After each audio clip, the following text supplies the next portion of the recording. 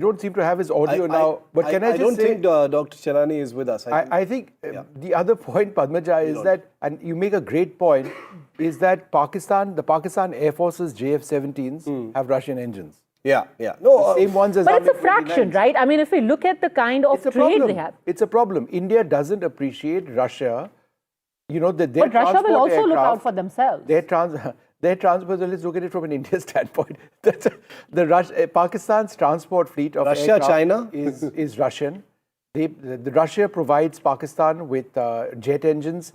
You know, so that's a bit of a problem. Guys, I want to zoom in for a moment to these pictures. Let's just dwell on these pictures in a bit. Once the leaders are here, we'll talk about the trade and other things. Vishnu, the officials you see around the Prime Minister's vehicle right now, because our viewers are very interested in this stuff, are the Special Protection Group, right? Yeah, who are the agencies that will be arriving with the Russian president? So it's there's a special group which protects the Russian president. There is the KGB as well. There are his inner line of bodyguards who would be sort of coming in at this stage. These images from just a little while earlier on, Prime Minister Modi over there. He's of course protected by the SPG, which is his inner line of protection. So there's a great deal of security over here at this particular time. Remember, this visit does come not too long after the horrific Red Fort blasts which took place, and the plot against India at so many levels, which is a cause of concern. But President Putin has chosen to come over here. He operates under extremely high security conditions, not least of all because of the ongoing war between Russia and Ukraine. If you look at the flight path of his aircraft, he was flying in east of the Black Sea. Not too far away from, the center of the conflict between Russia and Ukraine before his aircraft entered Afghan airspace, Pakistani airspace, and I think in just a little while from now he will be landing. So a couple of aircraft likely landing, either one of which would have him. One might be a decoy aircraft. But the Prime Minister, in this very rare gesture, it is quite rare, it's infrequent, it's not that he's not done it before, sort of sending out a strong message of friendship. Sending out a message where he sort of lets everybody know about the warmth of this gesture. Now, how will America look at this? How will certainly European countries? That's interesting because Shiv and Padmaja, as you know, just day before yesterday, we had 3 ambassadors of European nations writing in the Times of India in a joint article that they had serious concerns about Vladimir Putin and the way that he's been dealing with Europe, to which the External Affairs Ministry and sources over there seem to indicate that, look, you're in our country now, so this third-party interference in the name of, freedoms to write what you want, let's be respectful of one another. I think that was the basic message. Padmaja? Absolutely, but it was interesting. You can also look at it from the prism of, well, in India, you do have the right to free speech because you had a very, cogent rebuttal or a response to that coming from Russia as well. Despite what is said about India, the fact is that we are standing up for ourselves. We are engaging with everyone on our own terms, and everyone gets to say their piece as well, respectfully. However, red lines should not be crossed. I think that has been made very, very apparent. Ambassador Sajjan. Excellent discussion, and if you permit, I will make 2 very quick points. I think one, we need to, both between the United States, that is the one that has been pushing against India. The United States, Mr. Trump told EU also to levy the same penalty tariffs that he had imposed. He said no. As far as these countries are concerned, maybe we need to differentiate between what Europe is doing, because Europe has said that fine, we recognize what India's position is with respect to Russia and Putin, but we will continue to do business and, we are looking at signing an FTA with the EU. For all we might have the President All right, of the Ambassador, European I'm just Commission. interrupting you now. We do appear to have some images which are coming in at this stage of an aircraft. This is at the Palam airport, as I understand it, that we've got these videos coming in. This is an older. Ignore that, ladies and gentlemen. I think that was the French president's aircraft. Yeah. We just got to ignore that for a while. I think this is a mixed feed, which is actually coming in over here. But this is the live images from Palam. But Ambassador Sajjan, carry on with the point you were mentioning. Yeah, so that was one point. Second thing, the point that was made by I think Padmja or you, Vishnu, that Russia is having good relations with Pakistan. I think this is not an era of exclusivity in relationship. That way, even Russia could tell India that you have such excellent relations with the United States. You have such excellent relations with Europe. So, we are following that policy of multi-alignment, that we will work with those countries with whom we can work. We will continue to take that partnership forward. And of course, the most important thing is make ourselves very, very strong, very, very capable to deal with any of the challenges that might emanate, whether it is from a Western neighbor or it is from a Northern neighbor. The second point that I was making was, or let me mention about, Prime Minister going to receive Mr. Putin. Mr. Putin has been here 3-4 times earlier. The Prime Minister never went to receive him earlier. So, we have to see it in the context of the changed circumstances that have taken place. He has gone, I did my research work, he's gone to receive just about 6 or 7 leaders. Barack Obama in 2015, Trump in 2020, Sheikh Hasina in 2017, Emir of Qatar earlier this year, and MBS, some time back, and also the president of Abu Dhabi, and Shinzo Abe, Netanyahu. These are all the leaders that he's gone. But Putin has come here 4-5 times earlier. Yeah. So I think we need to really see what has changed now. I think this is time to pay back what Mr. Putin, the manner in which he conducted himself in Tianjin, and he was able to create that moment. I think that is, one of the very significant reasons. And the last point that I was making was earlier, that was we really need to differentiate between Europe and the United States. We club them together in the West. But I think, as I was saying, we might have the president of the European Commission as our chief guest at the Republic Day next month. So, our relations with Europe also continue to be. They are also mindful of India's interest, that India has long. What shots are these? All right, Ambassador Sajjanar, one other key point which I think we need to reflect on slightly is BRICS. Now, that's something that irritates the United States to no end, but Brazil, Russia, India, China, and South Africa, that's a formation which is absolutely huge. The fact that we've had President Xi, Prime Minister Modi, and President Putin meet in Tianjin in Russia recently, and the fact that Donald Trump is wary of BRICS, could you tell us about the dynamics there between the three nations, in as much as India has problems with China?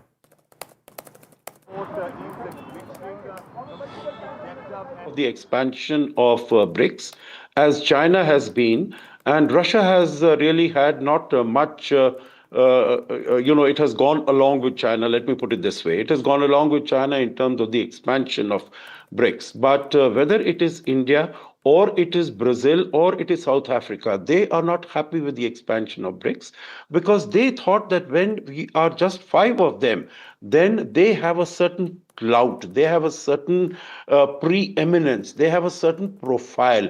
But when the club gets expanded to 15 or 20, then of course the preeminence of China will remain. Preeminence of China will remain, but the importance of the other members like India, Brazil, etc., that will come down. So that is the internal dynamics. But as far as Mr. Trump is concerned, I think we have told very clearly that BRICS for us is a non-Western organization. It is not an anti-Western. Interrupting you now, Ambassador, I'm sorry to do this, but we've got some breaking news coming in. President Putin's aircraft, assuming that this is the one that Flight Radar is tracking, it's going to be landing in about 2 or 3 minutes, maybe 4 minutes from now. It's just flying over South Delhi at this stage. So, ladies and gentlemen, in case you've just joined us now, what you are seeing are images from Indira Gandhi, from the Palam technical area, which is a part of the Indira Gandhi International Airport. That's where the Russian president's special aircraft, an Ilyushin 96-300 PU of the Special Flight Squadron of the Russian Air Force, will be landing in a little while from now. Prime Minister Modi, you can see, is there to greet him. It's uncommon for the Prime Minister. Okay, he's landed over there. This appears to be one of the aircraft which has landed. That is an Ilyushin aircraft 96, IL-96 300 aircraft, which has landed. We are waiting to see if that is the primary aircraft which is carrying Vladimir Putin, or there is another one as well. There is a decoy aircraft. It's not decoy. It's actually a backup aircraft in case one is non-functional for whatever the reason. But I think it is safe to say that there is. It's likely now that the Russian president has landed in India. He was expected to land at about this time. I would suggest that about 20 minutes later than what was expected. Shiv. That is Putin's Ilyushin 96 wide-body aircraft. It is the aircraft that the Russian president uses. It's a cold night here in Delhi as the president of Russia arrives. He was here in India the last time 4 years ago, but Prime Minister Modi and Putin met only a few months ago in Tianjin in China for the Shanghai Cooperation Organization Summit. So this is the second time that they're meeting this year, Padmaja. And the president has only 2 items on his agenda tonight. There's that ceremonial welcome that we'll be seeing live here. And I can't wait for those pictures for the Prime Minister and Putin. I think we just have to wait a few more minutes now. And a lot of people talk about the kind of chemistry they have shared since 2014, but it goes far, far beyond that. In fact, some very interesting pictures that had emerged of when, as the Chief Minister of Gujarat, Mr. Modi had met with the Russian president in Moscow. He was at that time, of course, a junior figure. He was representing what many would later call a small state. But when the Prime Minister spoke about that meeting in 2001, when Mr. Modi had accompanied Atal Bihari Vajpayee, he said that President Putin treated me with great respect and honor even at that time. And that established the foundation for our enduring friendship. It was incidentally during that visit, almost 24 years ago, that Mr. Modi, as Chief Minister, had signed a historic protocol agreement for cooperation between the state of Gujarat and the Russian province of Astrakhan. So these two men have a relationship which goes back quarter of a century, 25 years they've known each other, and they still say that that's what has deepened the bond. So irrespective of whether Mr. Trump is happy or unhappy with the kind of relationship that two of them enjoy, at least it's a strong one, it's an enduring one, and it seems to be only getting better. Vasudha, our political editor, is also live with us. Vasudha, very quickly, Well, we'll come back to Vasudha in a moment, but just for our viewers, the aircraft on your screen, an Ilyushin 96, that's the Russian presidential flight which has just landed. There is another aircraft, I can tell you, also on short finals at this stage. We have to wait and see if this is actually the aircraft which has Putin, or whether there's another plane which the one that's about to land, which has him. And if you see if you see a lift being taken up to the aircraft, staircases rather, the official one with a red carpet being taken up to the aircraft, then this would be the likely aircraft. But we've got it. Journalists around the world have gotten it wrong in the past. We'll have to wait and see whether indeed this is the aircraft. But the presidential visit is beginning at this stage. It's a critical visit at this stage, one where we're going to see the president of Russia, Vladimir Putin, come out of one of 2 aircraft. This is the first one on the ground in a little while from now. And he's going to be having a meal with the Prime Minister tonight before a very busy day tomorrow before he flies out. It's been an approximately 6-hour, 12-minute flight, is what I can tell you. The president has a busy schedule tomorrow. There's the India-Russia official talks which take place, the summit as it were. We have a special privileged strategic partnership. There's a business delegation which is already in the midst of talks. And after that, we've got many more items coming up. Well, I'm joined now by our political editor, Vasudha, who has a lot more at this stage. Vasudha, what's hashing? Where exactly are you? What's happening? And what's going to happen at that dinner? And are they going to travel together in a car, Vasudha?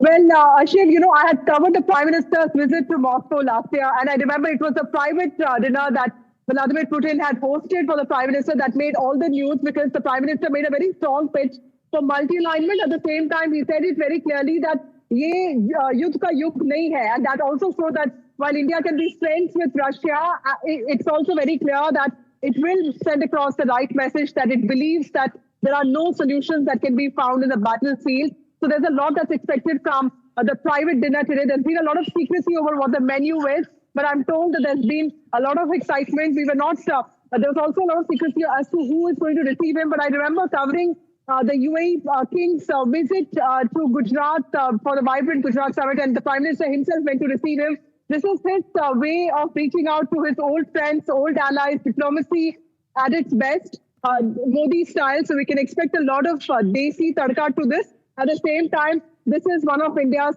tried, tested allies, one of our most faithful friends. So, of course, there's going to be a lot of loyalty. There's going to be a lot of warmth in the dinner is what I'm expecting. It's interesting you talk about this long-standing relationship. A lot of people have tried to make it seem as if this is in reaction to, that this closeness is in reaction to the seeming hostility, or at least the occasional barbs from America, from Donald Trump in his second term.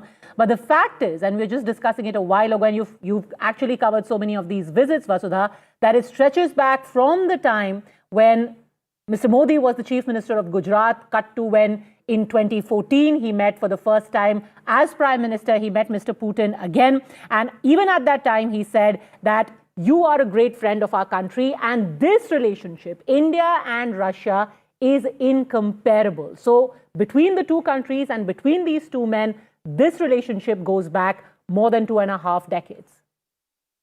Well, Padmaja, I was in the parliament today and I happened to speak to certain sources, and they're telling me that there is more at stake for Russia also, because remember the last time the president came to Delhi, it was a different world, it was a different India. The war hadn't begun, COVID was on, and Trump wasn't there in his second term. So, this is also a great opportunity for Russia to send out a message that things are getting normalized for the isolationist policy that the West has towards Russia, and more importantly for India.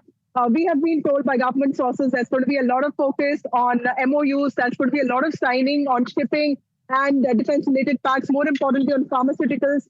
So a lot is expected, but most importantly, like Shiv mentioned, the carpooling, the softer highlights of this visit are also something that people are looking forward to, because Mr. Putin has always said that Modi is a great friend, and more importantly, India also wants to send out a message that it can very well talk about multi-alignment, at the same time have warmth and diplomatic relations with one of its most important tried and tested allies.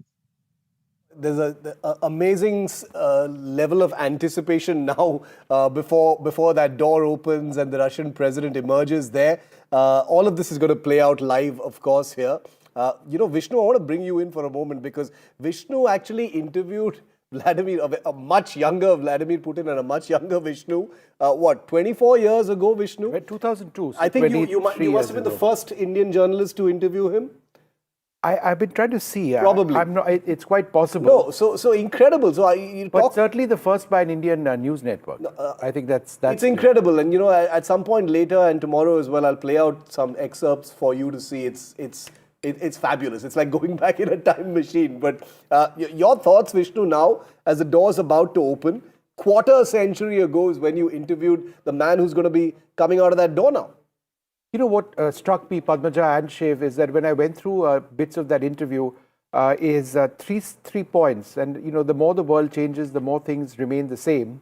Number one, Pakistan and terrorism. President Putin kept speaking about that. And he kept saying that, look, Pakistan, I asked him about Pakistan being a state sponsor of terrorism. He spoke about his concerns on Osama bin Laden. He spoke, and this was really, really important, about the proliferation of Pakistani nuclear technology. And Padmaja, guess what happened 2 years later? Yep. The Abdul Qadir Khan network was outed. Abdul Qadir Khan, the father of Pakistan's nuclear program, was caught red-handed, and he confessed to proliferating Pakistani nuclear technology. And didn't he also speak about Osama bin Laden in that interview? Osama bin Laden as well, and he spoke about terrorism. Right, that's the other point. And terrorism coming out of Pakistan. So terrorism, nuclear proliferation, and the other point I asked him, and Shiv, this is interesting. I said that how is it that India is buying Sukhoi 30s from Russia, and how is it that Russia is giving Sukhoi 30s to China?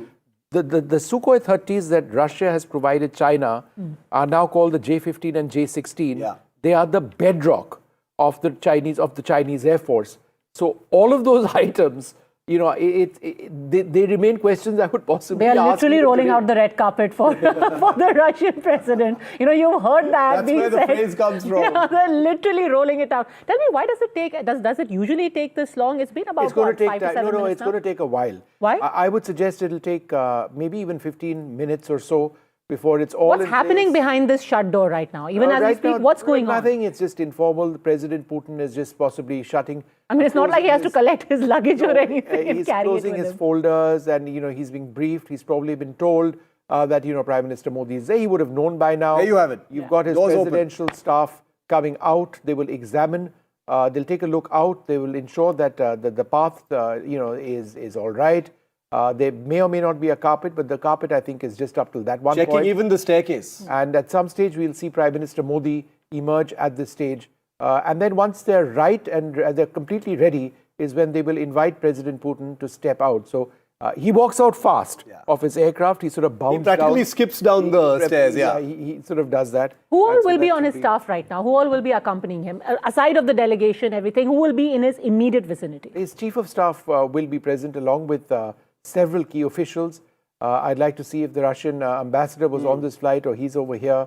But, it's incredibly tight security, particularly after the war with Ukraine, which is why a large number of people over there will be part of his security delegation.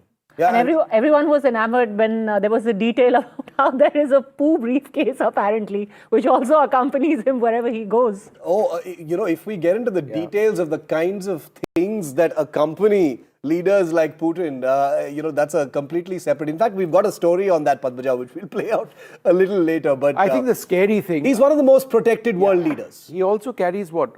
Is it called a soccer ball? Because the American president carries a briefcase with the nuclear launch the nuclear codes, right. He's got, the nuclear launch codes in another configuration. This is a man who commands the largest nuclear arsenal, the largest arsenal of nuclear weapons on earth.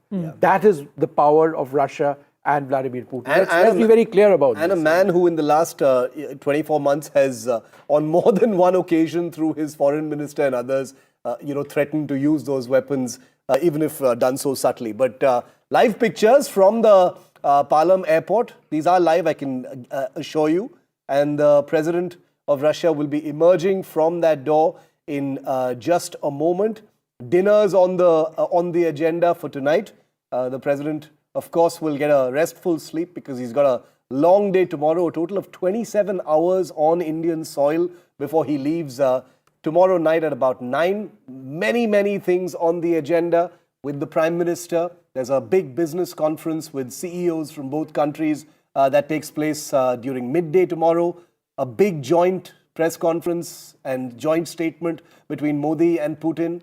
All eyes are, of course, going to be on that on the back of the 23rd India-Russia summit. And all of it is topped off with a banquet hosted by the President of India, Draupadi Murmu, in the evening before the president then leaves back for Russia. So this is the beginning of the next chapter of India-Russia ties. They've been a story in motion for the longest time. But this year, particularly, Vishnu and Padmaja, the interest factor in what's next, the suspense over where this relationship goes from here, given how it has been buffeted, how it has been tested, how it has been threatened, how it has been, described by those who'd much rather have India not be so committed to this alliance with Russia, is going to be very interesting to see, because the body language, the bromance, those things are given. Of course, we're going to see a hug and a handshake in the next few minutes on that red carpet, right? But beyond that, what the relationship is going to be between these two countries, what next beyond what is obvious, is, I think, really, really key. The next 27 hours that you spoke of, he's going to, of course, have multiple engagements. What is the nature of meetings that are held between members who are not a part of government? Because today we'd had leader of opposition Rahul Gandhi, for example, say, are we actively being denied an audience with the visiting president? Is this being done deliberately? Who decides it? Later, of course, we also had a response from the MEA. Sources suggested that this is to be done on a personal basis. His staff should have possibly done it. Somebody within the Congress could have organized it. And there have been leaders, right, in the past that Rahul Gandhi has met. Yeah, so I think to a certain extent there is a point. Very often Russian leaders or international leaders do meet the leader of the opposition. At their initiative, but. It works both ways, Shiv. I mean, In fact, sometimes... Sheikh Hasina, I remember, Yeah, that's right. before the Met with the coup, Gandhis. she met with the entire family. And, but it's not happened this time, and I think that's an important point. It is an interesting point that's being raised. But in just a few moments from now, we'll see the Russian president step down in just a little while. And I've got a message from the Russian embassy. Russian President Vladimir Putin has arrived in India. We've got those images up on our screen as well. And he's going to be stepping off that aircraft in just a little while from now. So again, as I mentioned, Padmaja, it does take some time. We've been sitting here for the last couple of hours with this huge sense of anticipation about when Putin would emerge from his aircraft, but it is going to take a little while. And Prime Minister Modi, who is over there at the Palam technical area, would also sort of come up to the aircraft, wait for him to come down the steps. Then there'll be a small ceremony. There'll be the national anthems, I think, which would be played. There would be a guard of honor, a small one. The main one will be tomorrow. The main one will be tomorrow at Rashtrapati Bhavan at about 9:30 in the morning. That's the formal reception. This is not considered the formal reception to the President of Russia. And then President Putin would go off to the Moria where he's staying, perhaps, get fresh and then go to the Prime Minister's house, which is, with his VIP traffic, just about 3 to 4 minutes away. And the Prime Minister, of course, is going to receive him there. Who all will be accompanying him? So, as I mentioned, members of the inner coterie of President Putin, his chief of staff will be there. Okay. There'll be interpreters who will also be there. Members of his closest security detail will be there. There may be a few diplomats of the Russian embassy in New Delhi. I'm still unclear whether India's or Russia's ambassador to New Delhi is accompanying. They'll be probably part of the welcome committee on the ground. Who is on the aircraft. He might be on the ground over there, Mr. Alipov. So we're just waiting for this to all take place. It is a short visit, one that technically the business end of which begins tomorrow. It's all about camaraderie today and that dinner being hosted by Prime Minister Narendra Modi. This is one of the most important relationships. We are looking at economic trade being the primary agenda over here. There's a Russia-India business summit which is happening at the Bharat Mandapam. President Putin will be going over there at approximately 3 p.m. in the afternoon. He'll be going to the Rajghat prior to that. Before that, there will be the primary summit between India and Russia before the evening. And in the evening, there'll be that banquet at Rashtrapati Bhavan before he departs. The last time we had a frame, okay, the Prime Minister, I think that there was the Prime Minister walking towards that red carpet. We'll keep an eye on those pictures. But, Vishnu and Padmaja, the last time we had a frame of this kind, live pictures of a VIP aircraft and expecting someone to come out. You remember it was that viral picture of President Macron and his wife, and you know what happened. Okay, that's the Prime Minister who's on the red carpet now. That's the Prime Minister on the red carpet. So he is going to be there, like we correctly told you, that the Prime Minister is right there. There he is. All right. There he is, skipping down the stairs off that IL-76 towards his friend Narendra Modi. Okay, let these pictures play out. And the President is on Indian soil now. There's no sound. I just want to tell our viewers there's no sound in these pictures in case you're wondering. But there you have it. Okay, there's the money shot. You have the handshake followed by the hug. Prime Minister Modi there in person, breaking protocol, right there at the red carpet to welcome Mr. Putin as he touches down on Indian soil. I think at this level, there is no real protocol. He decides it. Pretty much. The two leaders are on the red carpet over there. Yeah. It's the delegation, receiving the Russian president over there, diplomats. I can see India's ambassador, Vinay Kumar, India's ambassador to Moscow over there, shaking the hand of the Russian president over there. You can see the Russian ambassador as well. You can see members of the Russian embassy, their defense staff who are posted over here in New Delhi, greeting President Putin. And then Prime Minister Narendra Modi, along with the Russian president. Let's see what takes place. There's sometimes a small cultural event which also takes place. I think that's something that they are witnessing now. We'll just see what happens over there. We've got these images up full screen, and then we'll have to see if there is a small guard of honor. So that is the cultural event I was talking to you about, a small dance. He'll spend a few minutes over here before he proceeds to perhaps taking the salute and then getting onto his vehicle and leaving. So there's not very much formality. These pictures are very, very important, Vishnu and Padmaja, with the dance. A lot of people will be wondering, why the dancers there. is this really necessary? The soft diplomacy relationship between India and Russia is enormously significant, and it's something that Putin has mentioned over and over again. The dance culture, the connect between people of India and Russia goes back decades and decades. There are a huge number of Russians who learn Indian dance here in India and vice versa. So these things are not, just cosmetic little embellishments. They're traveling in the same arrival. car. They are about to travel in the same car. Did they get into the same car? Yeah, I think President Putin got into that car, and you can see Prime Minister Modi getting into the same vehicle. So this is that vehicle of the PMO, which the two leaders are in. You can see President Putin in the back. So we can confirm that both the leaders are in the same car. So Padmaja, you were right. You asked that question first. Are they going to ride in the same car? Here you have your answer. Unlikely. Here you have your answer. It's over to you. Well, it's wonderful. Talking about the soft diplomacy, it's interesting. About 10, 11 years ago, when Prime Minister Modi had gone to Ufa, at that time in a very small... I was there in Ufa, yes. Yeah. So in Ufa, you had an entire community of Indians who were teaching yoga. And you had about 50 to 60 Russians who used to wake up every day at 5 a.m. and at 6 a.m. they used to all assemble for yoga. And I was like, of all the places in the world, I hadn't expected people to wake up at 5 a.m. to do yoga in Ufa. But you're right. That's what soft diplomacy is all about. And that is why we keep analyzing these small gestures, the cultural exchanges, the cultural shows. This gesture of traveling in the same car, we will very likely get that picture of the two of them smiling at each other. This is very important in diplomacy. It's not only about what you say, but also what you are seen to be doing. These pictures are going to be splashed on the front page of every newspaper across the world. Prime Minister Modi and the Russian president in the same car, leaving now for... where will they be going? Where will this car go, though?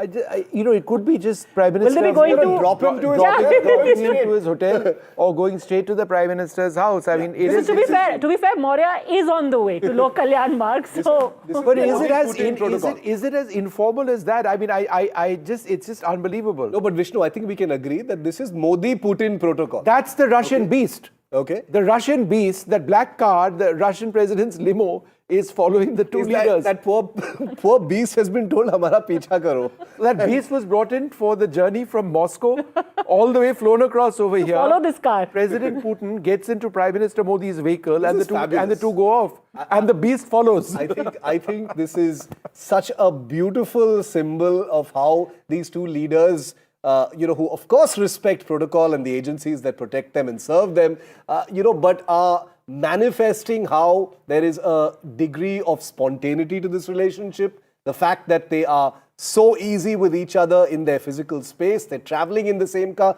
I don't even know what car that is. That's a PMO vehicle, I'm guessing.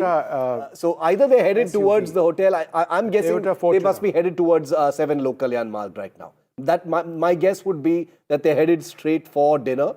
That probably makes sense. Because it's 7:20 in the evening now. Yeah. And if whenever there's a visit, Early dinner and at a hotel, there's a bit of a ceremony over there. It takes time, this, that, and the other. But I noticed that those armed forces soldiers who were there, the tri-services sort of contingent, they didn't have any role. I mean, there was no small salute over here. The playing of the national anthems. I'm guessing that'll be tomorrow at Rashtrapati Bhavan. I'm just trying to understand whether this was abbreviated. It could well be that this, because there is usually a bit of a salute that takes place as you get off the steps. The president would likely salute, Indian soldiers, and there was a contingent that didn't take place. So there will be a guard of honor tomorrow presented in the forecourt of the Rashtrapati Bhavan. That's when the formal welcome begins. This is more personal, which is taking place now. And let's wait and see. This is outside Palam Technical Area, and that's right next to the Air Force Museum, when this motorcade is exiting. And we'll see the Prime Minister and President Putin in a white Toyota Fortuner SUV. That's the vehicle the two leaders hopped onto. Also important to note that in Tianjin, it was Prime Minister Modi who traveled in the Russian president's beast, but today it is Mr. Putin who is in Mr. Modi's car. So a sort of a reciprocal gesture there. It's he who's hopped onto his car with his beast tailing all of them. The beast has gone off. They were ahead of that. But it's interesting, isn't it? I mean, I think that point on reciprocity is important, that, I mean, both leaders sort of doing that. You come into my car, I'll come into your car. It shows the trust between the two leaders, the friendship. What I find interesting is... When one is traveling in the other's car, does the security also accompany them in the same vehicle? Padmaja, there were only 4 people in that car. So where is the translator? Because there would be a bodyguard up front, unless there was no bodyguard up front and there was a translator up front, because this is really, really informal. But President Putin speaks English. I've spoken to him in English. Both of them speak English. Yeah. The Prime Minister speaks English too. It's not something that President Putin dwells on for a great period of time. But I mean, it's evidently enough for the two of them to communicate. I don't think there was a translator in that. No, I have to also underscore that level of trust. If you're leaving your security behind, or at least you're paring down your security, you'll have to. If you're traveling in each other's car, at best you can take one bodyguard along. I think we also got Aishwarya, Vasudha, all of our colleagues from the ground joining us. The convoy, of course, has already left the Palam technical area. Where they are headed, let's try and get a fix on that. Aishwarya? Where is the cavalcade headed? Where is the convoy headed?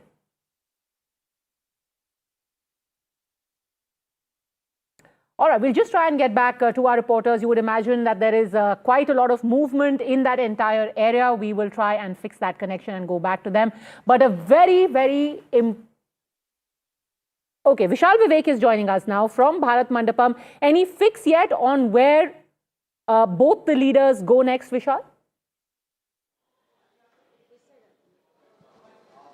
Well, as you guys have been rightly discussing that it could be either the PM house or, it could be the ITC Maurya where Vladimir Putin is expected to be living. But the dinner is supposed to happen, that we've heard from sources, that the big dinner between both the leaders will happen. So all eyes will be on that, whether there are discussions that we have all been talking about, whether it's defense, whether it's AI, whether it's, cooperation when it comes to, exchange of personnel, because Russia has been wanting at least 500,000 skilled workers from the Indian side only. So that is one of the biggest points of discussions that both the sides will have. So all of that will be coming into play in the next hours, few hours or so. But the main, the main gist of the whole the visit, that will be tomorrow, because tomorrow the Russian president will be meeting officially the Prime Minister of India and also the President of India, and also there will be meetings with the business leaders of both the sides. That will be at 3 p.m. in Bharat Mandapam, where I am right now. There was a big conference here today as well. Some senior ministers of the Russian side were here. We're trying to get a fix for our viewers on where the cavalcade is headed right now. Akhilesh Sharma, managing editor, is also with us. Akhilesh, both the leaders are in the car making their way towards, I'm presuming, the Prime Minister's residence. What are you hearing?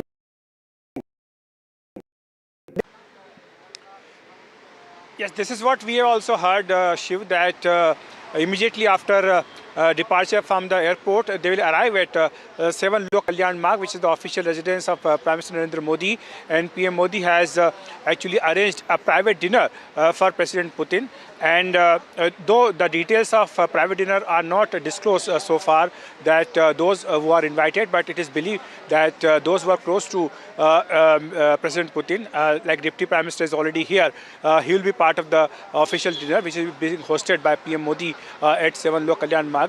And apart from that, PM Modi has also invited a few senior cabinet colleagues for this meeting. And there will be informal discussion as far as this dinner is concerned, and because this is unusual. First, Prime Minister breaks the protocol to receive President Putin at the airport, and now without being given the guard of honor, which will actually happen tomorrow at the President House, the private dinner is being hosted right now, and they are traveling in the same car. That is also a signal about the bond and the friendship both the leaders share. Sure. Let's also go across to Himanshu, joining us live from Sardar Patel Marg. I believe the security has been set up there. The Prime Minister's route is going to pass through that area. Over to you, Himanshu. Well, I'm standing a few meters from the SP Marg, and on my left side you can see the PM security protocol, and this is the cavalcade. We can see perhaps the first car in the cavalcade, which has just crossed our television screen now.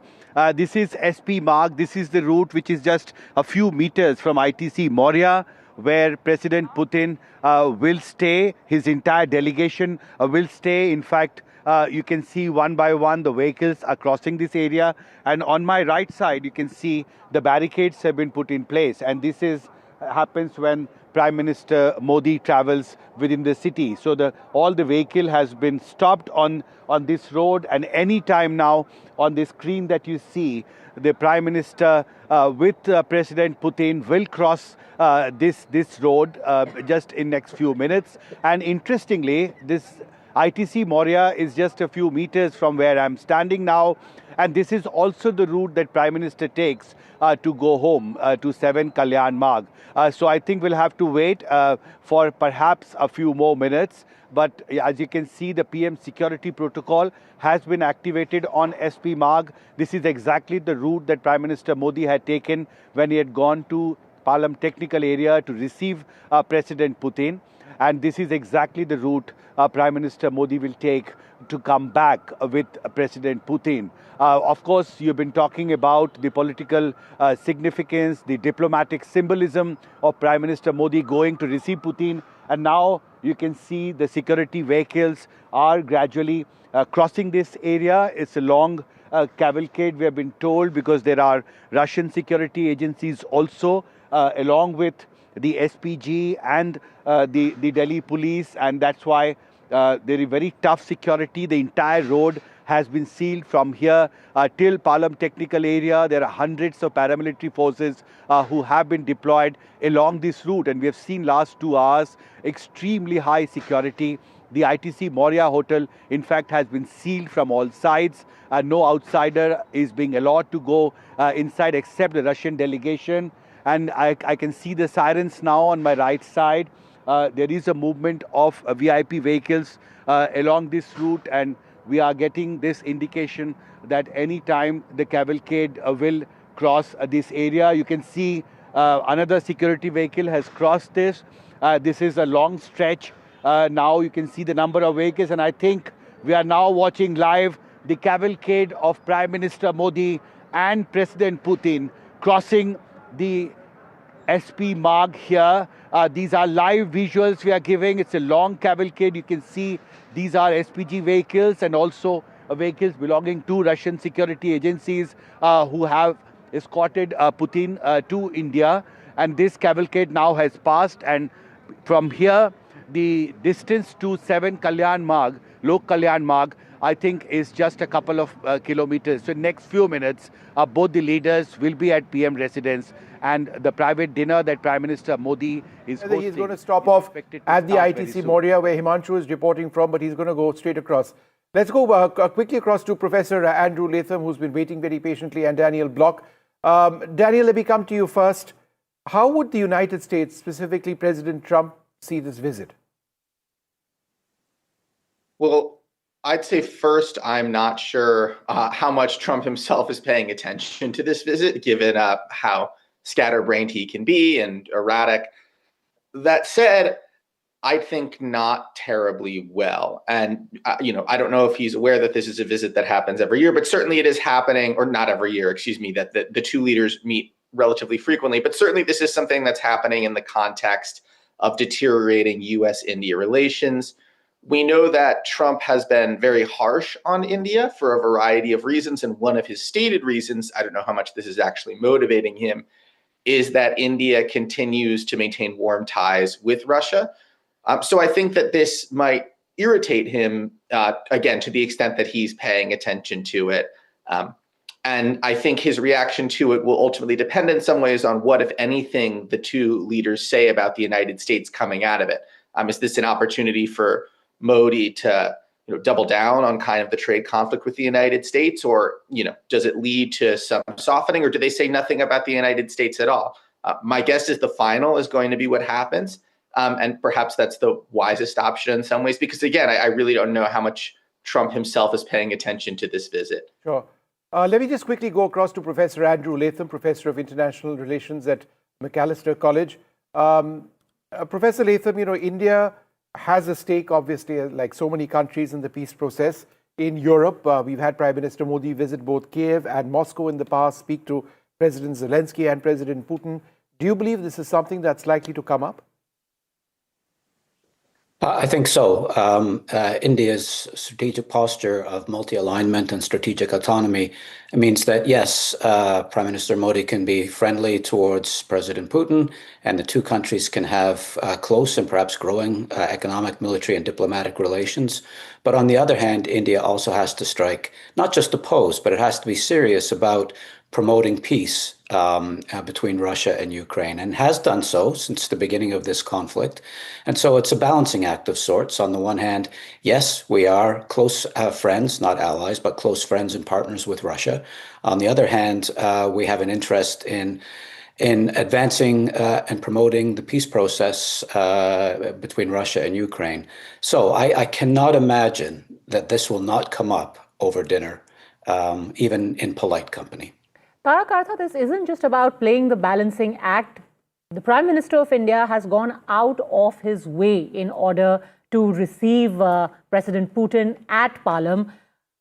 What do you think America is thinking right now, or Mr. Trump is thinking right now, looking at these pictures, the two of them in the Indian Prime Minister's car, that hug and handshake? Well, he did the same thing. First of all, I think it's important. Right? He went and, he personally went and brought him from the airport. So I don't see why he should complain. He could say, perhaps, flattery, the imitation is the best form of flattery. But, what astonished me actually was that joint article by these three ambassadors. I don't know whether you saw that. Yeah, we did. Who didn't? What did they what did they hope to achieve? You're not going to bother me. You don't bother me. You don't bother Putin at all. So was this some kind of clarion call to Trump saying, we are behind you, we are doing the things that we can. You sit in Delhi and write about that. Supplicants. That's not diplomacy. I don't know what it is. No, it is. In fact, Ambassador Yash Sinha, would you like to come in on this? That message by those three leaders. They're obviously pursuing their agenda, but they're on our soil and they know our sensitivities. Was it a bit insensitive of those leaders to be, writing in the way that they did? Vishnu, the three ambassadors wrote boilerplate stuff which is reflecting the positions of their respective governments. Yeah. But could they have used more temperate language? Certainly. Could they have avoided writing an article just on the eve of the visit of President Putin? I would think so. And I think today, if I'm not mistaken, or yesterday, there was a response by the Russian ambassador, Denis Alipov. So I think if you need to fight your battles, fight them in your own capitals. Do not export them to a third country. And that also a friendly country to all the three countries whose ambassadors wrote, and of course, a very friendly country to Russia. But what I'm struck by is the playing out of these special or the privileged strategic partnership. It is unprecedented. I know it's for the seventh time that Prime Minister Modi has gone to the airport to receive a foreign leader, but then for them to travel together in the same car to Lok Kalyan Marg is again a gesture that the whole world will be watching. And this is India's strategic autonomy at play, multi-alignment, hedging, whatever you call it. But India cannot be taken lightly. And this is the message that is going out to the world. Lieutenant General Saha, do you think in that sense this is a response? Not to say that the Prime Minister should be troubled by what's written in a newspaper, but in a sense saying, look, you may be trying to pressure India, far from it. We're going to do exactly what we want and we are going to underscore it. Yeah, thanks. You see, I think most important point apart from a whole lot which has been covered really, I think India is seeing great opportunity in the larger reorientation that Russia is up to, from greater Europe to greater Eurasia. In that, if you see geographically and otherwise, for multiple reasons, economics and so on, India has got a far greater significant role. And I think that is exactly what the Prime Minister is trying to bring out, apart from all the other issues that we have talked about, Trump, US, so on and so forth. And hence this, added importance of going out, receiving President Putin, and also it helps, in a sense, he is helping Russia to balance China, actually. And that balance between China and Russia, again, helps India. So I think he's playing the game exceedingly well, if you ask me, the way the things are unfolding. But you don't think the shadow of that editorial at all hangs over this visit, or anyone's concerned about it? I wouldn't give it so much significance, fine. They have written, and we just heard what the ambassador had to say. I completely endorse what he's saying. No, and also I think the overall sense is also that these ambassadors represent countries that India has very close relations with, and even though it was unsavory from a diplomatic perspective, the message that goes out is that they were able to do that here in India. This is an incredible democracy, isn't it? Nandan Unnikrishnan is also with our coverage tonight. He is arguably India's leading expert on the Soviet space, India-Russia relations and Russia itself. Nandan, good to see you. Big night for India-Russia. What are you making of, beyond just the hugs and the handshakes, which are a given with these two leaders? They're traveling in the same car together. What does all of this tell you tonight? Well, traveling in the same car is becoming a habit for them. They seem to have a genuine romance going, as far as I can see. But at a more serious level, I think we are at a juncture in geopolitics where India needs to have close consultations with leaders of all the major powers. And Russia is no exception. And given our long history of as Putin said, unique relationship, if you take it from the time of independence, there is much that Russia and India have to discuss, because the geopolitical waters are not undisturbed, as it were. But Mr. Unnikrishnan, let me ask you this quick question. Is it also not true that India is looking for Russian engines for our rockets, one that is more powerful than the Vikas engines, and therefore for putting satellites in geostationary orbit, we may have a more effective engine available? I believe that's something that we may be collaborating on now. Could you share some details? Vishnu, I am not privy to what is being discussed at that level. But yes, India would be interested in acquiring any technologies, any equipment that would advance the programs in space or nuclear energy that we pursue domestically. So undoubtedly, we will be looking for equipment and technologies. What we end up with is something that I am not expecting to be announced at the summit. The summit usually doesn't have these huge declarations. This comes either sometimes before the summit or after. In this particular case, I expect it to happen sometime in January, February. General Saha, again, this is not the time and the place for defense deals to be announced. But I suppose that when the leaders meet, the defense minister of Russia here as well, there is more momentum which is added to existing processes.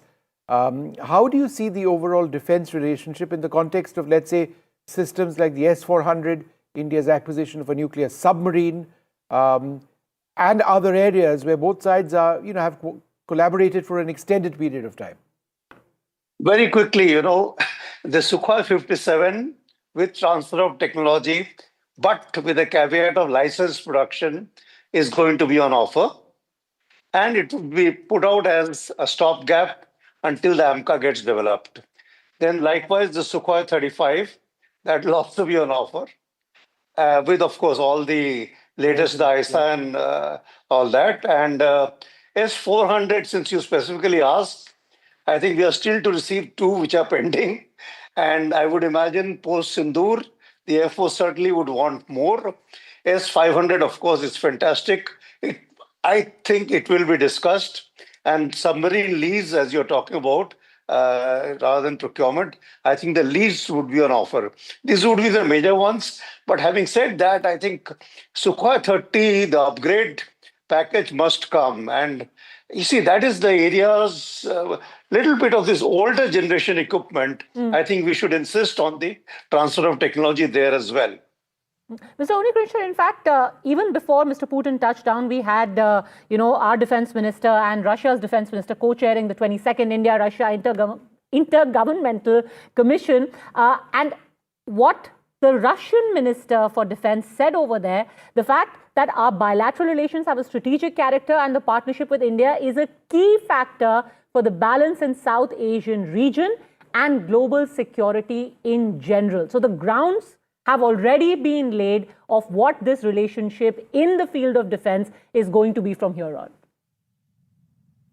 Yes, absolutely. I mean, as far as Russia is concerned, India is a critical partner in not only on the economic front, but even on issues of global security. It's not only the defense relationship in terms of equipment. You can see us exchanging information, cooperating with each other in Afghanistan, for example.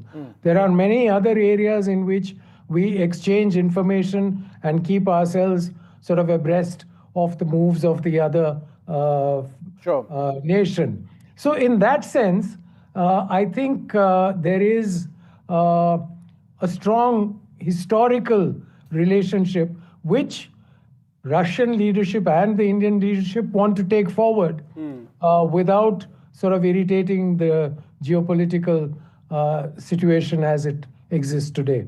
Yeah, because even what we've seen so far in the first hour, less than an hour since Putin has landed, there's so much messaging, there's so much breakage of protocol, no shortage of subject matter to analyze what the reactions from other countries are going to be like, most of all from Trump. But General Saha, you had something to add to that?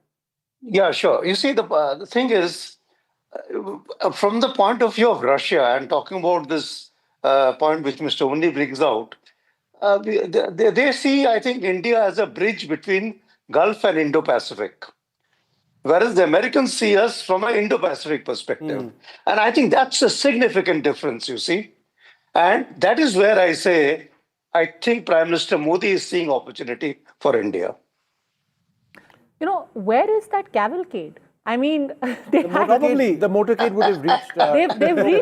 They should have reached Lok Kalyan Marg by now. They were at SP Marg about 15 minutes ago. So, there are no traffic signals, I assure you. It's not like they're stuck in a jam or something. Nandan and General Sinha, you know, before the cavalcade left from there, we were arguing about whether Prime Minister Modi is going to drop President Putin at the hotel and then go home, or they're going to go straight to 7 Lok Kalyan Marg. It's actually a great example. This is the way to reduce your carbon footprint. You say, you know, let's all travel in like the same vehicle. Next thing you know, they're going to be getting a bus at the summits and everyone traveling together. Yeah, I don't think they've met traffic at Shantipat or Satya Marg or anything. I've always wondered, without traffic, how much time it takes to travel from the airport to, let's say, that Moria. It would probably take just 2 or 3 minutes at the speed at which, you know, these vehicles travel. But I can't tell you how I know this, but it's about 6 minutes. Oh, really? No, that's impressive. Yeah. Ambassador Yash Sinha, you know, we keep talking about weapon system, and that's perhaps visually the most interesting part, you know, of the Indo-Russia equation at one level. But, you know, hard commerce and hard trade, the fact that there is a trade imbalance between the two countries, we sort of import a lot from Russia, we export very little. What can be done to realistically fix that? I think that's going to be a key point on the agenda for the talks tomorrow, because, as you said, the trade is very imbalanced. I think it's the tune of $68 odd billion, of which we export only $4.9 billion. So I think we can export much more. There have been areas that have been identified, agricultural products, fishery, etc. And there are other areas which Russia can sort of gain from in terms of buying from India at a cheaper price. So I think till now, I think Russia has been fixated as far as trade is concerned with the West. But the circumstances it finds itself now, or China for that matter, they're looking elsewhere. And who better than India, their time-tested partner. So I think there's going to be talk on trade, energy, and defense. I think General Saha has covered the defense aspect quite well. Just to pick up on what Nandan had said about Afghanistan, because, you know, we've been cooperating on Afghanistan for many, many years. I've personally been involved in that. But be that as it may, I think with the Bagram very much in the news now, I'm sure our experts and our foreign officers, etc., would be exchanging notes on how the situation is developing in the region. And I think because we have this special privilege strategic partnership, I think all these issues will come under discussion. Energy, certainly, because energy is another area where we are under pressure, but we haven't bowed to pressure. Yes, in October, our intake of Russian oil was reduced, but don't forget that Rosneft and Lukoil were sanctioned. And in December, we might see a further drop. But India will buy oil from the available sources in terms of price, in terms of availability. And I think that is in our strategic national interest. And I think this is a message that everyone should understand, because I find this completely unaccepted and double standards where countries preach to us that you shouldn't buy, and yet they buy themselves, they buy energy in huge quantities from Russia. So I think all these issues are going to come up for discussion. And I'm hopeful and I'm sanguine that the outcome of this visit will be something that will be of mutual benefit, but will also be a message to the rest of the world. I just want to tell our viewers that Sputnik is quoting the Kremlin to say that Prime Minister Modi's decision to meet the Russian president at the aircraft ramp was unexpected and the Russian side had not been informed in advance. So what did I tell you? My sources said they had no idea. My sources were pretty well placed. Sometime, and I would suggest 5 p.m., the Prime Minister said, "Chalo chalte wahan airport." And, I mean, that's what happened. And then Putin got into President Modi's vehicle and they went off to his house. It's as simple as that. I mean, this is what friends do. Really? He told his driver, "Chalo chalte hain." And he just hopped into his car. No, but Ambassador Sinha, what does that mean, though? Sputnik reporting that the Russians had no idea about this and it was presumably a pleasant surprise at the Palam terminal. What does it mean, though? I would take it with more than a pinch of salt. Yeah, exactly. That's what I was going to say. Yeah. So it's all planned is what you're trying to say. How could they not know? I mean, one of the most protected world leaders. You boffins at the External Affairs Ministry could have told us earlier, but chose not to. I think that's what he's trying. No, I mean, look at those pictures. It's not like, he looks startled or he's like, "Oh my God, what is this person doing here?" It's very apparent that it was planned. However, that is what Sputnik is reporting for the time being. We, of course, are going to talk about what happens in the next few hours, what will be discussed over that dinner, what happens in the next 24 plus hours tomorrow. We have to stop for a very, very quick break at this moment. The biggest story here on NDTV.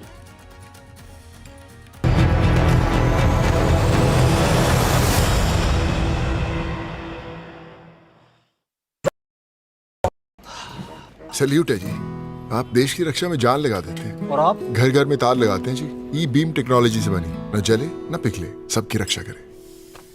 हम सरहद पर लोगों की रक्षा करते हैं और आप देश के अंदर। सैल्यूट तो बनता है जी। अपार अणुशक्ति फायर प्रोटेक्ट वायर, अपार देश का तार। Two world leaders, one crucial meet. Putin says Namaste India. The bonhomie, the Big Bang deals. Bharat और रूस हमेशा कंधे से कंधा मिलाकर चले. Strategic shifts and the global impact. NDTV tracks the high-stakes handshake. Modi-Putin summit on NDTV 24/7.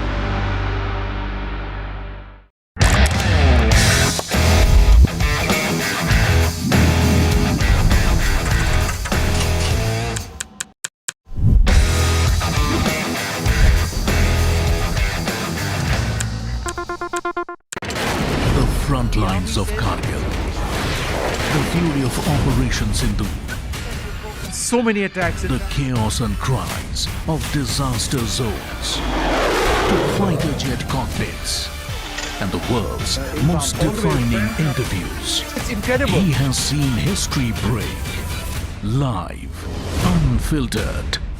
20,000 hours of live broadcasting. Welcome to Left, Right and Centre. Hard facts. War-struck country. Hard questions. In the Ukraine. 30 years of trust. In the Kargil area. North Ukraine. In France, in Italy. At Srinagar. Vishnu Shom for NDTV. Vishnu Shom. Only on NDTV. Across the country. He has tracked the pulse of power from Washington to Korea. witnessed history being made in global capitals and conflict zones, brought clarity to complex issues of national security and international affairs. Aditya Raj Call, covering international affairs like no one else, only on NDTV network. The best app to use is the NDTV app.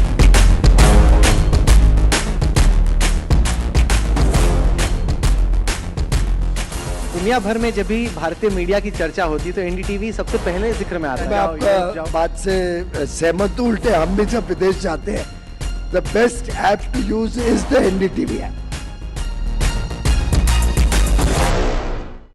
21 days in Kashmir. People have bombarded me, friends, with requests for an unfiltered list of things I saw and observed on the ground. Very special ground report from the line of control. There were some children who've lost limbs in the shelling. They're now India's smallest but possibly the most powerful crime family. Cough syrup has killed at least 25 children. Gaikwad sahab, aise mat kijiye. Suddenly people are wondering about the weaponization of India-Pakistan cricket. We live and breathe elections. You will not believe your eyes or ears when I show you what I'm about to do. And for a country that has fought so many wars in the mountains and at high altitude. We're standing on the Indian Navy's newest warship. The line of control, Shiv Arun, NDTV.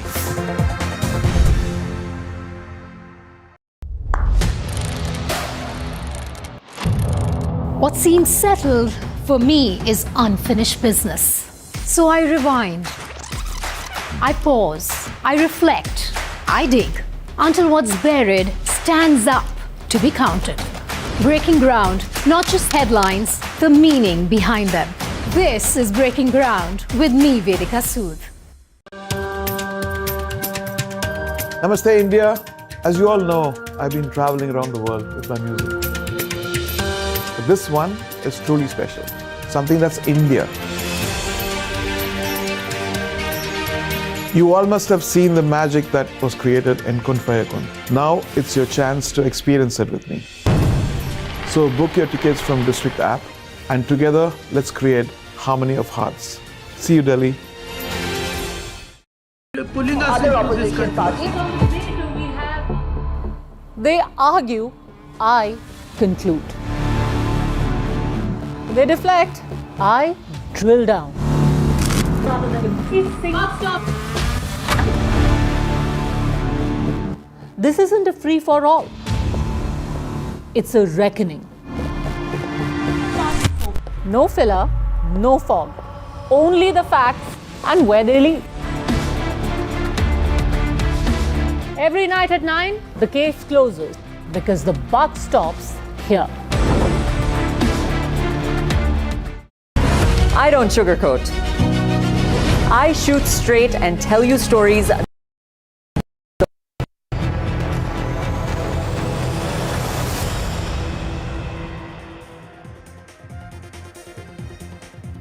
Well, good evening, everybody, and it is a wonderful evening over here. We've got the Russian President Vladimir Putin here in India, Prime Minister Modi lending a personal touch by greeting him at the Air Force Station in Palam in New Delhi. Incredible, the list of protocols that have been broken by Prime Minister Modi as he welcomes his friend, the President of Russia, Vladimir Putin. These pictures from just a few minutes ago as the President arrived in the national capital. It's a cold December night here in Delhi as the two leaders then got into the same vehicle as NDTV first told you they likely would. Not the Prime Minister's traditional vehicle, not the beast that Vladimir Putin travels in, but a separate PMO vehicle designated for the two leaders to sit in the back seat and head towards the Prime Minister's residence at 7 Lok Kalyan Marg, where they are currently, Vishnu, presumably having that private dinner.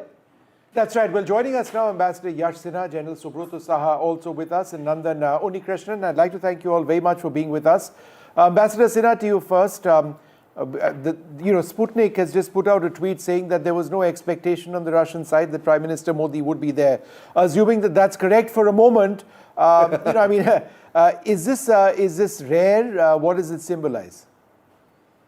I wouldn't expect that the Russian side didn't know because the security is involved. Yeah. And I think the Russians are very particular, and most countries are, but Russia in particular, given the circumstances that exist today. So I'm even if the MEA or if the protocol didn't convey this, the message would have been conveyed at least to the Russian security. But I think perhaps they sort of had already been in touch. I can't say it's pre-planned necessarily, in the sense that it may not have been decided a day or two ago. It may have been a decision taken today. But I feel that the Russian side would have known. But then again, I'm not privy to what exactly happened. Normally, I've handled a few visits, so I know. Normally, these things are always decided in advance to the details, to the minute actually, about how things proceed. No, I completely agree, and especially in the wake of the Ukraine conflict, President Putin's security detail is even more intricate and on tenterhooks, and therefore I would very much agree with Ambassador Sinha on that count that Sputnik probably pushing it a little too far. But and I want to bring all of the other guests back on our screen, because Nandan Unnikrishnan, let me bring this to you, because the India-Russia relationship has a large degree of continuity and even predictability. We know for a fact that there's going to be a lot of business. There will, of course, be a lot of defense. Let's put Nandan on our screen quickly, please. Energy, nuclear, all of these things are you're presumably going to be on the table when those talks happen tomorrow, and probably part of the joint statement as well from Hyderabad House. But it's the little things. It is the gestures. It is the bromance, as you rightly called it. It is the breakage of protocol. That is where perhaps the story in some ways will also unfold. Do you agree with that? And what do you think the two leaders will be talking about over dinner as we speak? I think you're on mute, sir. Can you unmute yourself? Oh, I'm so sorry. I think they have a rich sort of panoply of topics to discuss. So, starting with global and coming down to regional, there are issues which both Russia and India are interested in. And I do agree with you that it's these little breakages of protocol and personal touches that imbue a freshness to the relationship, which some people used to think was drifting and was, there was a distance growing between Russia and India. But clearly what we are seeing today indicates that that is not true. Sure. But I think what the two will focus on... I'll just go across quickly to General Dhillon, who also joins us. General Dhillon, I was seeing an old interview that I had done with President Putin way back in 2002, and it just seemed that nothing has changed. He was I was asking him a question on Pakistan as a state sponsor of terrorism. Pakistan remains a state sponsor of terrorism. But I suppose the question I'm asking you is this: how has Russia been consistent for India in our fight against terrorism, not just now, but for decades, which is why that remains one of the bedrocks of the bilateral relationship? Good evening, Shiv. Good evening, Vishnu, and good evening to Ambassador Sinha and the fellow panelists and all your viewers.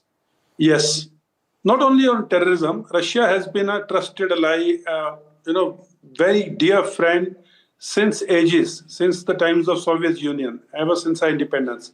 Russia has always stood by us. In the international diplomacy, Ambassador Sinha knows it better. International diplomacy, no one can be trusted. There are no permanent friends, there are no permanent enemies, there are only permanent interests. But with Russia, there's a very special bond. As a citizen, we can feel it. I'm very sure the diplomatic community feels it much more. But as a citizen, I can say, जैसे हिंदी में बोलते हैं ना, ये बंदा भरोसे वाला है. You can count on him. That is the type of feeling you get when you talk about Russia. Unfortunately, that feeling doesn't come when you talk about any other country. And India and Russia, not only on terrorism, we have been great friends in 1971 war. Everyone is aware when US 6th Fleet came, how Russia intervened. And after independence, our defense forces, what we are today, the strength, the mighty military which we are today, is all because Soviet Union supplied us all the weaponry, all the equipment. And it was not in dollar terms, it was on barter system.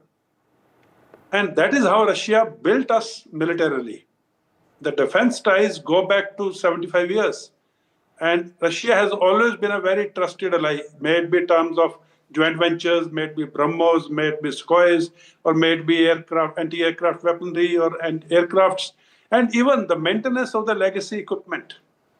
Very important, because India, we cannot afford to have 100% state-of-the-art equipment in our inventory.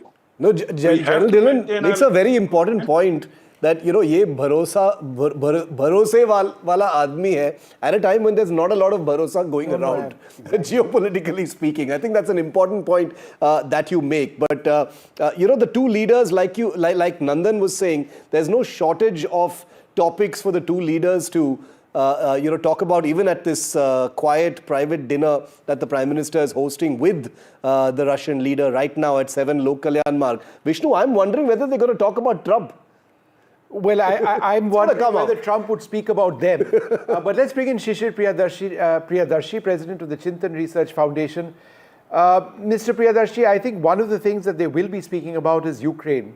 And I think that's important. From India, we want the war to end, obviously, but we also want a resumption, for example, of the oil trade. I mean, it's going to come down now because there are more American sanctions. The moment the war goes away, presumably American sanctions on us will also end. So there are economic interests tied up to this entire business. So do you believe that that's going to be discussed very closely? Good evening, Vishnu, and good evening to others too. Before I answer that, let me just give a second on this spontaneity, lovely discussions you've been having. You know, when one was exposed to diplomacy first, you learned that spontaneity is a well-rehearsed art. And you know, you probably rehearse it well before expressing it. But on that, you know, just two quick points. One is, even if it was communicated, and I'm certain it was communicated to President Putin's entourage a few hours before, it has a much greater impact than something that you've done, you know, 3 or 4 days ago as part of the plan. The other thing I think is very important, and this must have been very well thought out, that he will be there and it will be projected by media as something done very spontaneously. It sends a big signal. Yeah. This is something that will be picked up globally. It'll be picked up, you know, whether it's President Trump pretending not to be, you know, looking at this visit, but this is something which will go down, that, you know, he went there. But coming to Ukraine, Vishnu, I think India has a huge interest in the matter being settled. And I think it is also true that the sanctions, which both indirectly and directly we are facing or are likely to face, will ease if there is a decision. But India also, my feeling is, doesn't want a decision which comes about, which in a way sidelines, you know, India, or which, you know, gets Russia to, as part of the deal, not to continue with the kind of relationship we have. Yeah. But more importantly, I think, you know, what also, you know, President Modi is a world figure, and he wants to really kind of build on that. And if he can play even a small part in getting this, you know, kind of deal done as a consequence or partially in consequence of this visit, I think it'll go a long way. We've got the latest pictures coming in from Lok Kalyan Marg of Prime Minister Modi and President Putin. So obviously, as we reported, they've gone straight to the Prime Minister's estate in central Delhi. And these are pictures first on NDTV, as always, of the two leaders walking through that archway adorned with the Russian and Indian flags and making their way towards the site where they are currently having their private dinner. These are pictures, as you can imagine, from a few minutes ago. They're deferred. Beautifully lit up. Yeah, beautiful. I haven't seen that lighting on the walls with the Russian and Indian flags or any flag before this. So it's a bit different. If you just look at that beam atop the structure, I found that to be quite interesting. So they're very relaxed looking, you know, Shiv, at this stage. The two leaders, you know, they're friends. They've got into the same car, as we've been saying. The real work begins tomorrow, and just for the benefit of our viewers joining in, there'll be a formal reception on the forecourt of the Rashtrapati Bhavan that takes place shortly after 9 a.m. tomorrow morning. There'll be the formal Russia-India Annual Summit that will be held at Hyderabad House. There is a Russia-India Business Summit which is taking place at the Bharat Mandapam. President Putin would be going there at some stage tomorrow, and he would be going to Rajghat as well. But later on in the evening, there will be a formal banquet hosted by the President of India at Rashtrapati Bhavan before President Putin flies back. So a short visit, 27, 28 odd hours before the Russian president ends his visit and goes back to Russia. But Nandan Unikrishnan, as somebody who follows the space program very closely, and we should discuss this a little bit, Gaganyaan, India's space program, that's something that we track so very closely, has very close links with Russia, right? Yes, we had sent our future cosmonauts, astronauts, whatever we want to call them. We had sent them for training there. And Russia has tremendous experience of manned space flight. So it is something that we would like to share with them. I mean, they could share with us, and we could learn a lot. So I'm sure ISRO is well aware of it, much better than I am, and are doing whatever is necessary in that direction. The Russians are particularly keen these days to maintain a close relationship with India, and are quite prepared today to be far more open in the sharing of technologies, information, than they were, let's say, even 5 years ago. So it's an interesting juncture in our relationship, and we should not miss this opportunity. All right. Dr. Peter Hansler, founder and chief editor of Forum Geopolitical.com, joins us. Dr. Hansler, how is Russia looking at this visit? Besides affirming or reaffirming a close relationship, what are Moscow's expectations? I think the expectations are very high. I think that there will be talks about a lot of trades. I assume that a lot of contracts will be signed at the occasion of this visit. And it's also an appreciation. I think the Russians show a lot of appreciations towards India, because India stood strong with Russia. Dr. Hansler, just give me 1 second. I'll come back to you. The image that you see on the screen is of President Putin, Prime Minister Modi in Prime Minister Modi's vehicle, a Toyota Fortuner, which President Putin hopped onto on his way back to the Prime Minister's residence. So again, the bonhomie of the two leaders. We saw this in Tianjin a couple of months back when the two leaders had gone there, and we're seeing this now as well. I mean, it's interesting because the Russian president had his special vehicle, his armored vehicle flown in from Russia, but he chose to get onto Prime Minister Modi's vehicle instead. So that sort of gives you an idea of the informality that exists between the two leaders. Dr. Hansler, go ahead with the point you were mentioning.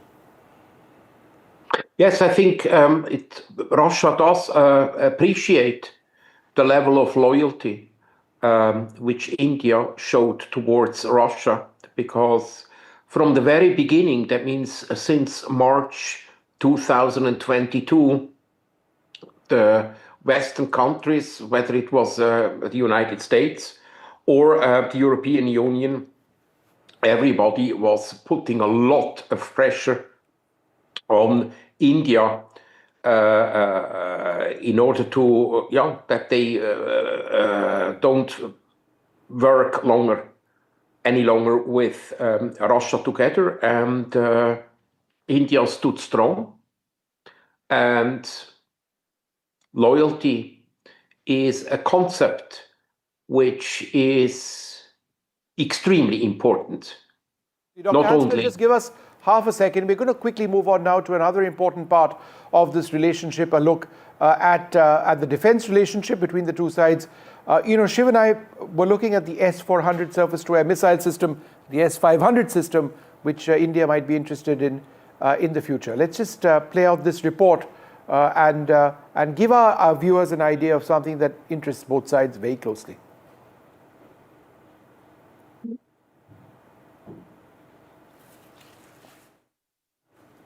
So let's stay with these pictures. Let's stay with these pictures because I want to put that picture of the two leaders in their car on our screen again for a moment, because it's the second time that President Putin and Modi have ridden in the same car together.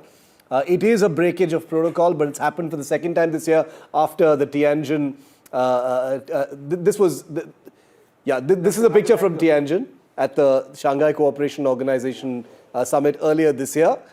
And here's the other one, that's tonight. So the two leaders have shared a ride twice this year. This is the money shot, Vishnu. I'm going to go ahead and say this is the money shot, even though we've got a whole day of photo opportunities tomorrow lined up as well. And I imagine there's going to be a lot of such things to see tomorrow as well. But two big pictures, important pictures. The one on your left side of your screen is tonight.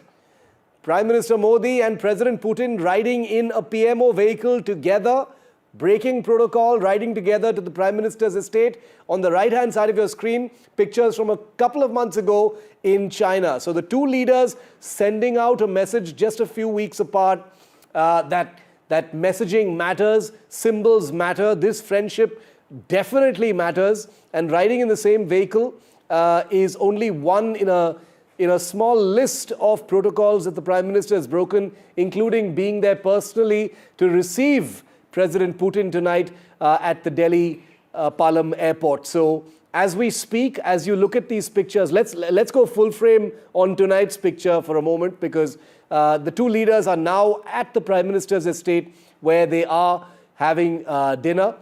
This is the picture that I wager you're going to see on the front pages of most newspapers tomorrow, in addition to those magnificent pictures that are coming in from the Lok Kalyan Marg estate, which is where the Prime Minister resides in the national capital.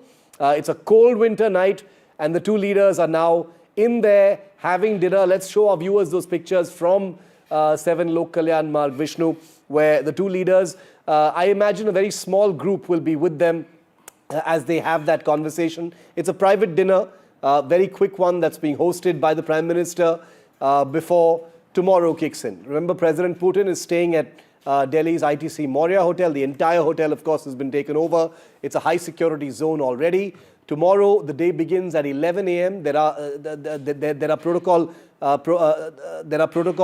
items on the agenda early in the morning from about 9:40, which is when the ceremonial guard of honor at the Rashtrapati Bhavan takes place. Yep. And then you've got President Putin and Prime Minister who will begin the India-Russia summit. You know, Shiv, I got a message from a very senior Indian diplomat, somebody who served very, very closely in Russia in the past as well. And he says that, and it's interesting, it would have been extraordinary and newsworthy if Putin had not been received at the airport by the Prime Minister, as has been the norm for all Russian presidents and CPSU general secretaries, without exception, as with all US presidents. So perhaps this was something that President Putin would have expected, and but I do believe it is interesting that they hopped onto the same vehicle and drove down to Prime Minister Modi's house in the manner that they did. But this does reflect, the importance that India attaches with the relationship with Russia, and there's a great deal of that's going to be looked at over the next few days. Now, over the next 24 hours. So what exactly are we looking at? We're looking at an enhancement of the trade relationship between the two sides. Agriculture is one area that India would be looking at, and Russia, pharma as well. Energy, in terms of potential future Russian continued collaboration in the nuclear field. Defense, though don't expect any defense deals to be signed. This is a bilateral relationship where there is a distinct trade imbalance. India imports a lot more of Russian products that primarily by Russian oil supplies than the other way around. And both sides are interested in righting that, which is why tomorrow at the Bharat Mandapam, in the heart of New Delhi, we expect leaders of both sides, along with business leaders, and there is a massive Russian delegation, I believe 400 strong, Shiv, who are over here and who will be talking business as well, and looking to engage Indian industry. Russia at this stage is a war economy. A lot of their economy is progressing, but it is being driven into fueling that war against Ukraine at this juncture. What the world expects, and India certainly does, is that the war must end. That enables India to restart oil imports from Russia, and it enables trade between both sides to actually get to that level that both India and Russia seek. Ambassador Ajay Malhotra, former Indian envoy to Russia, is also joining our rolling coverage tonight. A very big night. Ambassador, welcome. Your word on how the Prime Minister received the Russian president. It's a big day tomorrow. We've discussed in a fair amount of detail what's on the table. But this very special relationship, especially amidst all this geopolitical churn, we know who's watching, but the small gestures, what do they mean? Your take, sir.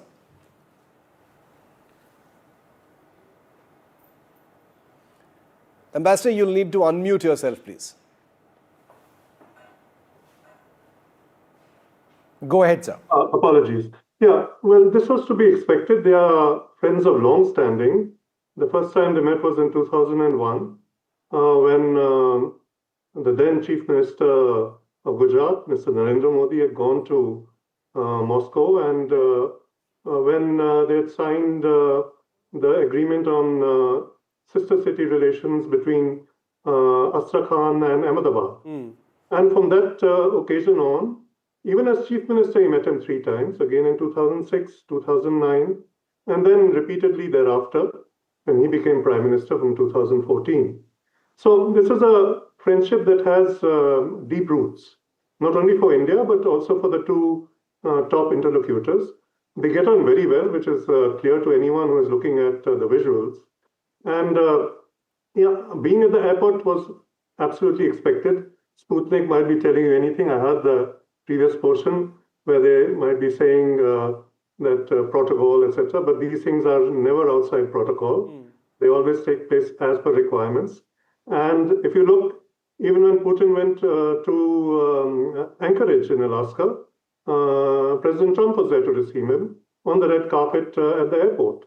So it would have been very strange if our Prime Minister were not there. Yeah. But the lovely thing is that he got into the car. This would have also been agreed in advance, and proceeded in our Prime Minister's car back to his home for the private dinner that they would be having together. Where, if you ask me, I think most of the actual kind of broad understandings and policy kind of guidance that needs to be agreed upon would probably be reached. So that's where we are. It's an important movement. What's happening now is, for our country, is hugely important. Yeah. I only see positivities in it, but we would know more as they come out and brief us later on at some stage tomorrow. Yeah.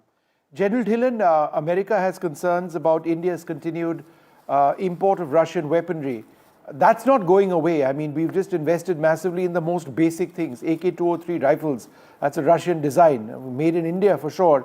But that Indo-Russian defense collaboration, that's primary to our military policy. And that's not going away, right? Absolutely, Vishnu, and that's not going away. It has reasons. It has reasons. No defense system, like I said earlier, we can just throw it away and bring in the new weapon systems. Now, Operation Sindoor. Operation Sindoor proved it beyond doubt that air defense is the new sword arm of the defense forces. Now, in Indian air defense, which comprises of all 3 services, the Army, Navy, and Air Force, like I said earlier, they're legacy weapon systems, they're newer weapon systems, and the state-of-art, like S-400. Now, all these have to be clubbed together. They have to be integrated together. And that is how the Suraksha Sudarshan Chakra comes into being. So older weapon systems, if they are of Russian origin or Soviet origin, and you bring in a Western bloc weapon systems now, how will they talk to each other? How will they integrate each other? In air defense, there is a designation. You pick up which weapon, which projectile is coming towards you, then you designate it to the target, and then the target engages it. Now, all these 3 things, that is the radar, the communication systems, and the weapon, they have to be integrated. Like that is what is the Agni Tir, which proved successful in Operation Sindoor. So we have to continue to deal with Russia, at least in air defense and in the aircrafts. Like, just to give you an example for the benefit of our viewers, we have Brahmos, which proved so successful during Operation Sindoor. Now, Brahmos in the air transported model can only be carried by Su-30. It cannot be. Now, we cannot bring in a new aircraft and then try and do jugaad to fit in our existing weapons, the missiles like Brahmos. So it stands to logic, it stands to military logic, it stands to economic logic to continue with the block of the weapon systems which we are already dependent on and which is the main inventory. Notwithstanding that, there are certain weapons and communication systems and the intelligence systems which other bloc has. And as standalone, they can be brought in. They can be brought in. Whereas Russia, for one, is a country which will, deal with us for co-production, maybe of S-500. Like joint venture, Brahmos is already there. Square is already being manufactured here. We are talking of S-500 also. Yes. So it makes sense, and also to give impetus to Make in India or Atmanirbhar Bharat. We have joint ventures and co-production with Russian, like you talked about AK series. Now they are being jointly produced. So with dealing with Russia on defense matters makes a lot of military sense. Sure. And we should continue to do that. And I'm not even talking about the lease of nuclear submarines and aircraft carriers and all which we have of Russian origin. So there is a lot we have in common. And more than anything else, the trust which we have the Russians is beyond. That's very crucial, and we saw that during Operation Sindoor as well, General Dillon. And you've written a book on it, so you know what you're talking about when it comes to what India did and that relationship and how it played out. I'm glad Ambassador Malhotra clarified for us and brought us that perspective that there is no breakage of protocol. These things are all well within protocol, but here it is. Here's how the protocol's been bent, if I may use that phrase then, of the Prime Minister being there, welcoming Putin and then riding with him in that car. And I agree with the perspective that it would be surprising if the Prime Minister wasn't there. That's something that Vishnu and I have been saying from the start as well. Given everything that we've seen for the last 12 months, it would be unthinkable for the Prime Minister not to be there for his friend Vladimir Putin. Vishnu.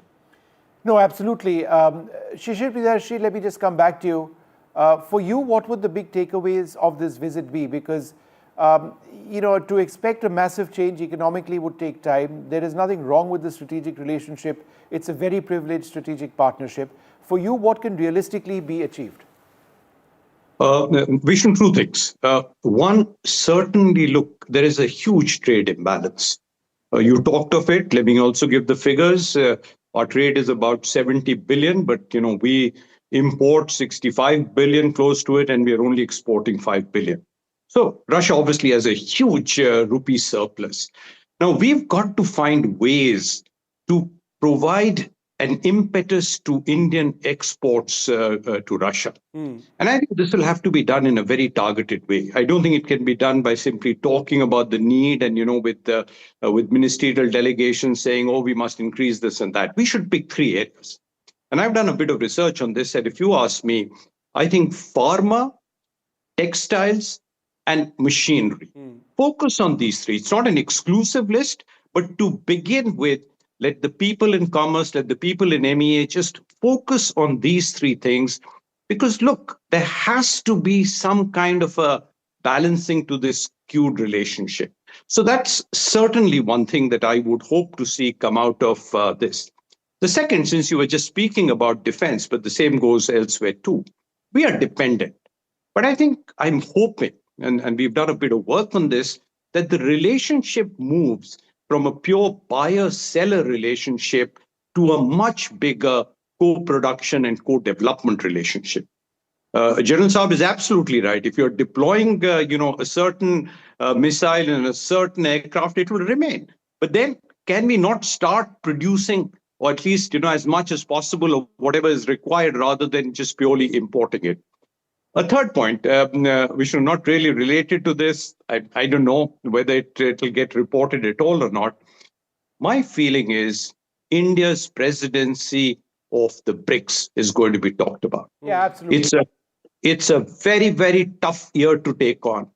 And, BRICS is going to be in the limelight. President Trump will, show all guns across to the BRICS. And I think it will be India and Russia working in close tandem behind the scenes largely to ensure that India's tenure as presidency of the BRICS is as successful as our presidency of the G20 was, especially given the fact that on the other side, it's the US holding the presidency of the G20. So I have this feeling that this issue would certainly be talked about, and I'd be looking for little details on what comes out. The BRICS point is a very important one, and I actually wanted to get into that next. Ambassador Malhotra, to you first, your perspective on that, talking BRICS and India's presidency. What's your view on that? And then I'll go to Dr. Hansler. Ambassador Malhotra first. Well, it starts on the 1st of January. Yeah. And I do know that we have been preparing for it.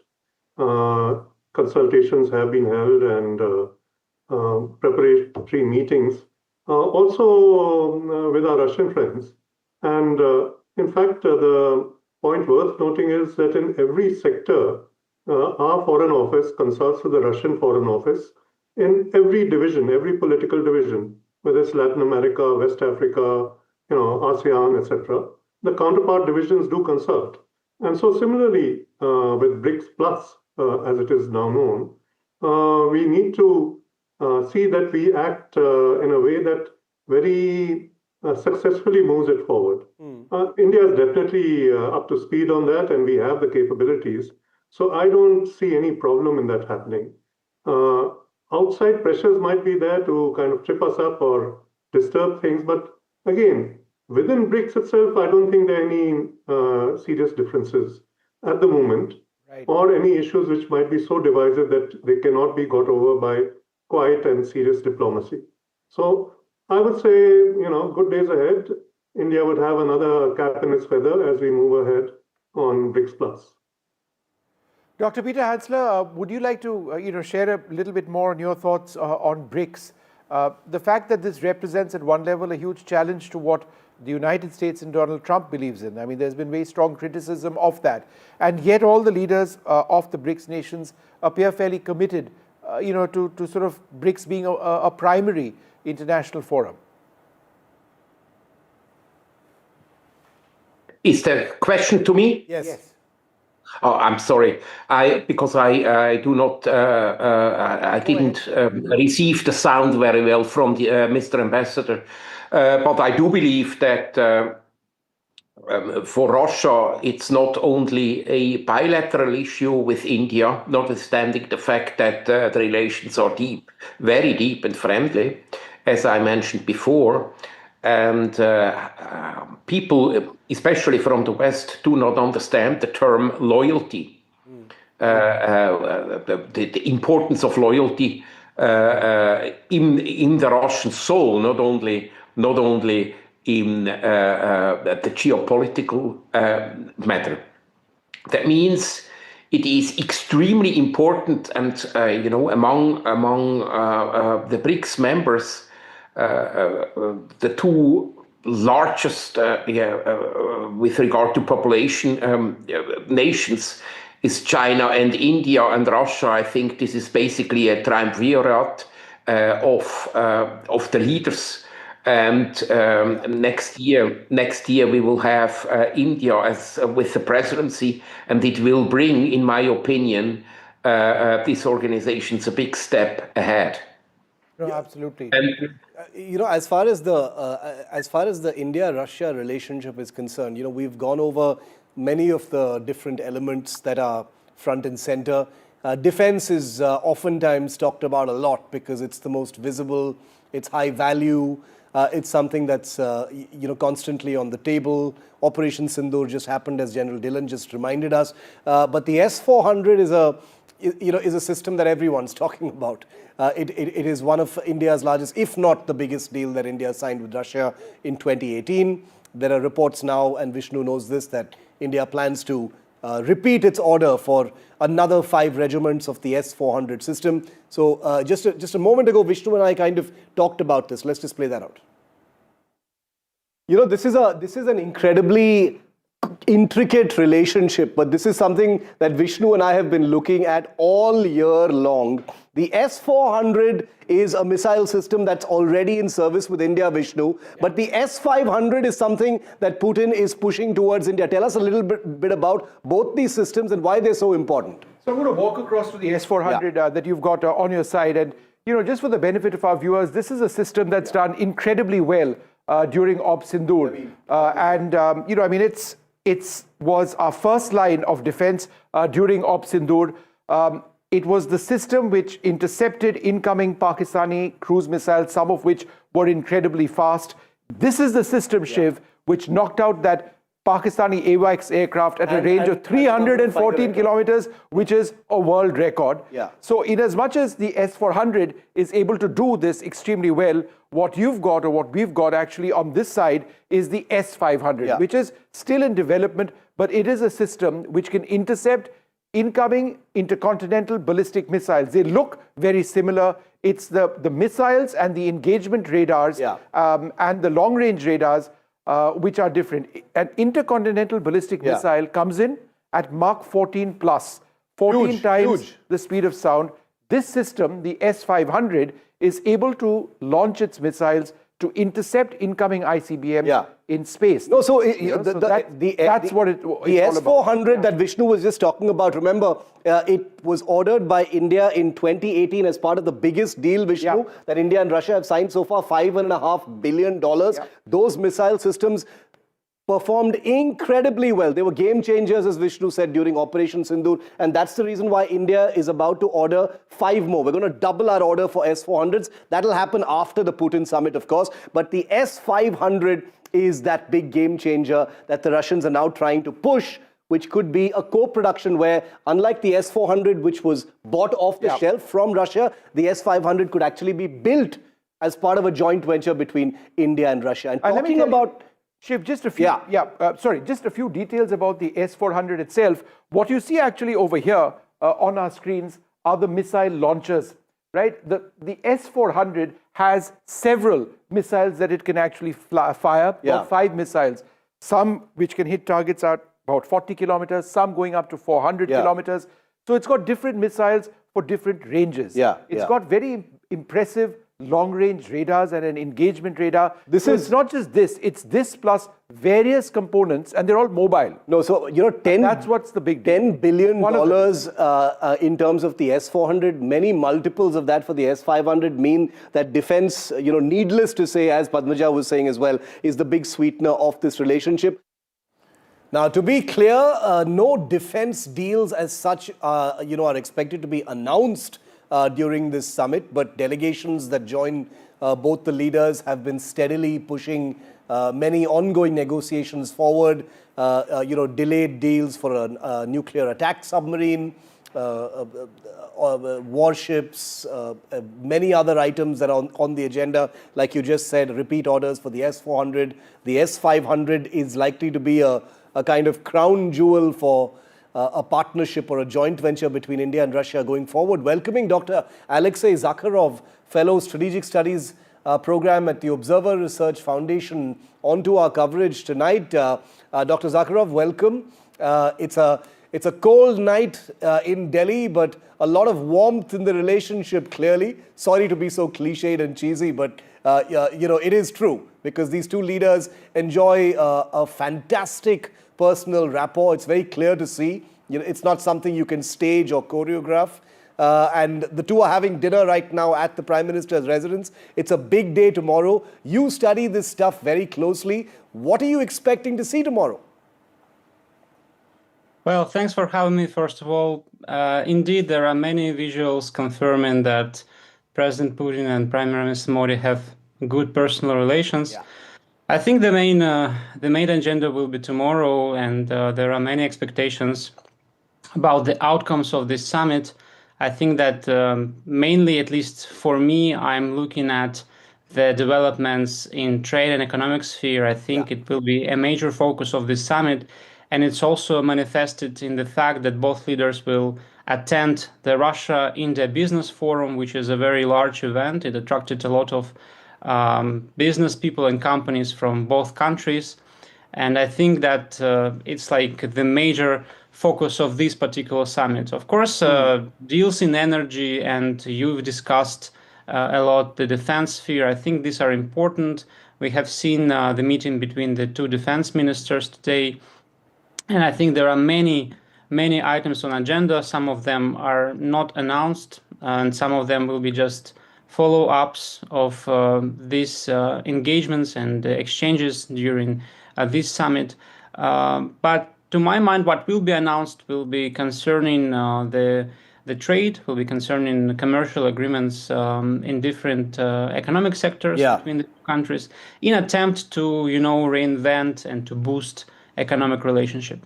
Ambassador Malhotra, very quickly, these are two leaders. The two leaders we're talking about in this relationship, are individually wildly popular. There's a sort of viral quality about everything they do. They've got enormous, individual followings among the citizenry of both countries. And they have this amazing relationship. But they're also individually not known to be easy customers when it comes to administration. They're hard taskmasters. They work very hard, not easy to bargain with. From a diplomatic standpoint, Ambassador Malhotra, how does this easy relationship and this bromance help the larger relationship? Does it act as a lubricant to do more things between two countries, the personal relationship? I think it does in this case, simply because if you see, our bureaucracy and the Russian bureaucracy are well entrenched. Yeah. And you need somebody who has a different mindset, like our Prime Minister, who's willing to go all the way, and somebody like President Putin, who also is very effective in his leadership qualities. So when they two meet, it gives a certain synergy, and which is why this summit is most important in my viewpoint, because otherwise decisions that have been, kind of progressed and progressing slowly will continue to progress slowly till the matter of the summit is brought up, and then everyone says, okay, what can we clear? How many agreements can we sign? This is important. Our Prime Minister is watching us, or our President is watching us, and then things start moving a little more actively. If you see even the meetings that take place, the defense ministers meeting the night before, and it all kind of comes up to a crescendo. And that's where the fact of the two leaders being close friends also helps sort out issues, because they can then understand, they know how their systems work. And through their interaction, that's why the dinner tonight, the private dinner, is the most important. They would be able to take decisions which will move things along. Otherwise, it all gets stuck in paperwork, in bureaucracy, and, like many other countries, the Indians and Russians are pretty good at all of that. Yeah. No, absolutely. And this is something that we're all very curious about. The diplomats and the scholars have had a ringside view of some of these conversations. But, us TV walas like to focus on some of these softer aspects because, in many ways, the story is there. The relationship is a very steady one. It's got a lot of continuity. But it's in these small little dinners and private conversations and riding in a car together that things sort of indicate what the future might bring. Shishir, do you want to add to that? We know that tomorrow's delegation level talks and the summit level talks have a very structured kind of agenda. What would be your guess, Shishir, that the two leaders will be discussing over this private dinner, for instance? Look, you've used the right word, yes. But if you give me a long leash, or I'm taking a long leash, absolutely. My feeling is China will figure in this conversation. We haven't talked about it much. We don't seem to. It's always, US and this. My feeling is China will figure in this. Look, Russia has an amazing relationship with China. Just today I was told there are about 200 flights a week between China and Russia, whereas, I think India is still probably in single figures. Yeah. So, and obviously, while there was a lot of talk of India-China relationships, both prior and during the SCO summit, but the fact is that still we are very, very skeptical about that relationship. Now, can Russia play a role? Can a troika emerge? Maybe, as I said, maybe I'm on a long leash on this. But my feeling is China would certainly be one of the issues which will be talked about but not reported.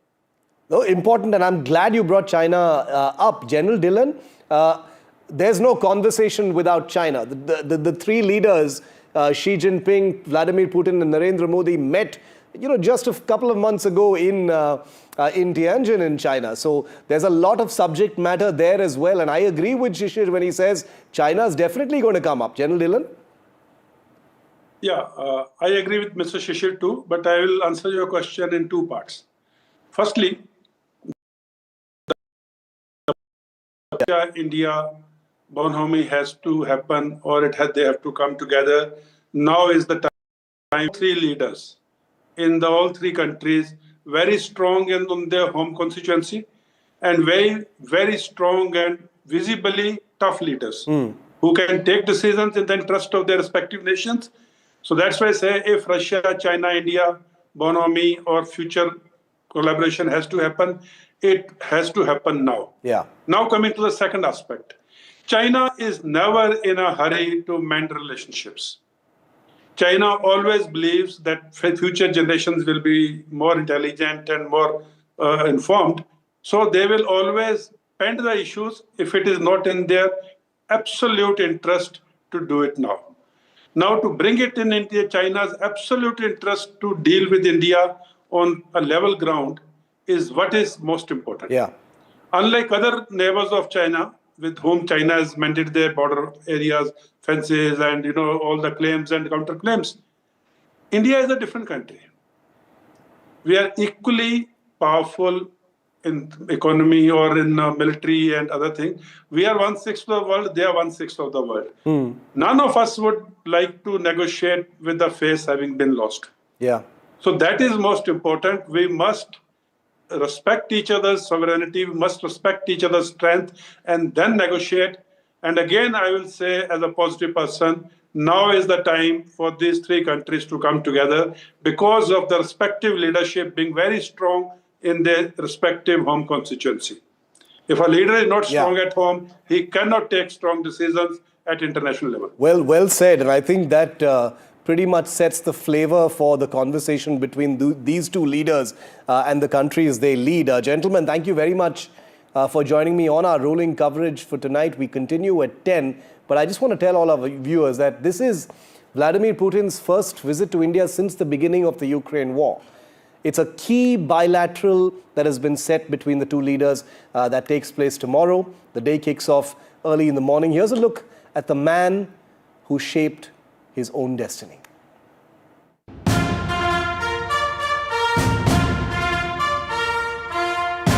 Торжественная церемония вступления Владимира Владимировича Путина. He emerged from obscurity to become the undisputed leader of the largest country in the world. From humble beginnings to having his writ hold sway in domed city Moscow, capital of modern-day Russia. Vladimir Vladimirovich Putin never missed an opportunity to mold destiny to his advantage.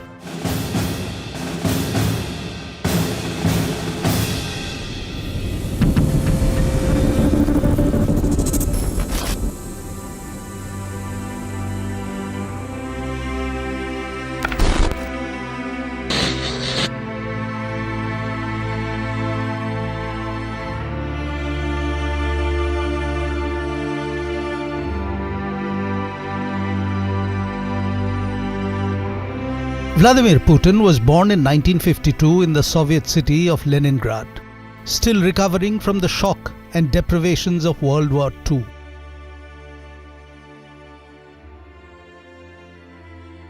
Most of the population had died, 1 million of them starved to death. Putin's father had been badly injured in the war. His mother had nearly died of starvation.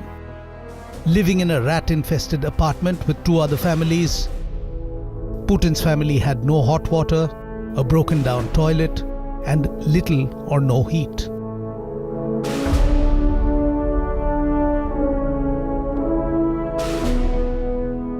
Putin's early life was spent in the Russian Dvor, the tough-working communal courtyard where he learned how to survive by becoming street smart.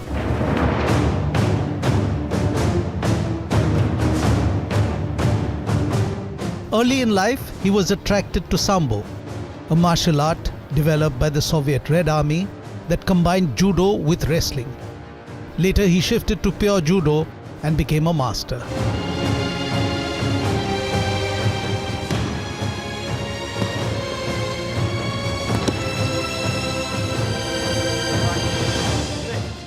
On his 60th birthday, he was awarded the 8th Dan Black Belt, the highest rank in the sport, becoming the first Russian to have the honor.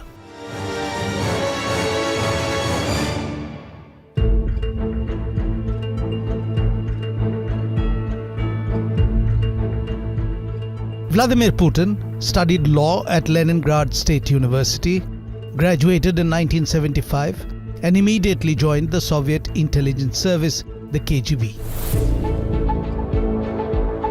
He served as a foreign intelligence officer for 15 years before Lieutenant Colonel Putin retired from active KGB service in 1990. He returned to Russia to become Pro-Rector of Leningrad State University with responsibility for the institution's external relations. In June 1991, Putin became a deputy mayor of St. Petersburg and was put in charge of the city's Committee for External Relations. He officially resigned from the KGB in August. And then onwards, his growth in the world of politics gained true momentum.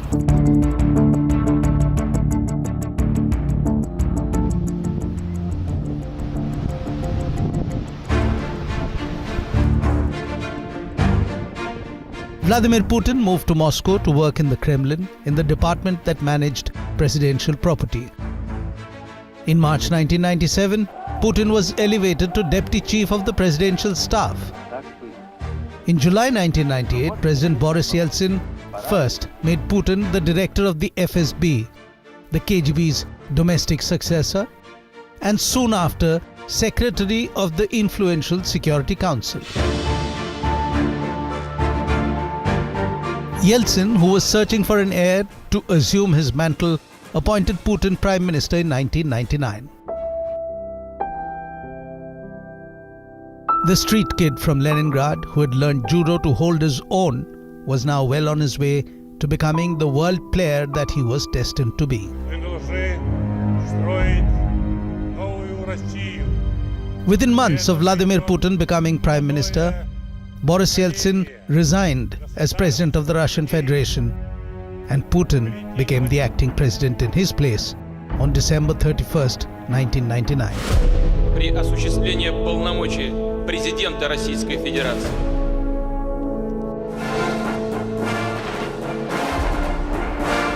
Putin served 2 terms as Russia's president before stepping down to assume the position of Prime Minister. Russia's constitution then prohibited anyone from serving 3 consecutive terms as president. During his first 2 terms itself, President Vladimir Putin worked on restoring a sense of national pride and perception of Russia as a global power. At the same time, his policies and economic reforms saw Russian economy experience significant growth. More than 23,000 sanctions levied by the Euro-Atlantic Alliance against Russia. You can sanction a country to bring it to its knees so that the population becomes so dissatisfied that the population achieves the regime change. But it hasn't worked in Russia. In March 2012, Putin was re-elected as Russia's president once again. A constitutional amendment extended the presidential term from 4 to 6 years.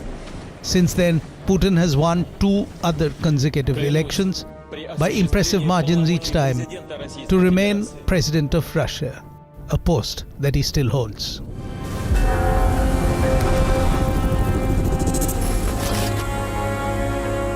Strong and decisive, Putin has endeared himself to his supporters within Russia and across the global south as someone ever willing to challenge the hegemony of Western influence and globalism.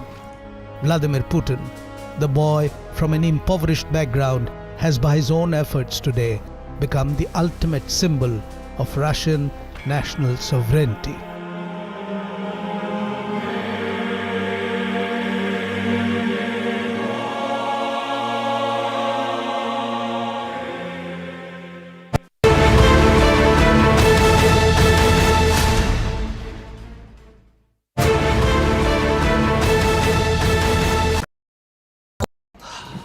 Salute है जी।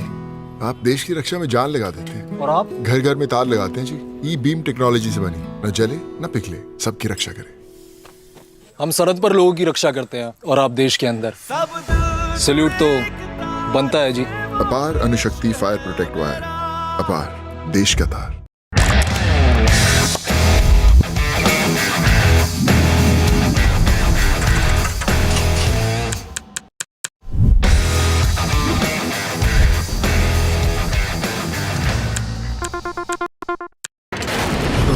lines of Kargil. The fury of Operation Sindhu. So many attacks. The chaos and cries of disaster zones. To fighter jet cockpits. And the world's most defining interviews. It's incredible. He has seen history break. Live. Unfiltered. 20,000 hours of live broadcasting. Welcome to Left, Right and Centre. Hard facts. War-struck country. Hard questions. In the Ukraine. 30 years of trust. In the Kargil area. North Ukraine. In France, in Italy. At Srinagar. Vishnu Shom for NDTV. Vishnu Shom. Only on NDTV. Across the country. He has tracked the pulse of power from Washington to Korea. Witnessed history being made in global capitals and conflict zones. Brought clarity to complex issues of national security and international affairs. Aditya Raj Kaul, covering international affairs like no one else. Only on NDTV network. The best app to use is the NDTV app.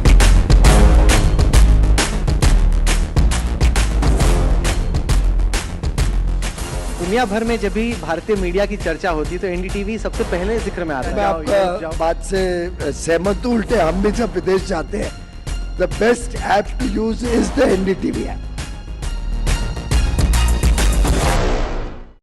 21 days in Kashmir. People have bombarded me, friends, with requests for an unfiltered list of things I saw and observed on the ground. Very special ground report from the line of control. There were some children who've lost limbs in the shelling.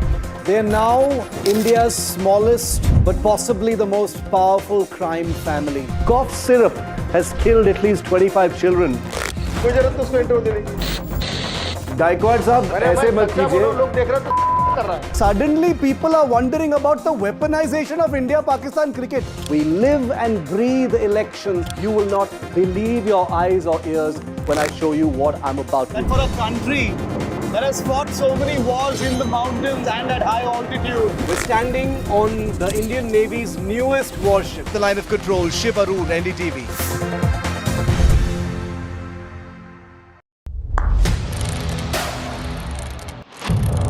What seems settled for me is unfinished business. So I rewind, I pause, I reflect, I dig until what's buried stands.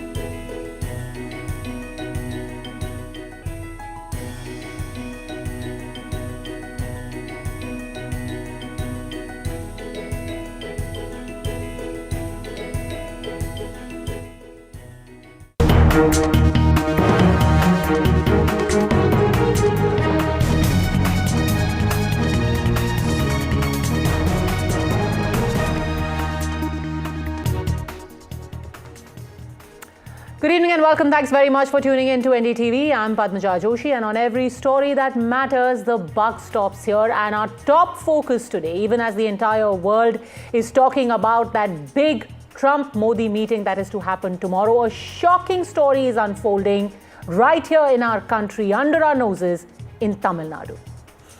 It's a fight for the right to pray.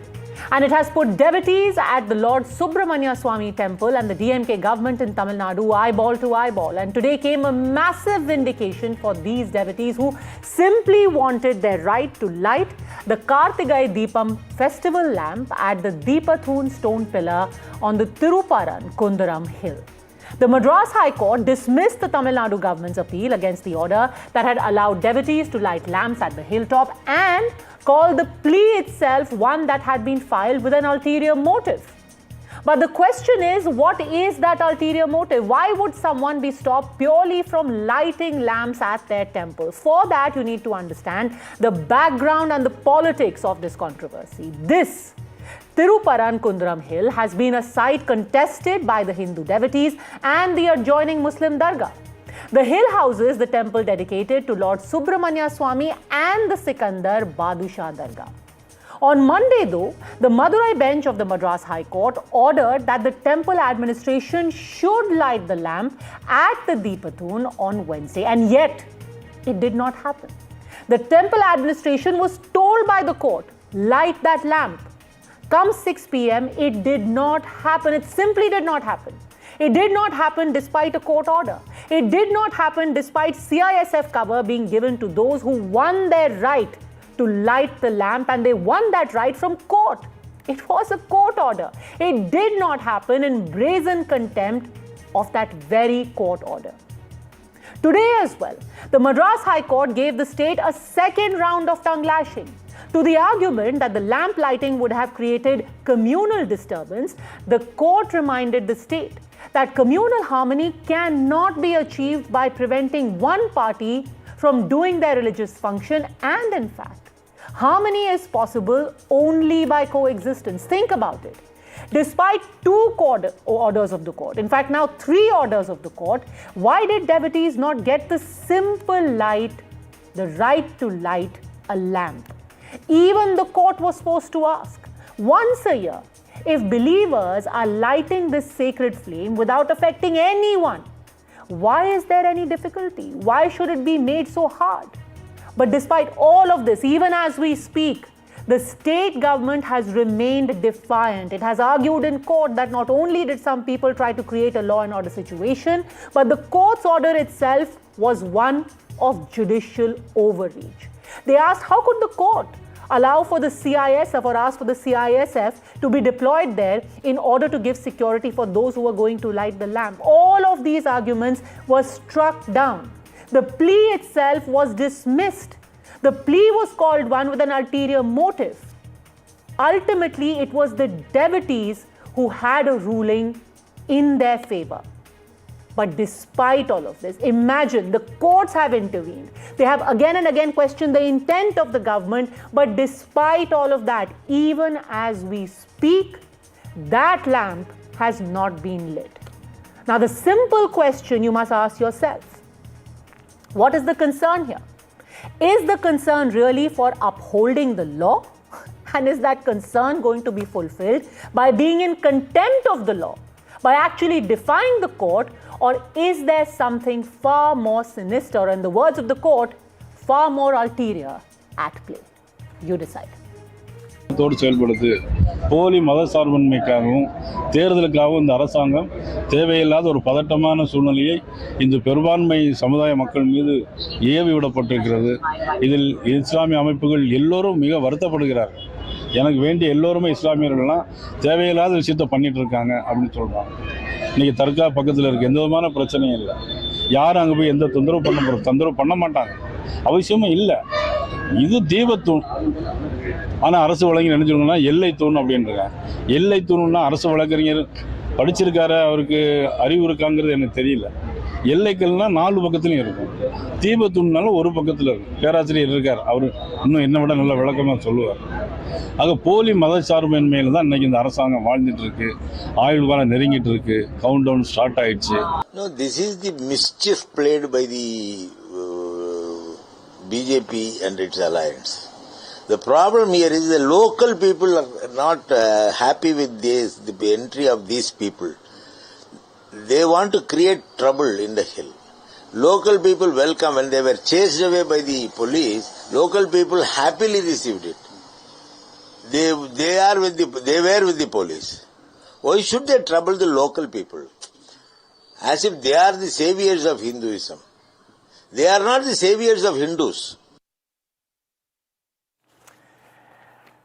Joining us on the show today, we have Pradeep Bhandari, national spokesperson of the BJP, M.R. Venkatesh, advocate who's handling this matter. He, in fact, is the advocate for the devotees, Dushyant Sridhar, Vedic scholar, Dr. Kalanidhi Veeraswamy, a member of parliament of the DMK and political analyst, Dr. Pulla Rao. Dr. Kalanidhi Veeraswamy, the first question naturally is to you. How can the court's orders be ignored in this fashion? Why aren't the devotees being allowed to light the lamp? Vanakkam to everybody. let me start by saying that this court order is being questioned mainly because there was a case which was filed in 2014 and for a similar problem, and there was a judgment by a single judge saying that the present practice of lighting the lamp at the Uchipillayar Koil should be continued. And then this was challenged again, and in 2017, a two-judge bench has given an order stating that the same practice should be continued, and the case was dismissed. So subsequently, now they have come again to another court where a single judge gives an order which violates what the two-judge bench have ordered in 2017. So this has actually become a legal conundrum, because when you have a two-judge bench giving an order, it is something similar to saying like a seven-judge bench of the Supreme Court, that order is being violated by a single-judge order by the Supreme Court. So See, this cannot happen. So we have asked for right clarifications. Now, on the 4th of December 2025, the court, a two-judge bench, has asked for the lamp to be lit. And in fact, I want to read out some of the observations made today. In fact, some of the things said in the order today. The learned single judge, having found that the state machinery willfully decided not to implement the directions, citing pendency of unnumbered appeal, called upon the assistance of CISF for enforcing the directions. The situation has arisen in which the state police unable to carry out the constitution mandate. Here you've got the court saying that the government is willfully ignoring what the court has said, and your police is unable to carry out the constitutional mandate. The question is why? Even as we speak, and that's the big breaking news right now, even as we speak, the prohibitory orders have not been removed from that area. The people who were there to light the lamp, they are not being allowed. And the local officials there are saying, we are going in appeal, so we are not going to allow you to carry out the lighting of a lamp which has been allowed to you by the court. The law of the land allows these devotees to light the lamp, Dr. Kalanidhi Veeraswamy, and your police is stopping them. Why? Okay, I will answer that. See, the lighting of the lamp has been happening in this Uchipillayar Koil for the last several decades, if not a century. And this new order is stating that it should be lit in a new place, which has not been in vogue for several decades. So now when there is a controversy like this and there is local tensions over there, the local authorities are best suited to understand how the sentiments are playing over there. And the court order also, if you just read Justice G.R. Swaminathan's order, he has said that the petitioner and 10 other people can go to the temple and to the hill and they can light the lamp. But if you see, there were hundreds of people who have gone there carrying several So you're saying that the local administration knows better than the court? Because you made the same argument yesterday. Today that argument was shot down. In fact, when it comes to the whole idea of communal harmony, you have made that argument. And the court has very specifically said communal harmony can't be achieved by restricting religious acts. It has to be done with both sides acting together. See, this is the same attitude with which the Ram temple issue was approached, where everybody, the thousands of people who went there desecrated the mosque over there. This is the same kind of a judgment which caused the problem which is happening in Manipur, where a judge had given a verdict about a reservation policy which changed the things over there. Where with the greatest of respect, sir, are you saying that the court doesn't know this? What has been happening for 2 years. Madam, are you questioning the wisdom of the court that has not once, not twice, but thrice said that this deep should be lit? Are you questioning the wisdom of the court? No, no, it is not about the question of questioning the wisdom of the court. We are basically saying that this particular judge, he has given this order where there have been several allegations, accusations about him by retired chief justices. But are you questioning the integrity of the judge? Are you now questioning the integrity of the judge? No, it is not me questioning. There is one Justice K. Chandru who has made this observation. I am only telling you what. Sir, it was a two-judge bench. Spoken about him. It's a two-judge bench. Are you questioning the integrity of both the judges? No, two-judge bench has dismissed the appeal of the state government. Exactly. The state government has decided you appealed saying that the deed should not be lit, and they dismissed your petition. And the state government feels that let me finish, madam. The problem which is happening over there is something which can lead to a law and order problem. And if you look at this, even the Sabarimala case, there was a Supreme Court direction for women to be permitted, but the Kerala government could not do that because of the problems which were being faced by them. Okay, let me open this up. Let me quickly get in MR Venkatesh. MR Venkatesh, ultimately it is the discretion of the government, and I'll come to you, Pradeep Bhandari, on the political aspect of this as well. It is the discretion of the government. They know better what is happening on the ground, and they fear a law and order situation. Padmaja, I am before Justice Swaminathan, and technically I'm on my legs before him. So I will be very brief and to the point. This case is over 102 years. First thing, let me correct you, or my learned friend, Mr. Veerasamy. A civil court in 1923 gave a judgment in favor of the Hindus. It went up to the Privy Council and it was affirmed. Then in 1996, Justice Kanakaraj, a single judge of Madras High Court, said, barring the dargah, you can light the Kartikai Deepam anywhere 15 meters away from the dargah. He said, just keep a 15-meter buffer zone and light the lamp anywhere. Now, this Deepatun on inspection by Justice Swaminathan, who went there personally, estimates it's more than 50 to 60 meters. This is the first thing. Second thing, the hill itself is revered as Lord Shiva. The hill itself is Lord Shiva. People don't know this. This is a hillock like Tiruvannamalai. This is a hillock which is revered as Lord Shiva. The third point, as far as law and order is concerned, yesterday 144 was section 163 BNSS, which corresponds to 144 CRPC, was invoked by the collector, and that was quashed today when the police commissioner of Madurai appeared before his lordship Justice Swaminathan.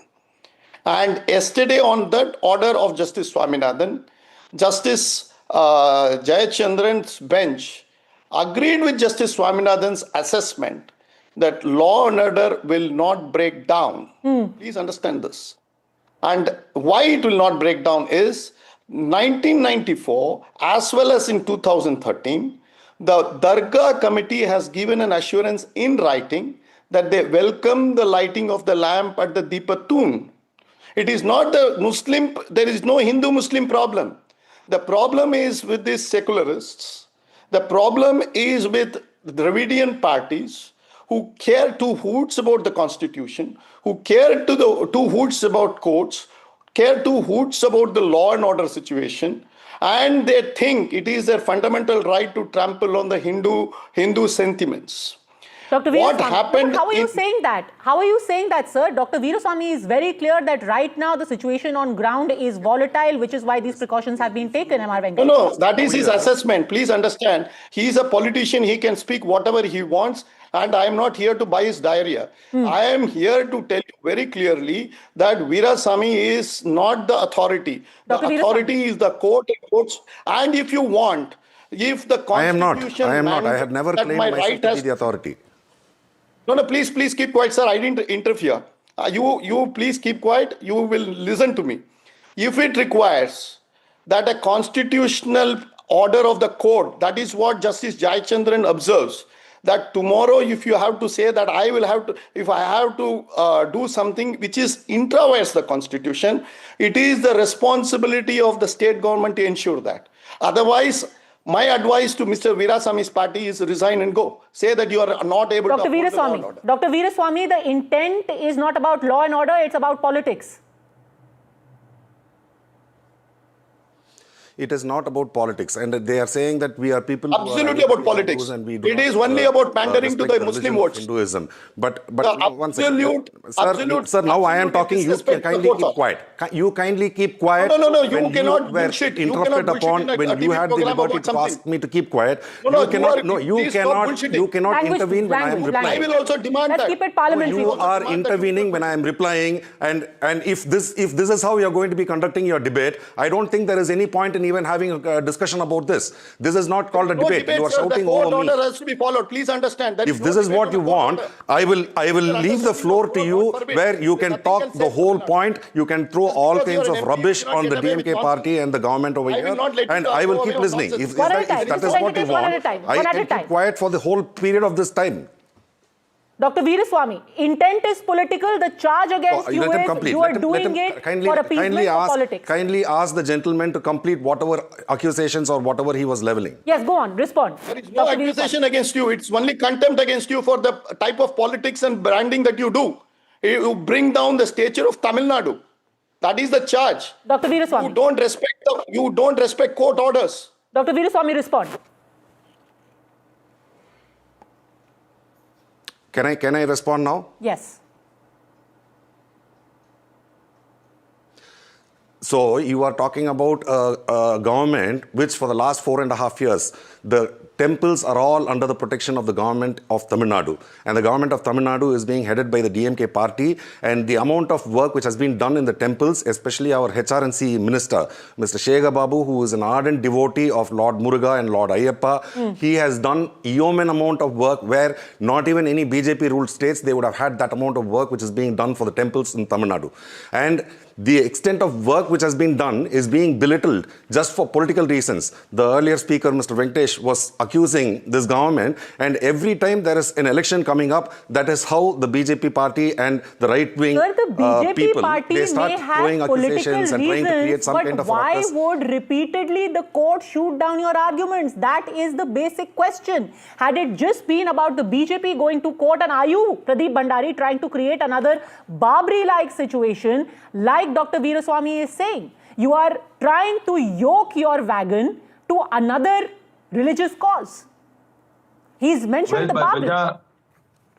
Padmaja, on your show, the DMK panelist openly criticized the Supreme Court's order for saying that Ayodhya Prabhu Shri Ram's Janbhumi is Prabhu Shri Ram's Janbhumi, a grand temple should be made. So till date, the pseudo-secularist and the appeasing DMK, which called Sanatan as dengue, malaria, AIDS, is not able to digest the fact that Hindus have a grand Ram temple following the constitutional process at Ayodhya Ram Mandir. And this is the exact mindset that they are applying by not allowing the Deepam to be lit at the Deepotsam. That's exactly what they're saying, that you're trying to turn Madurai into the Ayodhya of the South.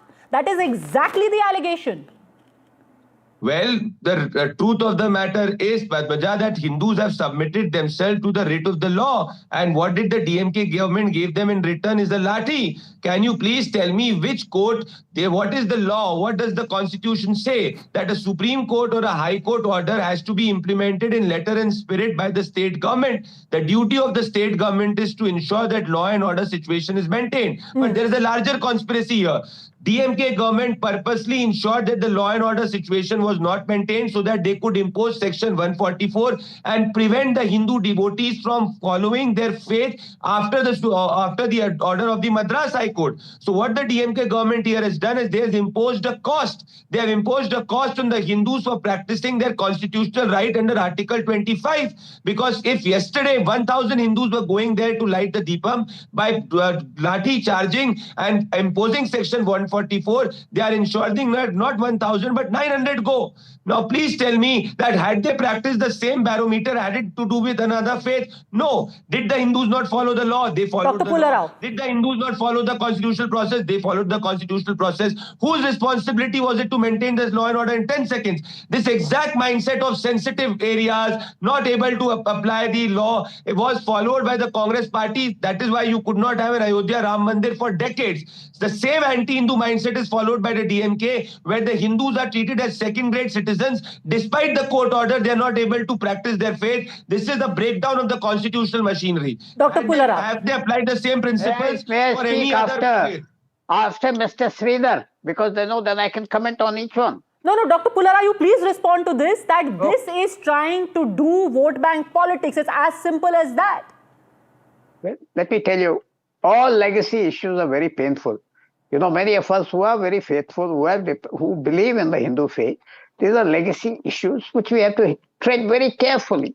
I appreciate Mr. Venkatesh's fight, and also I have nothing against it. He has done a great fight. He has won a court battle. That's the way things should be. But this is, I may say, with some experience or something, this is a legacy issue. We should handle it very Sir, carefully. it is not a legacy issue. Now it is a legal issue. It is a legal issue. Let's be absolutely clear. And let's keep Pradeep Bhandari, M.R. Venkatesh on the screen, please. Let's be absolutely clear on this bogey that is being perpetuated right now. The court in its order has said, and I think it's important for the viewers to know this, the court has said clearly, lighting the lamp at the lower peak will not affect the rights of the dargah or Muslims in any manner. So whoever is saying that a communal cauldron is bubbling over there, the court is clear. There is no communal danger over there. The court is not going by press reports. The court is going by that law. The court is not competent to decide what's going on the ground. They're given the law. The court is not competent? The court is not competent? Pradeep Bhandari, the court is not competent? Agency that the police has to ensure. One minute. The DMK government is creating situation on the ground so that they get an alibi to not implement the court order. This is exactly what the Congress party did for decades by not allowing the Ram Mandir to come. You say the sensitive you have area. some manners. This is exactly the same mindset. I don't want to hear your voice. Sir, I will not. Enough. No. You spoke enough. What do you know? You cannot. You speak the law. Let me talk. You speak the law. What are you lecturing me for? What are you lecturing me for? I will lecture you because of you. You're not competent. You know what the court said and I quote the court. Harmony doesn't mean blocking rituals. No, you can't. You know, Dr. Pula Rao, the reason why this needs to be called out, and it needs to be called out in all stark detail, is because the way things have happened since the beginning of this week, it just reeks of impunity. Let me give a little bit of background to the viewers. First, you had one court order come on Monday. This entire ritual was supposed to take place at 6 p.m. yesterday. It didn't happen at 6 p.m. Then Sunday the devotee said, what's going on? There is no preparation that has been done. Then they said, the court said, okay, you go, 10 people should go and light it, we will give you CISF cover. Then the government said, oh, this seems to be judicial overreach, we are not going to allow this, we are going to appeal against it. That appeal was struck down today. Separately, the court again said, please go and light the Deepam today, we want it lit today. The court was absolutely clear that there is no communal harmony that is going to be disturbed, that in the name of communal harmony, people cannot be stopped, one side cannot be stopped from the practice of their religion. And more importantly, because the 6 p.m. deadline yesterday was missed, and in what way possible? When the court asked, why did the Deepam not get lit at 6 p.m., the Temple's council actually said, we were unable to reach the executive officer responsible for carrying out the directive. That is the impunity with which people have functioned. You simply said, we couldn't reach him. Why? Was he in the jungles of the Amazon? Could he not be reached? Could you not call him? Could you not send a fax? Could you not call one of his associates? You simply cannot reach him, and you basically cocked a snook at the law, and that's not us saying it, it's the court which has used those words. Now let's come to the point, Dushyant Sridhar, of the larger legacy issues that are being made. It's being argued if for 100 years you had no problem of this particular contested area having the Deepam lit, why are you waking up suddenly? Are you trying to create trouble? Are you trying to foment passions in Tamil Nadu? Dushyant Sridhar. Namaskaram Padmaja, and namaskaram to all my fellow panelists, and namaskaram to the viewers who are watching this show.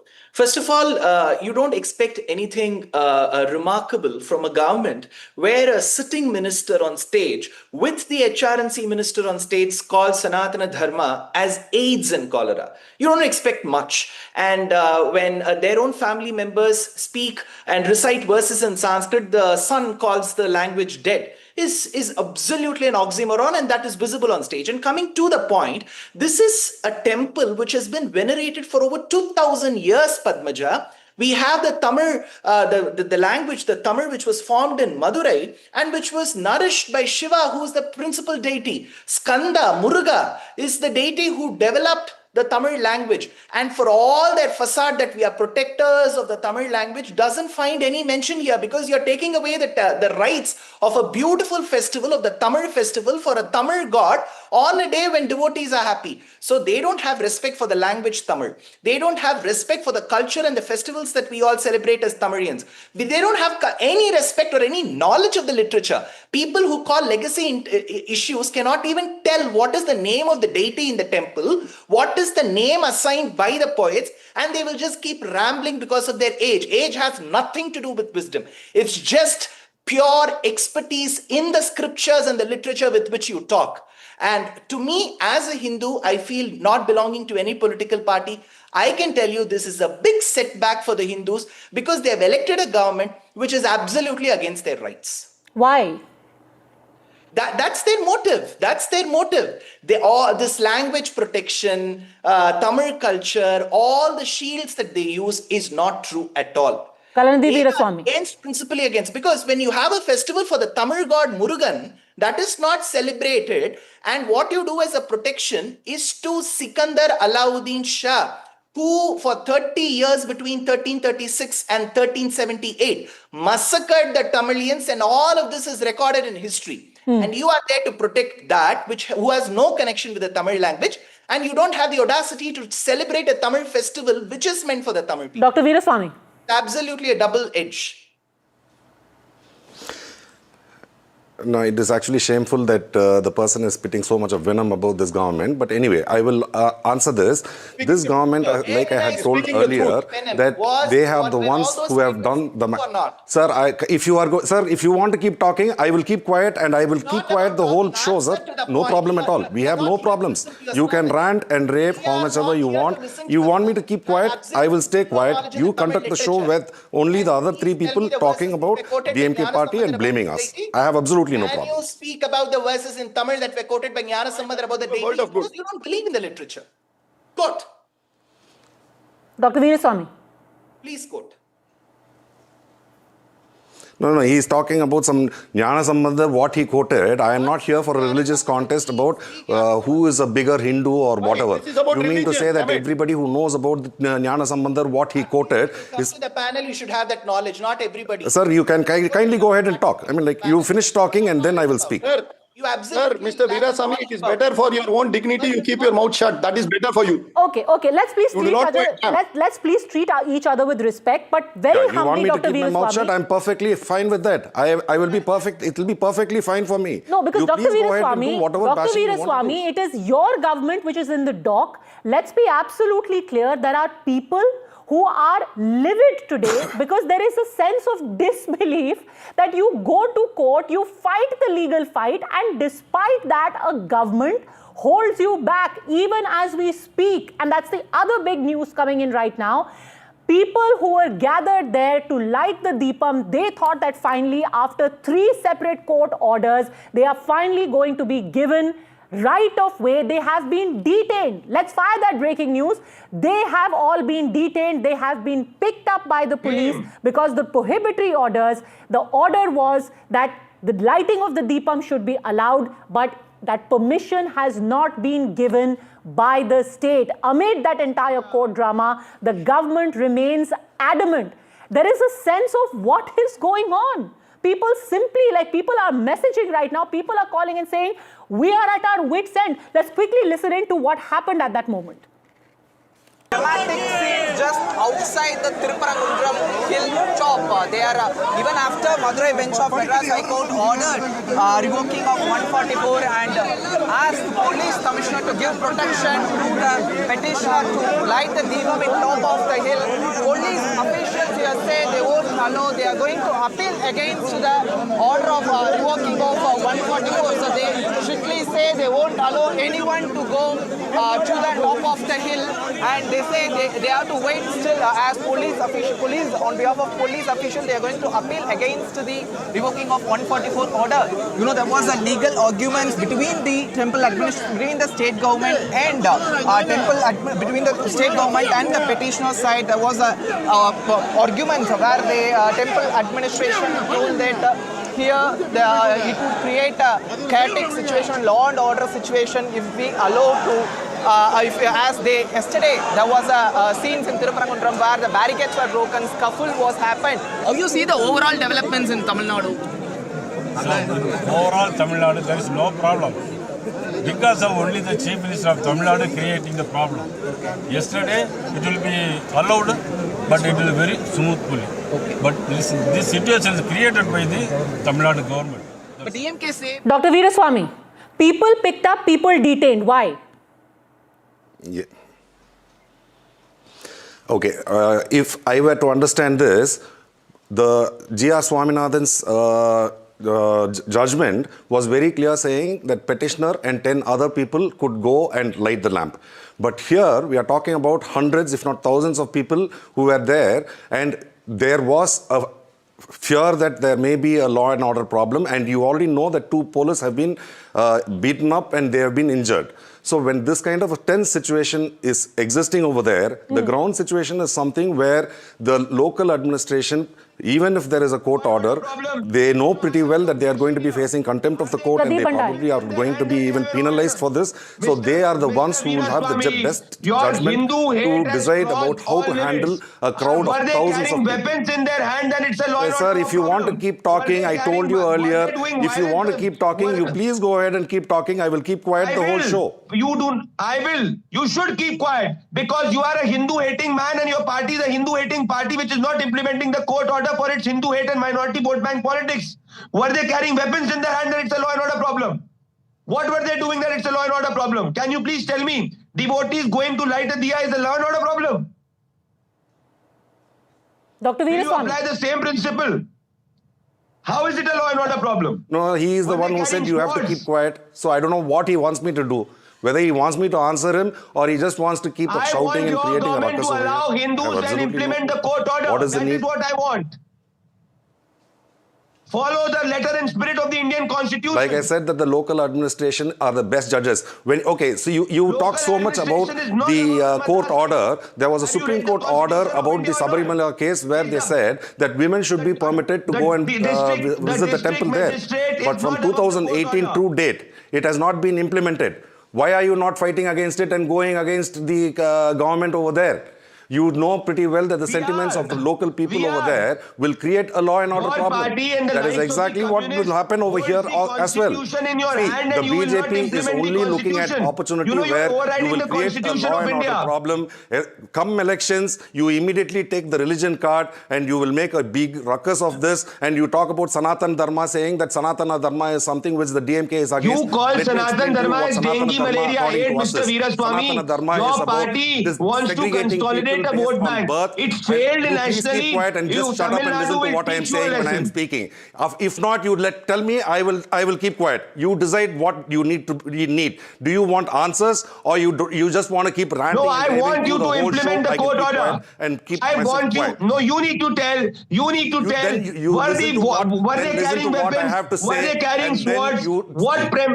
What was the initial evidence and the investigation that you had that it's a law and order problem? Conducting your debate, I see no point in having this kind of a debate with a person who jumps in every word I speak. He wants to jump in and create a ruckus, and they want to talk about religion. Hindus there also were following the law, sir. In another 6 months they have elections.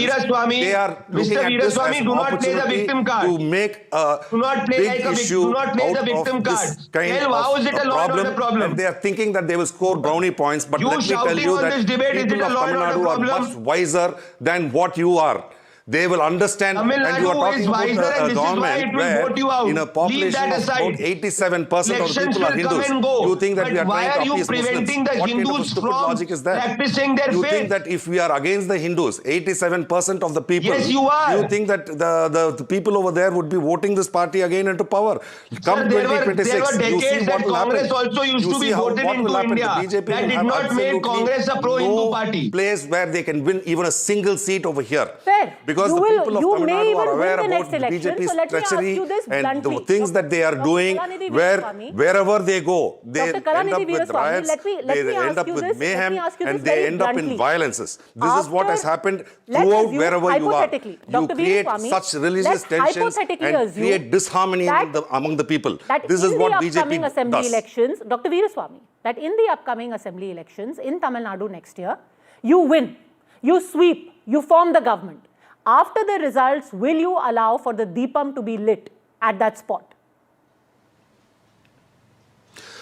Madam, you have to understand this court proceedings is something I'm not even talking about till after the elections. I am talking about, see, if there is going to be a Supreme Court, this case has to have its logical conclusion. A political issue for the I'm BJP, sure that you have to exhaust all your legal recourse. I am asking and then you, we will, best of luck to you. The government will let take your a party decision on sweep that. the elections. Will you allow the Hindus of Tamil Nadu, the devotees of that area, to light the lamp?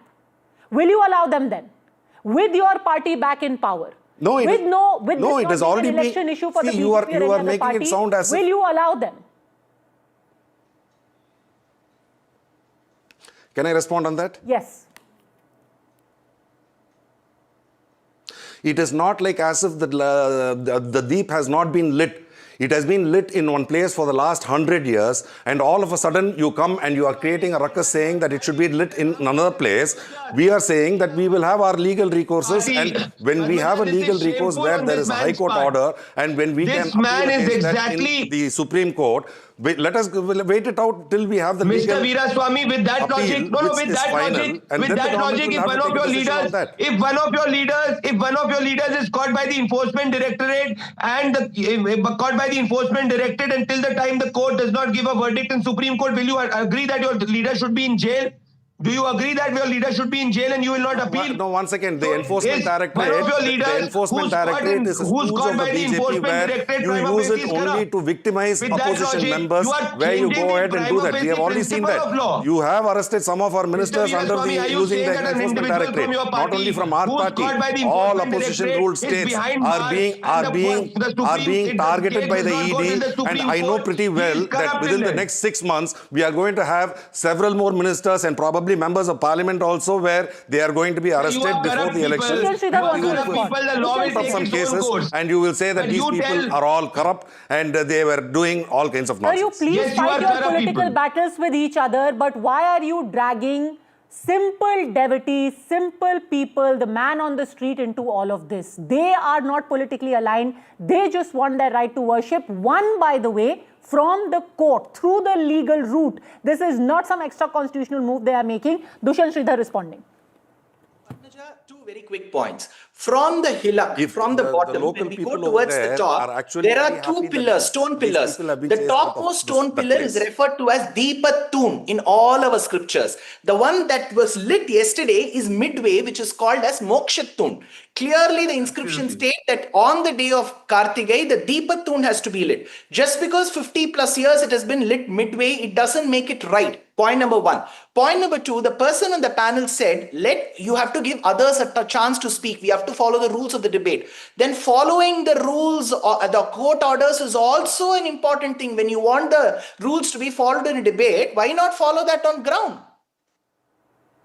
And that's the simple question. Final question I will leave with M.R. Venkatesh. The argument now being made is 10 people were allowed. Why did 1,000 go? That is what precipitated the situation. No, it did not. It's a blatant lie. And I think only a DMK person can lie to his teeth just like that. People were assembling there since afternoon, hoping that the lamp will be lit. And this order was passed on 1st of December. But when people assembled there and there was no sign of any movement from the temple authorities, we moved a contempt petition at 5, which was heard at 6. An order was passed at 6:05 or 6:07 by the learned single judge, directing that 10 devotees can go up the hillock and light the lamp, along with the CISF personnel. But by that time, huge crowd has gathered. And who allowed this crowd to gather? It is the police. It is a mistake of the police. The learned judge asked, I will pass an order for the entire town to be vacated. The police would not agree. The learned ASG would not agree. So please understand that this is a diabolical plot by the DMK government, its legal officers, its police officers, to ensure that the fundamental rights of the Hindu petitioner is deprived. We will fight till the end. We are determined to fight it legally. We will fight it through the media. We will take it to the People's Court. We will ensure that the downfall of the DMK government is done. Vetrivel Muruganuku Arohara. But the government is saying you'll create a law and order problem. They will again appeal against it. They're appealing against the order you got today. See, the DMK government talking about law and order is the most funny thing. It's the most world's valuable oxymoron. The DMK government is known to break laws. It has done with impunity on the. What happens to the court then? Have we privatized the courts? Have we done away with the courts? What happened to Article 226? Do we say that the Constitution of India is burnt? Are we saying that it is no longer in force? Are we saying the court orders need not be followed? Are we saying that the IAS and the IPS need not have to have any, the executive need not report anything to the courts in such mandamus issued by the courts? What are we talking about? Okay, see, the problem with Mr. Meerasamy, he's a politician, he can get away with any nonsense. But the courts will not allow such nonsense. That's the problem. Well, the law of the land ultimately will prevail, has to prevail. The politics aside, Correct. whatever the considerations here are about elections or otherwise, this is the fundamental right of people in this country to practice their religion without any fear or favor. And it's the court of this land which has said clearly that if communal harmony has to be maintained, it cannot be a one-way street. You cannot have one side being stopped from exercising their basic right. Still hoping that the last word and justice comes from the court. Thanks very much, gentlemen, for joining me. The other big story that we've been tracking here on the channel, a grand gesture for Russian President Vladimir Putin, where Prime Minister Modi today broke protocol to receive him at the Palam technical area. He, in fact, greeted Putin with a handshake, a warm embrace. Both of them left the airport together in the same vehicle. The Russian president, in fact, rode in the vehicle of the Indian PM. Remember, Prime Minister Modi is hosting a private dinner for Putin after his arrival in New Delhi. And on that, let me go straight across now to Ravi Agrawal, Editor-in-Chief of Foreign Policy Magazine, joining us now on NDTV. Ravi Agrawal, thanks very much for speaking to us.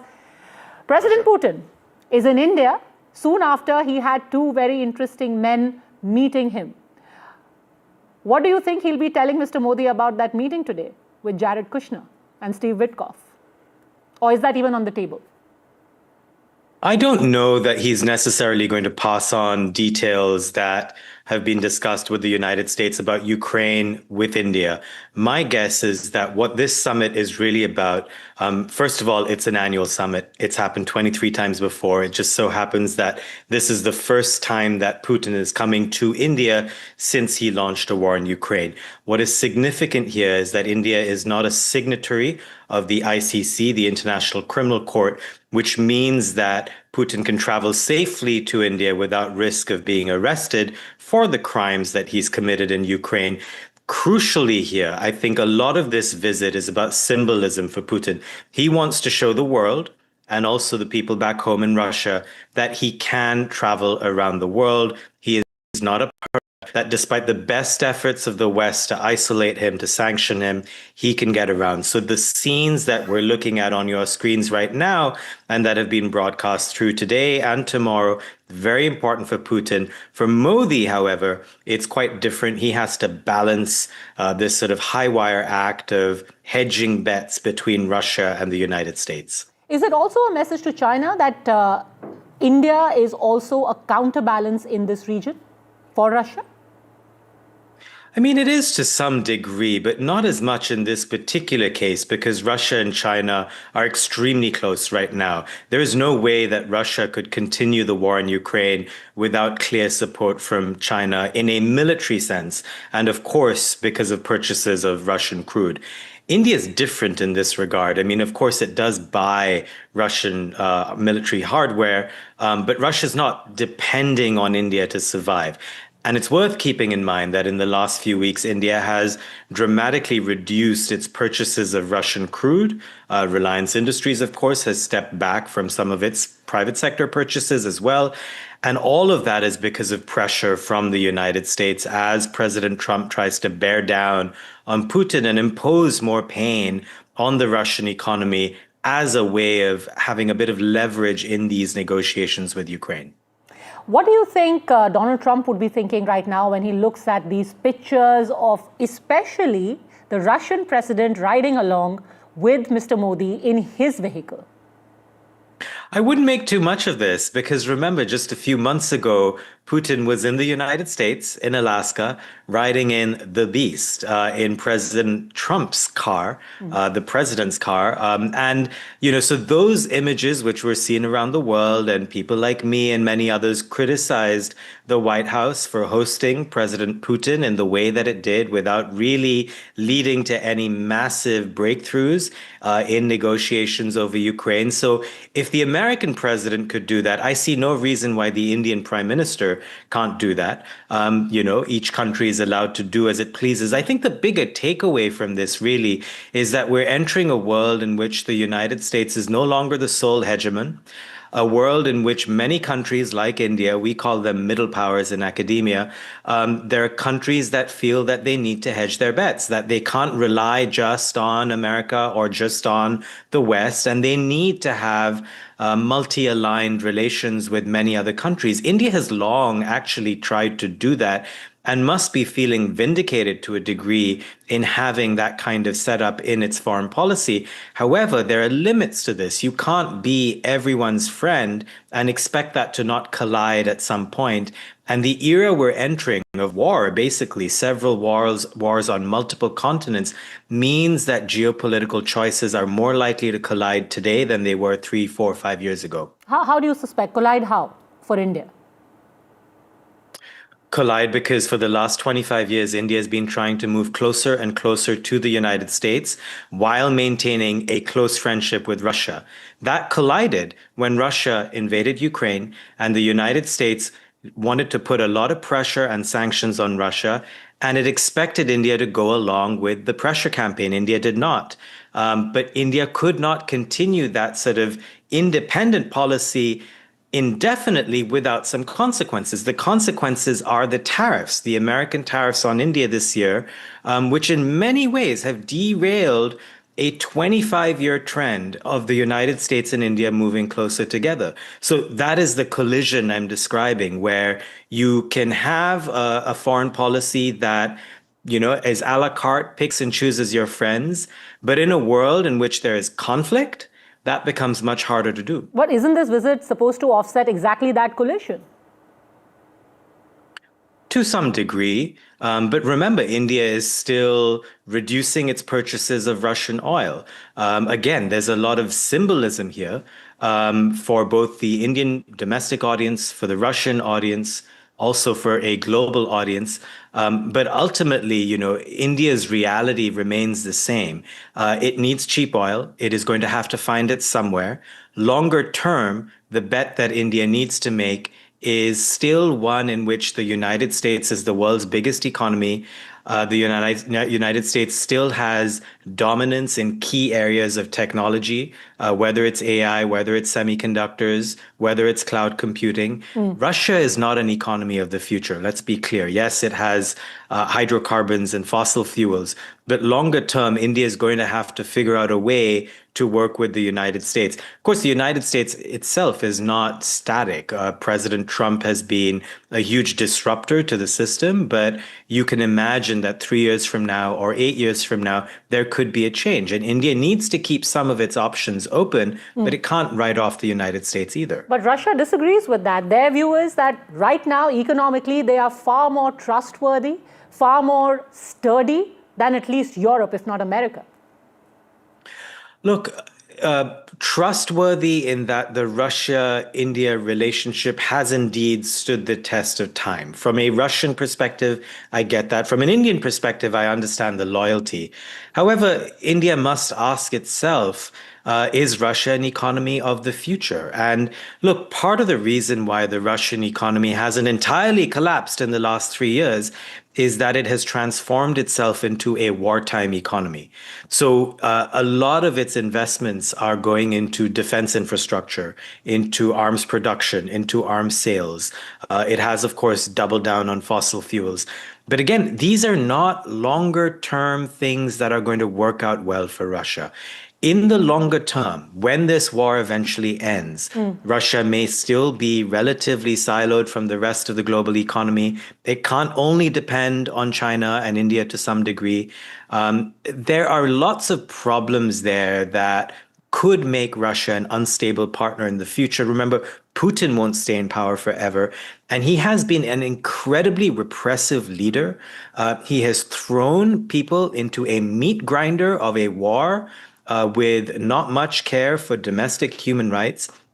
At some point, that is going to catch up with Russia. And so if you are looking to deal with Russia, you don't want to ignore that. All right. For now, thanks very much, Ravi Agarwal. It'll be interesting to see over the next 24 hours the reactions. More importantly, what is the outcome of the meetings that we'll have here and how the world and America in particular reacts. For joining us with your perspective from Washington, Ravi Agarwal, it's been a pleasure. All right, that's it then on today's edition. But remember, when it comes to any big news story, when it comes to foreign policy, it's NDTV. The buck stops here. Time for a break.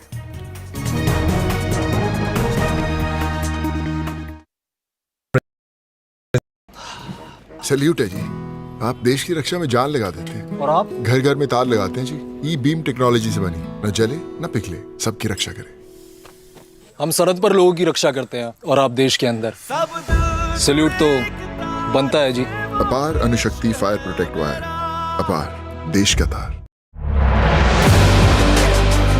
Two world leaders, one crucial meet. Putin says Namaste India. The bonhomie, the Big Bang deals. Bharat और रूस हमेशा कंधे से कंधा मिलाकर चले। Strategic shifts and the global impact. NDTV tracks the high-stakes handshake. Modi-Putin summit on NDTV 24/7. Other opposition parties. They argue, I conclude. They deflect, I drill down. Stop. This isn't a free-for-all. It's a reckoning. No filler, no fog. Only the facts and where they lead.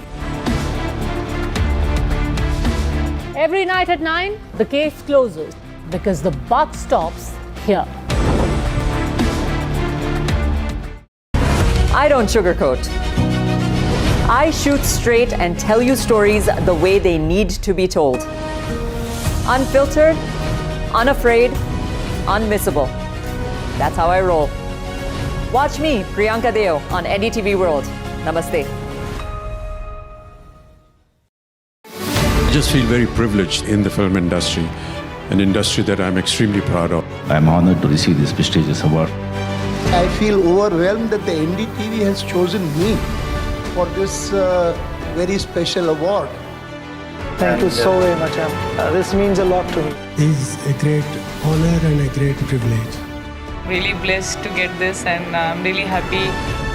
This is one of the few moments I'm going to be humble, so please record this properly, guys. आज का दिन सबसे पहले जो foot soldiers, जो presiding officers और जो team है उनको सेलिब्रेट करने का है।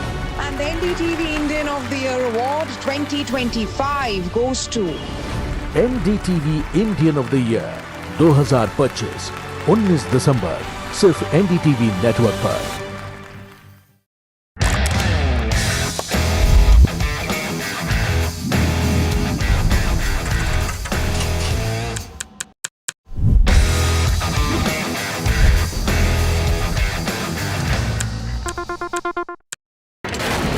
Front lines of Kargil, the fury of Operation Sindhu, so many attacks, the chaos and cries of disaster zones, to fighter jet cockpits, and the world's most defining interviews. It's incredible. He has seen history break, live, unfiltered.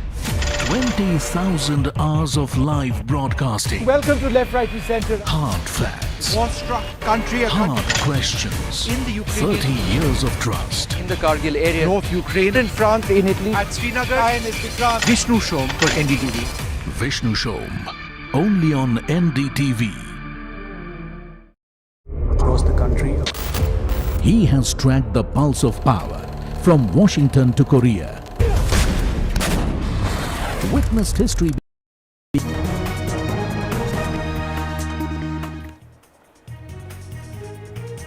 The Congress party today expelled Palakkad MLA Rahul Mamakuttathil from the party in a definitive attempt to draw a line under a serial sexual predator scandal that has haunted the United Democratic Front opposition in Kerala since August.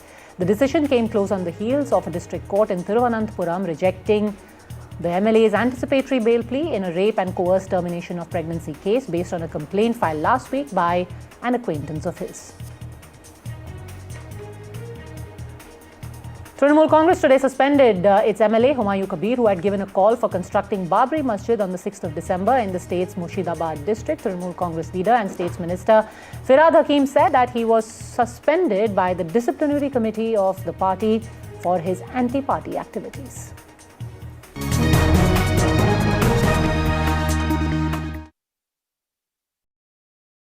The best app to use is the NDTV app.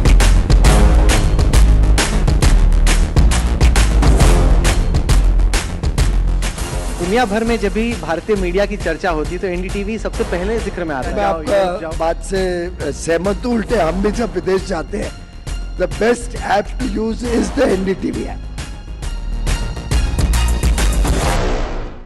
21 days in Kashmir. People have bombarded me, friends, with requests for an unfiltered list of things I saw and observed on the ground. Very special ground report from the line of control. There were some children who've lost limbs in the shelling.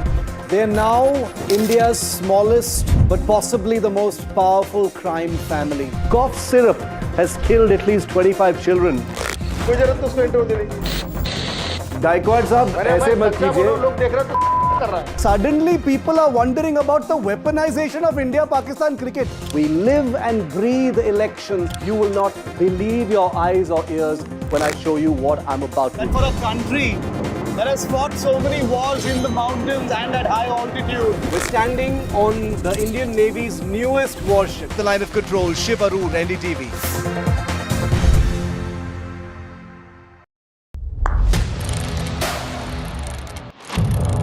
What seems settled for me is unfinished business.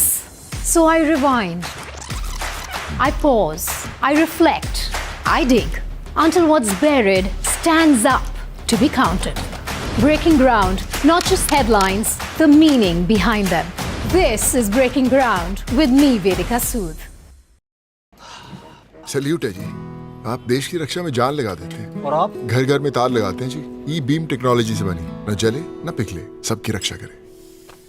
हम सरहद पर लोगों की रक्षा करते हैं और आप देश के अंदर। सैल्यूट तो बनता है जी। अपार अणुशक्ति फायर प्रोटेक्ट वायर, अपार देश का तार। Two world leaders, one crucial meet.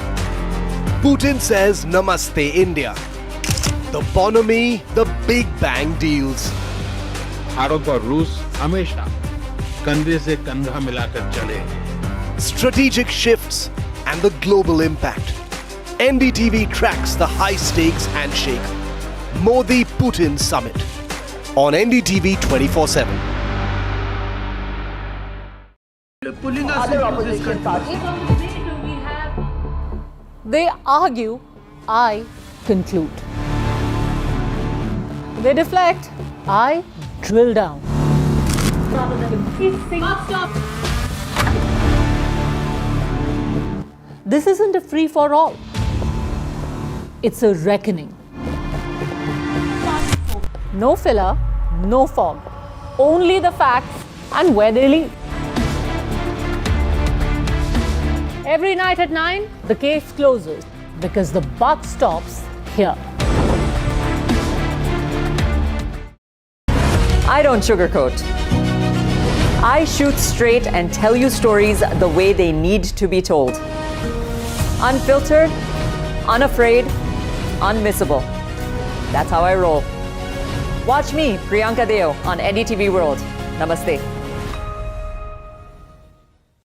I just feel very privileged in the film industry, an industry that I'm extremely proud of. I'm honored to receive this prestigious award. I feel overwhelmed that the NDTV has chosen me for this very special award. Thank you so very much. This means a lot to me. Is a great honor and a great privilege. really blessed to get this, and I'm really happy. This is one of the few moments I'm going to be humble, so please record this properly, guys. आज का दिन सबसे पहले जो foot soldiers, जो presiding officers और जो team है उनको सेलिब्रेट करने का है. And the NDTV Indian of the Year Award 2025 goes to NDTV Indian of the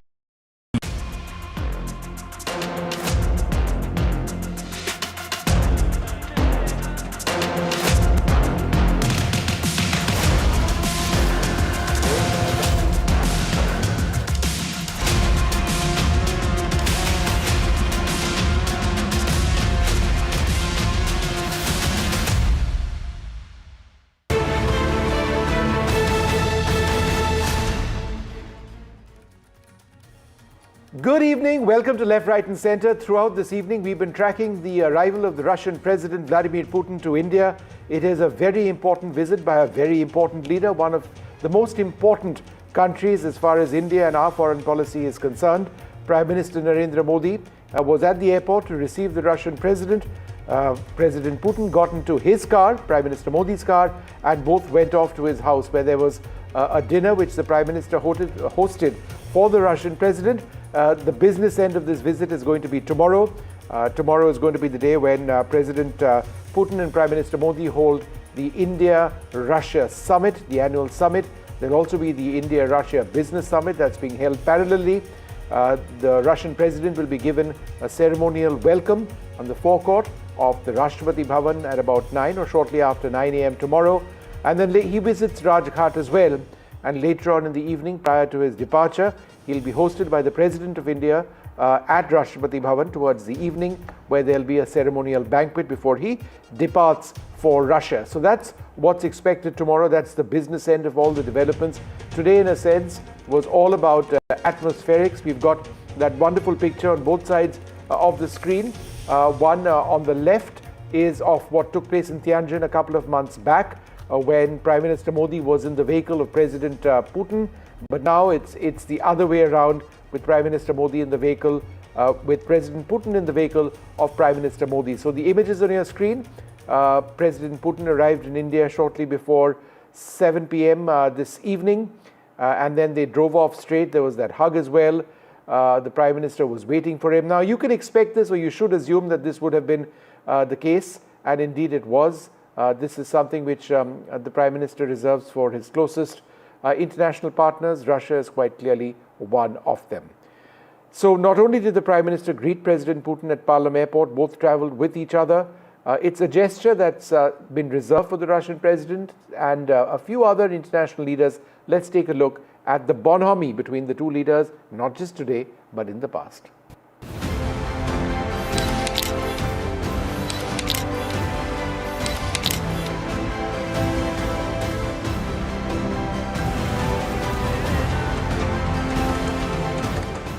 Protocols are formal, friendship is personal.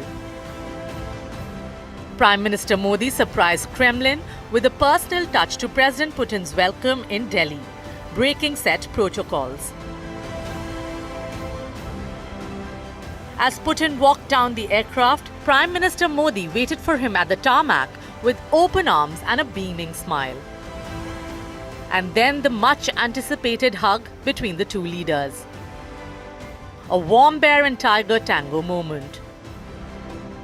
Prime Minister broke another protocol, and the two leaders travelled in the same car from the airport to the Prime Minister's residence, diving straight into an animated conversation.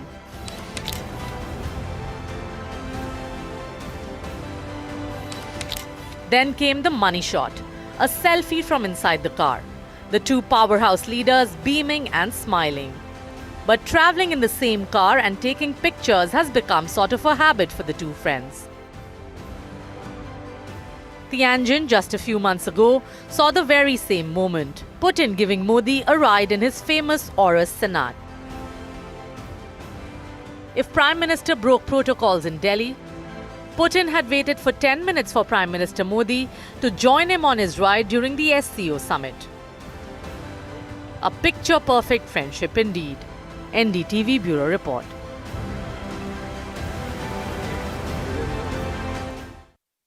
Well, what can be expected in this visit? It is an important one. I'm joined in the studio.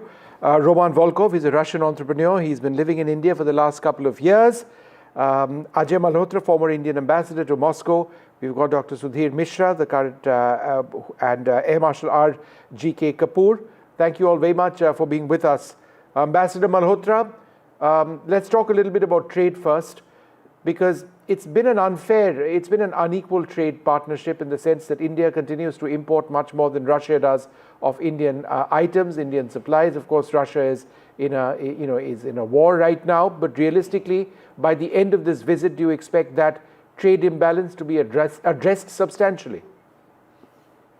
Vishnu, when you trade, both sides benefit. You agree on a price which the buyer and the seller think is mutually beneficial and advantageous, and then you have a deal and then trade takes place. So in this case, I wouldn't worry too much about the so-called imbalance, because India benefits from that imbalance. I mean, it would be frankly quite ridiculous if we are trying to remove the imbalance by asking the Russians to curtail oil imports. We are benefiting from that because of the lower price at which we've been buying so far. So unlike in other cases, I wouldn't say that we need to reduce Russian imports, but perhaps we need to increase Indian exports. Yeah, exactly. That's what I'm asking.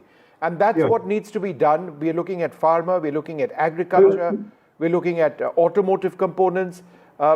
Is that something that's realistically going to be addressed in this visit, Ambassador? It will be addressed, but the success rate, I would say, from 5 billion Indian exports, you might get to 7 or 8 billion. But suddenly going up 7 or 10 times, like the Russian exports to us went up because of a purchase of a large quantity of oil, which is very beneficial to us. Sure. So in the other direction, I don't see it taking place, except there are a few commodities where we can do well. For example, pharma, fertilizers, importing from there, but pharma from us. Some agricultural produce. Shrimp, for example, has great perspective out there. And I'm looking at items where we have, our industry might have suffered due to the sanctions and the tariffs being put by the Americans. So certainly you have textiles and hosiery. You would have food products and seafood in particular. And you would have maybe items like carpets, for example. Sure. Or handicrafts that go to USA, which can easily be redirected here and would have a ready market for them. All right. But in agricultural products also, there are many out there. Sure. Russia needs now, for example, potatoes, pomegranates, and other such items. And we will be happy to provide them. Yeah. Dr. Mishra, for example. Sure, so just give me one moment and let me keep the strike rotating. Dr. Sudhir Mishra, is a DRDO chair emeritus, but he's also India's Brahmos man. Somebody who's had a decisive role in bringing into our country and developing with the Russians a state-of-the-art weapon system that in fact went on to define a part of Op Sindoor. Dr. Mishra, Brahmos stands for Brahmaputra Moskva. It's technology which was originally Russian but then became very Indian. How did that partnership work in the context of two friendly allies working together on state-of-the-art technology? Good evening, Vishnu. Before I answer your question, I would like to highlight that we are witness to a second most watched, photo op. The first was between Trump and Putin. Putin was common. This is the second one. Now, to answer the question, actually, we did not do any technology transfer in the case of Brahmos. We did the joint development. You see, I can call it as a first FDI in the defense. It was approximately $150 million way back, about 27 years back in 1998. Right. The second thing is we divided the work proportion to the investment. So 50% of the missile has been developed in India by DRDO and is given to Brahmos. So it's a real joint venture, not technology transfer. What makes it different is that we we are very ably supported in the development of Brahmos subsystem by DRDO. So we created a project, a separate project, which was working dedicatedly only for the Brahmos program.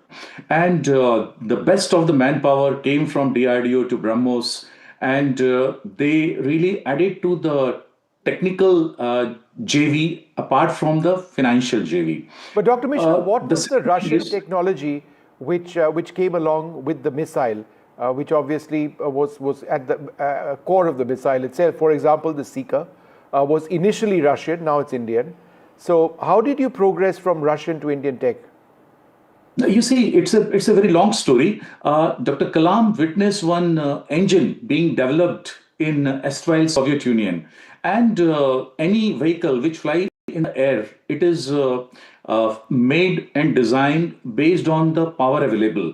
So both the sides, Dr. Kalam and his counterpart, Dr. Yefremov, he decided that we would design the world's fastest, most advanced cruise missile around this engine. So the engine and the seeker means the electronic subsystem which identifies the target. It came from Russia.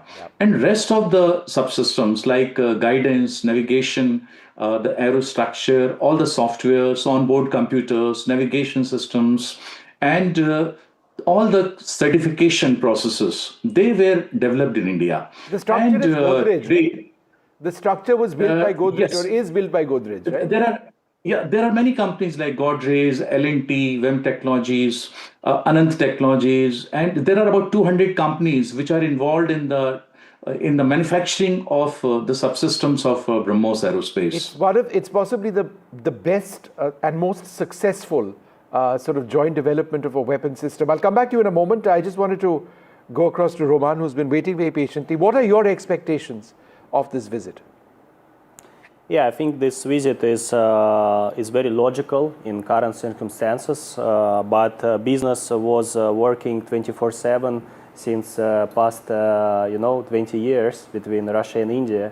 Yes, right now we see improvement because, for example, I came from Moscow shifted from Moscow to Delhi to build e-commerce platform in iron and steel. Before that, we were doing this in Russian market. We were the largest one in the trading steel in the e-commerce space. But we shifted to India because we saw huge potential not only in export-import between Russia and India, but also in Indian market itself. Yeah. And this is very amazing, like to see how Indian economy is growing. But Roman, tell me one thing. At the heart of the relationship is the people-to-people relationship. We are all talking about defense and we are talking about trade and oil and sanctions. But being a Russian in India, does it feel like being at home? Maybe not the air pollution, but otherwise. Yeah, so exactly. I mean, this is one thing which I'm really grateful to India, because here you feel really at home. So people treat you very well. So I think from the first day, and I met thousands of entrepreneurs in India, and I haven't met any kind of wrong kind of relationship. So in terms of relationship, it was very, very like maintaining, very warming. Yeah. So this is amazing. Air Marshal Kapoor, one of the most important weapon systems for India during Op Sindoor was the S-400. That's been a Russian import directly. And even though we don't expect a defense deal, for more Russian S-400 systems now, it certainly seems to be something on the cards. Now, this is important for India because our decision to stick to the S-400, despite American pressure, has 110% worked, right? Yes, I think S-400 was the game changer. It got its longest surface-to-air kill ever in the world at about 310 kilometers plus. And so there is no doubt that S-400 is a game changer. It's the best air defense system in the world today, just short of what I would say is S-500 But with the current operational philosophy that we have, which is developing of long-range weapons and long-range strike, I think it is important that India gets more of such weapon systems, at least S-400s. And we've in got fact, two are yet to come. Yeah, exactly. And so those two should be expedited. I think that would be very high on agenda. In addition to probably, I would say to have some more tech transfer for development of Kusha that we are doing, DRDO. I think this is a great opportunity for two nations to look at some deliverables in co-development and co-production, where India gains in terms of technology transfer, in terms of building up its own technology base to leapfrog into a world standard that awaits us. All right, gentlemen, thanks very much for being with us. Ambassador Malhotra, I'll request you to hang on for just a few moments because I wanted to get your views on what we play out next. In 2002, I had the opportunity of interviewing President Putin in the Kremlin. It took place at 2 in the morning. It was a 45-minute interview. And it just strikes me that some of the key themes that we are talking about 23 odd years later, whether it's state-sponsored terrorism from Pakistan, whether it's the proliferation illegally of nuclear technology, of the need for Security Council reform, these are themes. And of course, of Russia's export of its weaponry to China, that's been a factor for us. That remains relevant all these decades later. In a sense, these were important new themes back then. Let's play out that interview and then get a quick couple of reactions. Welcome now to a very special episode of Talking Heads. Joining us for this is the President of Russia, Mr. Vladimir Putin. Mr. Putin, thank you so much for joining us for this very special episode of Talking Heads. We were speaking about a unipolar world and a multipolar world. Do you believe that America's actions against Iraq, at least its stated policy against Iraq, represents a unipolar, hegemonic interest, which is very different from what Russia believes to be the correct course of action? We share the position of our US partners in the sense that we must make sure that Iraq is not developing weapons of mass destruction and has no such weapons in its possession. And although the world has changed, the tools, the international instruments that we used before to improve international relations can continue to be used and should be used and adapted to the present day situation, and they can be further improved. And here what I have in mind is first and foremost such instruments, such tools as the United Nations. But at the same time, we do believe that we should not forget about other hotbeds existing in the world that should pose a certain threat.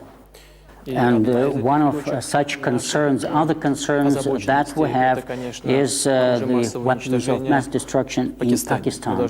We have to have a clear picture of where those weapons are, in what status, in what condition they are, and what will happen to them in the future. And there are also some other regions of the world that we are concerned about, no less than about Iraq. So do you believe that Osama bin Laden is alive in Pakistan? And would you label Pakistan a state sponsor of terrorism? Мы дружим с Индией не против кого-то. We are friends with India, or we maintain our friendship with India not against somebody, but precisely for the purpose of being friends with the country and further continuing our friendly relationship.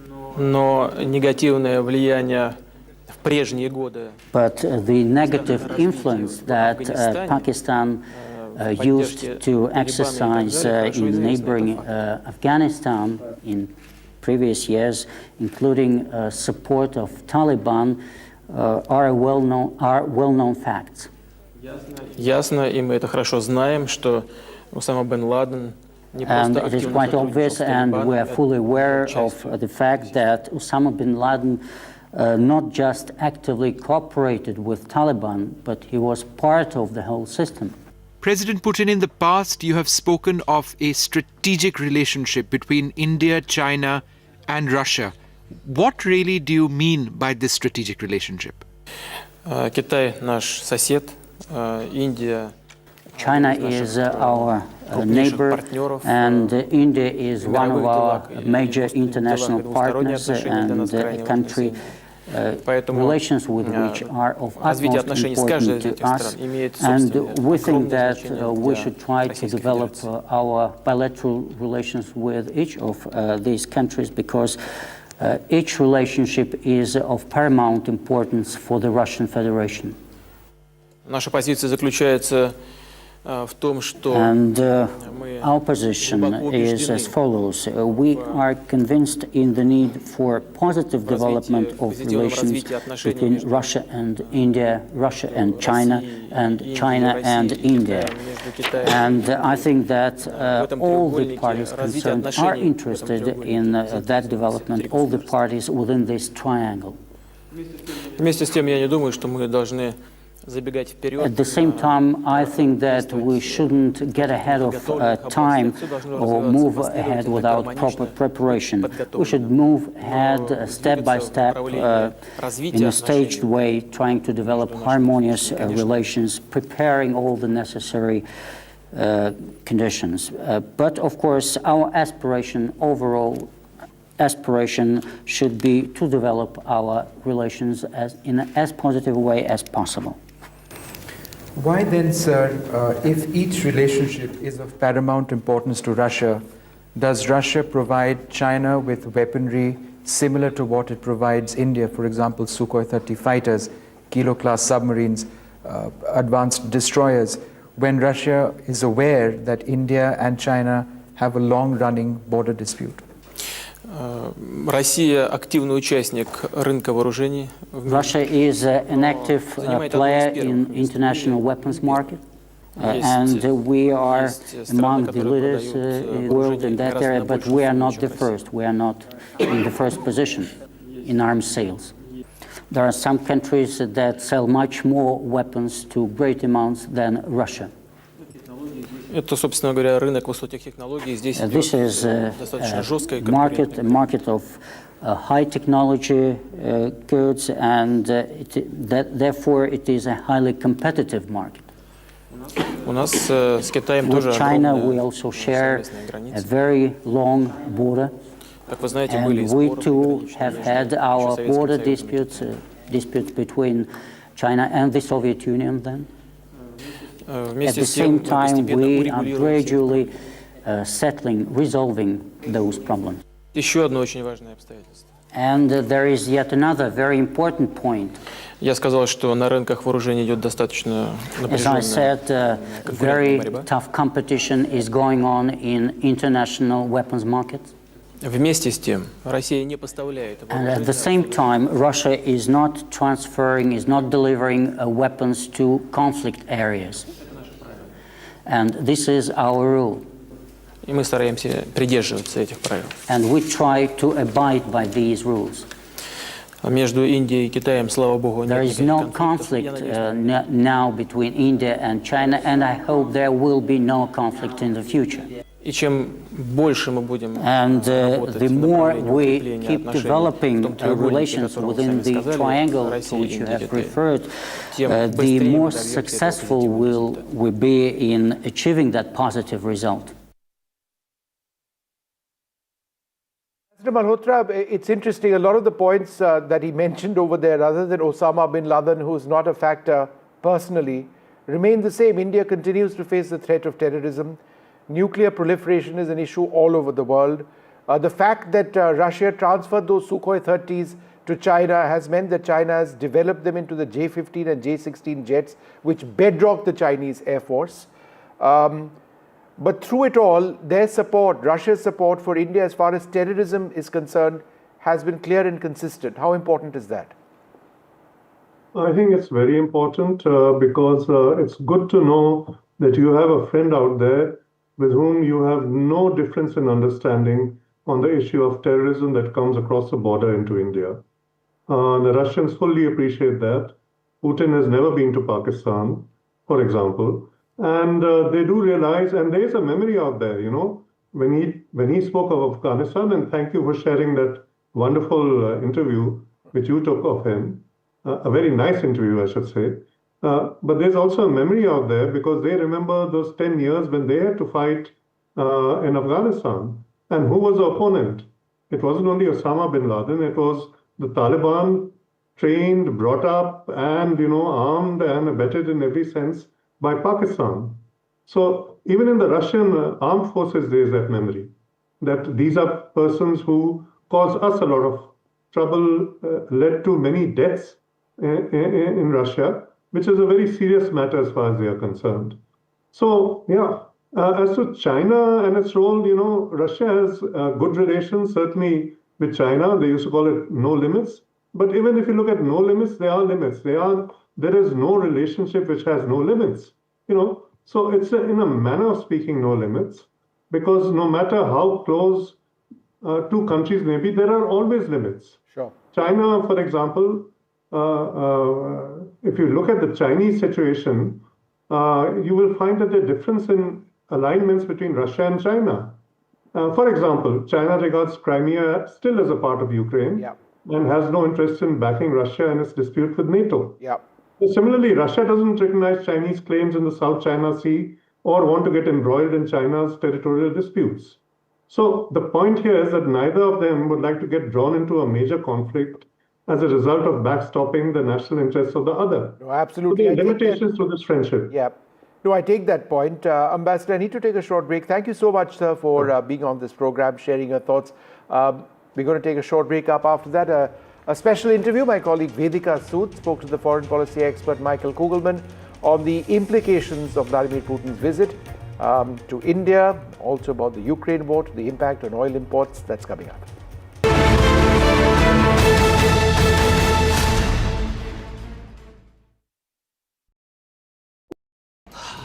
Salute है जी, आप देश की रक्षा में जान लगा देते हैं और आप घर घर में तार लगाते हैं जी। ई बीम टेक्नोलॉजी से बनी, न जले न पिघले, सबकी रक्षा करे। हम सरहद पर लोगों की रक्षा करते हैं और आप देश के अंदर। सल्यूट तो बनता है जी। अपार अणुशक्ति फायर प्रोटेक्ट वायर, अपार देश का तार। The front lines of Kargil, the fury of Operation Sindhu. So many attacks. The chaos and cries of disaster zones, to fighter jet cockpits, and the world's most defining interviews. It's incredible. He has seen history break. Live, unfiltered. 20,000 hours of live broadcasting. Welcome to Left, Right, Centre. Hard facts. War-struck country. Hard questions. In the Ukraine. 30 years of trust. In the Kargil area. North Ukraine. In France, in Italy. At Srinagar. Vishnu Shom for NDTV. Vishnu Shom. Only on NDTV. Across the country. He has tracked the pulse of power from Washington to Korea. Witnessed history being made in global capitals and conflict zones. Brought clarity to complex issues of national security and international affairs. Aditya Raj Kaul, covering international affairs like no one else. Only on NDTV network. The best app to use is the NDTV app.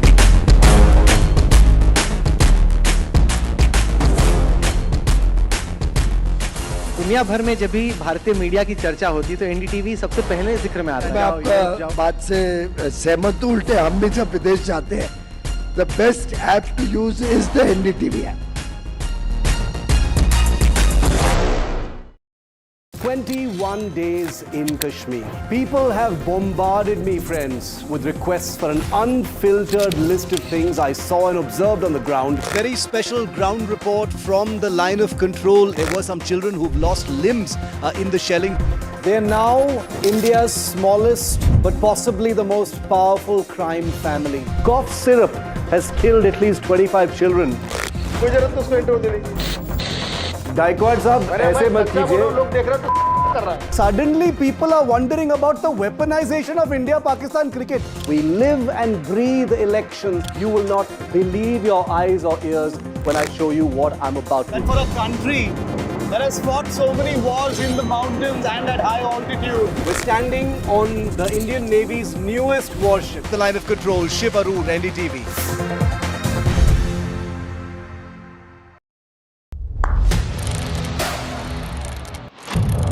What seems settled for me is unfinished business. So I rewind, I pause, I reflect, I dig until what's buried stands up to be counted. Breaking ground, not just headlines, the meaning behind them. This is Breaking Ground with me, Vedika Sood.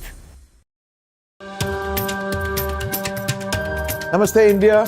As you all know, I've been traveling around the world with my music. But this one is truly special. Something that's India. You all must have seen the magic that was created in Kun Fayakun. Now it's your chance to experience it with me. So book your tickets from District app and together let's create harmony of hearts. See you, Delhi.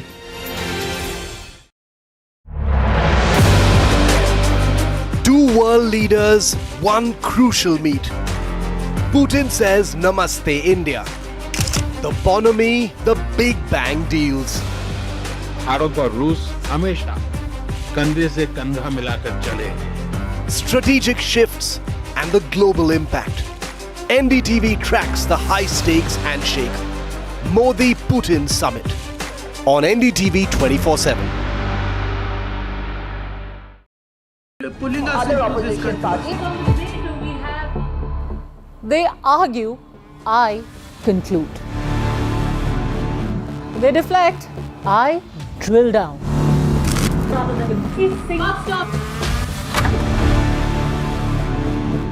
This isn't a free-for-all.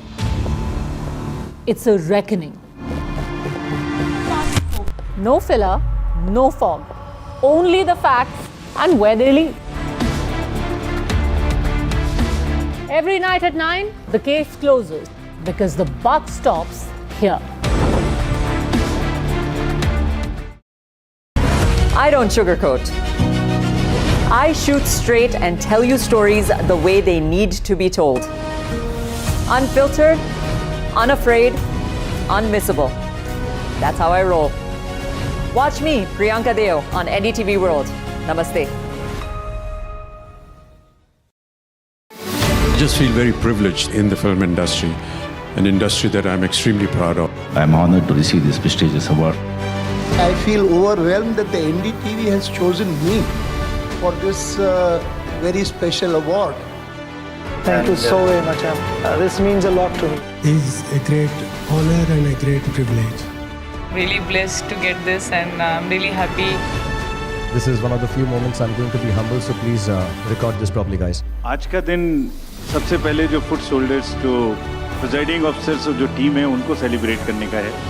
And the NDTV Indian of the Year Award 2025 goes to NDTV Indian of the Year 2025 19 दिसंबर सिर्फ NDTV network पर. Salute है जी. आप देश की रक्षा में जान लगा देते हैं और आप घर घर में तार लगाते हैं जी. ई बीम टेक्नोलॉजी से बनी, न जले न पिघले, सबकी रक्षा करे. हम सरहद पर लोगों की रक्षा करते हैं और आप देश के अंदर. सल्यूट तो बनता है जी. अपार अनुशक्ति फायर प्रोटेक्ट वायर. अपार देश का तार. The front lines of Kargil. The fury of Operation Sindhu. So many attacks. The chaos and cries of disaster zones. To fighter jet cockpits. And the world's most defining interviews. It's incredible. He has seen history break. Live. Unfiltered. 20,000 hours of live broadcasting. Welcome to Left, Right and Centre. Hard facts. War-struck country. Hard questions. In the Ukraine. 30 years of trust. In the Kargil area. North Ukraine. In France, in Italy. At Srinagar. Vishnu Shom for NDTV. Vishnu Shom. Only on NDTV. Across the country. He has tracked the pulse of power from Washington to Korea, Witnessed history being made in global capitals and conflict zones. Brought clarity to complex issues of national security and international affairs. Aditya Raj Call, covering. The best app to use is the NDTV app.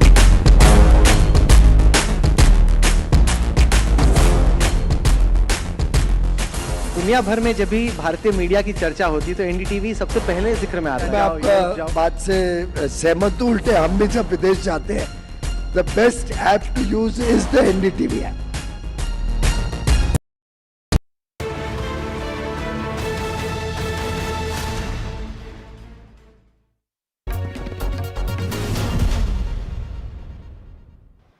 Thank you so much for speaking to NDTV. Vladimir Putin is in Delhi right now amid the Ukraine war, Western sanctions, and renewed geopolitical churn. What does the timing of this visit signal about the current state of India-Russia relations? I think it's a visit that's meant to reassert the continued strength of the India-Russia partnership. I mean, this is Putin's first visit to India in 4 years, and more importantly, it's his first visit since Russia's invasion of Ukraine. And so this is a war that India has always opposed. It's made things difficult for India for a number of reasons, one being that Russia has gotten closer to China because of the war.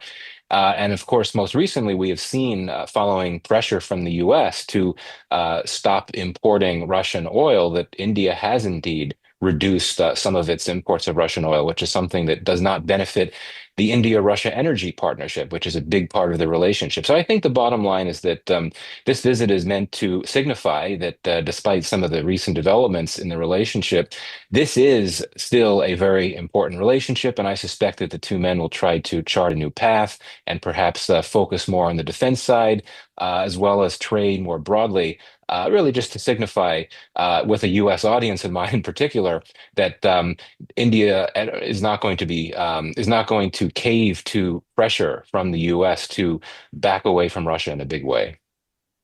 Would you say this visit could be more about optics and symbolism, or would you say it does point to a deeper strategic recalibration between Delhi and Moscow? Well, I mean, certainly it's symbolic. It's going to be about optics in the sense that, it is important, I think, for both leaders to be seen together, to show a Western audience that Western pressure is not going to drive these two men apart. So there is a very strong optic there, much like we saw when Prime Minister Modi was in China this past summer, and he met with President Xi and President Putin, the three of them together. That really sent a very strong message to the West as well, and particularly President Trump. But I think in this case, it's all about sending a similar signal. I do think that there is something more than this visit is not just about optics and symbolism. I do think that it's meant to signal a new phase in their relationship. I think that the two leaders are going to try to focus on some newer issues, or not newer issues, but issues that might not have gotten as much focus as they had before, and that entails trade beyond energy. I think that we're going to see efforts on the part of India to figure out ways to expand or increase its exports to Russia to balance the trade relationship more in India's favor. And I think there's also going to be some discussion around new arms deals. That's always a big part of the relationship. But there will be more of the same, and there will be some awkward moments. I suspect that Modi will gently tell Putin that this is not a war that should be fought. That's of course been his consistent position. How closely would the Donald Trump White House be tracking this visit, Michael? And what do you believe would be the main concern that Trump would have when he sees the visuals from this evening, from Friday, of Modi and Putin together, and with Putin being in Delhi at this moment? I mean, it's a very important moment in the war from a U.S. perspective, because there's a peace process that Trump has sought to author it's been picking up pace, in the sense that the President Trump really wants to see some progress. And so in that sense, for Putin to come to India now, should not necessarily be seen as a bad thing from Washington's perspective, in that hopefully the White House knows that that Modi and his government oppose the war, and they feel similarly to the Trump administration. They want it to end. But since it's a delicate moment, I think that for the White House, there might be some concern that instead of Modi focusing this visit on trying to push Putin to agree to a peace process, that instead he's going to focus on strengthening partnership and looking for additional ways to do business together, which is not what President Trump would want to see at this point. Right. And would you say that this visit would, in a way, weaken the West's way of looking at things in terms of Putin being isolated? Would this visit to India weaken that perception that has been created at this point by the West? Well, I mean, if that perception was accurate, which it is not, then I think that yes, I mean, this would undercut that perception. But I'd like to hope that the West recognizes that Russia is not at all isolated. I mean, you could look at the BRICS summit several years ago that was convened by Russia, and you had dozens of countries that were there, which I think was a reflection of growing unhappiness among the global South and a number of countries outside the West that are not happy with the world order and the Western role in it. And then more recently, you have Modi and Xi and Putin meeting in China. So, I'd like to hope that the West does not think that that is actually the case. It's true that this is what the West wants to do. It wants to isolate him. But it's clear that clearly has not been successful. Though we are seeing some of these sanctions threats paying off, in that India is now starting to reduce a bit its oil imports from Russia. But bottom line is that Russia is not isolated, and hopefully the West recognizes that, or at least acknowledges it. About oil, let's just elaborate on that. India's Russian oil imports have fallen after the Trump administration imposed tough new sanctions on key Kremlin-linked exporters. Now, with Putin in Delhi right now, Michael, how does this slump reshape the energy equation, if it does, between the two countries? And what would you say is Washington, D.C.'s reading on this? Well, I mean, clearly, the Trump administration is pleased to see that India has cut back. We've seen some pretty notable cutbacks in Russian oil imports coming to India since the new U.S. sanctions on on several key Russian energy giants went into effect, I think, on November 21st. The fact that Reliance has essentially reduced significantly its imports of Russian oil, that's also I think a big deal from Washington's perspective. But it's a complicated energy relationship. It was only after the war began in Ukraine that India began expanding in a big way its imports of Russian oil. It was actually importing a lot of American oil before that. And 2021, the year before the war, India was actually the top destination for American oil exports. So that suggests that there could be a way to bring things back. But clearly the U.S. wants India to do more. And I think that as negotiations between the U.S. and India continue on a trade deal, I suspect that Indian negotiators will hear more on that front from the U.S. But again, I mean, we've seen significant changes from India in terms of its willingness to cut back, at least for now, on some of these imports. Malcolm remains a spine, if I may say so, of the India-Russia ties, as fresh defense conversations, talks are going to unfold while Putin is in India. Is Russia still India's most critical military partner, or is that era clearly evolving?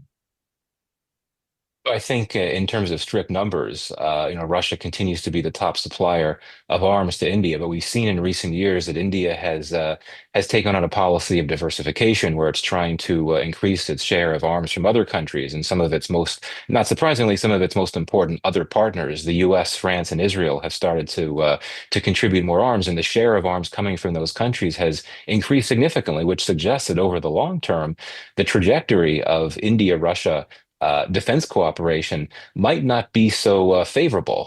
If we could assume that the U.S.-India relationship will bounce back, which I imagine it will, we'll see arms sales continue there. Just recently, the U.S. and India signed a new defense framework agreement, which suggests that more to come in terms of arms sales. I think that Russia's war and the war in Ukraine, I think it makes it a bit more difficult, perhaps, to be comfortable that Russia will be able to continue to supply India with large platforms in a timely fashion, just because it's fighting its war in Ukraine. So, I think that the longer term prognosis for India-Russia defense cooperation is a bit fuzzy, is a bit unclear. But for now, in the immediate term, Russia continues to be that player, that key player, and so much of India's defense industry and defense technologies continue to be drawing on Russian material. So let's talk about the S-400 also for a moment. We're talking about defense, we've spoken about oil. How does the Trump-led Washington view India continuing to induct and operate Russian systems like the S-400 amid sanctions on Moscow? Yeah, I mean, we're seeing an administration in Washington that is taking what for many is a surprisingly hard line on India's business with Russia. I mean, President Trump has always taken a more moderate view of Russia compared to the Biden administration. He's signaled his admiration for Putin in the past. But what Trump is concerned about is getting a peace deal in Ukraine. And so I think that if that were to happen, I don't think it's going to happen anytime soon. But if the war were to end in Ukraine, I don't think India would face nearly as much pressure from the U.S. as it is now for its doing business with Russia. Clearly, Trump wants to pressure Russia into buying into the peace process by trying to wean Russia's top trade partners away from Russia, and this is how India has come into the crosshairs. So for now, absolutely, and so long as efforts continue to try to get a peace deal, I think that India will take a lot of heat from the Trump administration when it comes to its energy imports, but also potential new arms imports from Russia.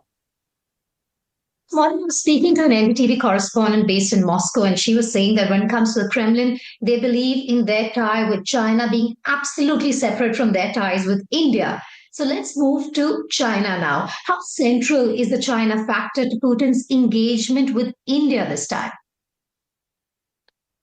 Well, I mean, as I think I said earlier, one of the consequences of the war in Ukraine is that Russia has moved closer to China. Perhaps closer than China is comfortable with, but this is clearly very concerning for India, given its longstanding rivalry with Beijing. I think that Putin wants to balance Russia's relations with both China and India, but let's be very clear. I mean, not to state the obvious, but Russia's relationship with India is much deeper and safer than its relationship with China, which is something that has been accompanied by a lot of rhetoric, no limits relationship, all that, but it's relatively new. And I'm not sure, as I said, that China is really comfortable with Russia getting as close to it as it is. So I don't think necessarily that the China factor will loom that large at this summit, though I will say that if you look at how India has sought to use some of Russia's weapons, including the S-400 platform, there's reason to believe that India wants to use some of these weapons to counter China, which I think raises an interesting question from a Russian perspective.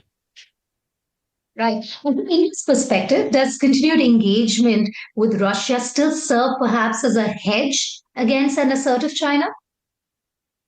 Well, absolutely. I mean, there's so many reasons why India needs to continue to have a strong partnership with Russia. I mean, one thing is that India likes to emphasize that it does not turn on its closest friends, and Russia, of course, for several decades, going back to the Soviet Union during the latter decades of the Cold War, has arguably been India's closest, most dependable friend.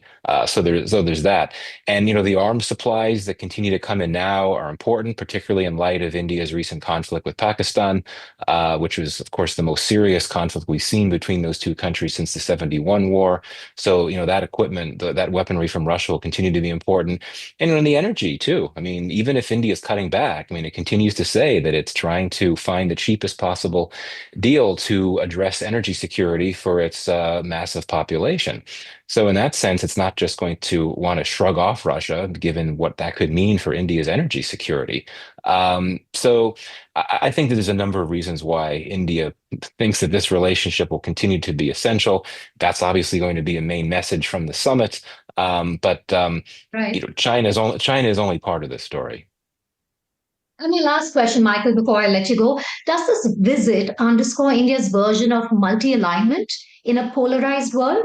It's a word often used by the Indian government, by the Modi government, multi-alignment. What would you say on that? I mean, to me, multi-alignment is the new strategic autonomy. It's essentially the same thing, but I think it's about adjusting to what has become a significant amount of geopolitical churn. And I think it entails India doing what it has to do to continue balancing ties with all of its friends. Many of these friends are rivals with each other, like the US and Russia. And it might mean making some adjustments in some of these relationships. I do think that India might need to rethink the emphases and the anchors of its relationship with Russia, particularly as the energy partnership becomes a bit shaky. So that's all part of multi-alignment. And I think that multi-alignment needs to emphasize adaptability, right? It needs to respond to major changes in the world order, which we've seen in great part because of the Trump effect, but other factors as well, including the war in Ukraine. So yes, I think that by having Putin in India for the first time in 4 years, I think it signals that even as India continues to bolster its partnerships with its friends in the West, it is going to continue to double down on its very special relationship with Russia. Michael Gugelman, always a pleasure to talk to you. Thank you so much for adding perspective to Putin's visit to India, and thank you for speaking with NDTV. Thanks for having me.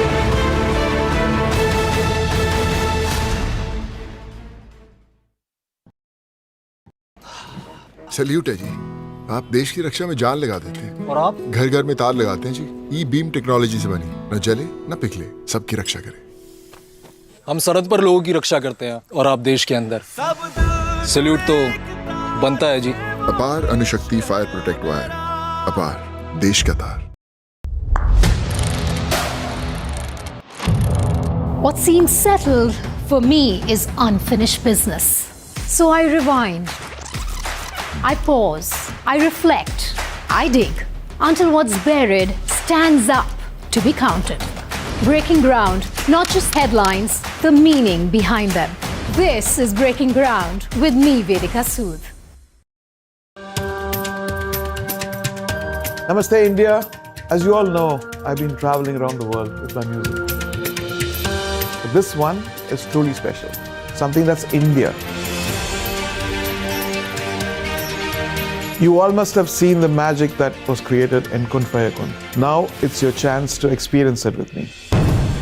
So book your tickets from District app, and together let's create harmony of hearts. See you, Delhi. Two world leaders, one crucial meet. Putin says Namaste India. The bonhomie, the Big Bang deals. Bharat और रूस हमेशा कंधे से कंधा मिलाकर चले.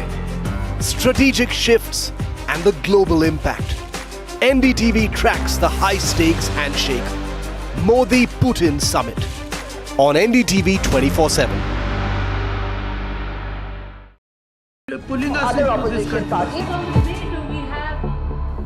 They argue, I conclude.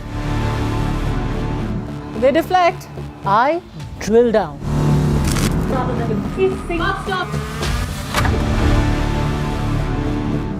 This isn't a free-for-all. It's a reckoning. No filler, no fog. Only the facts and where they lead. Every night at 9, the case closes because the buck stops here. I don't sugarcoat.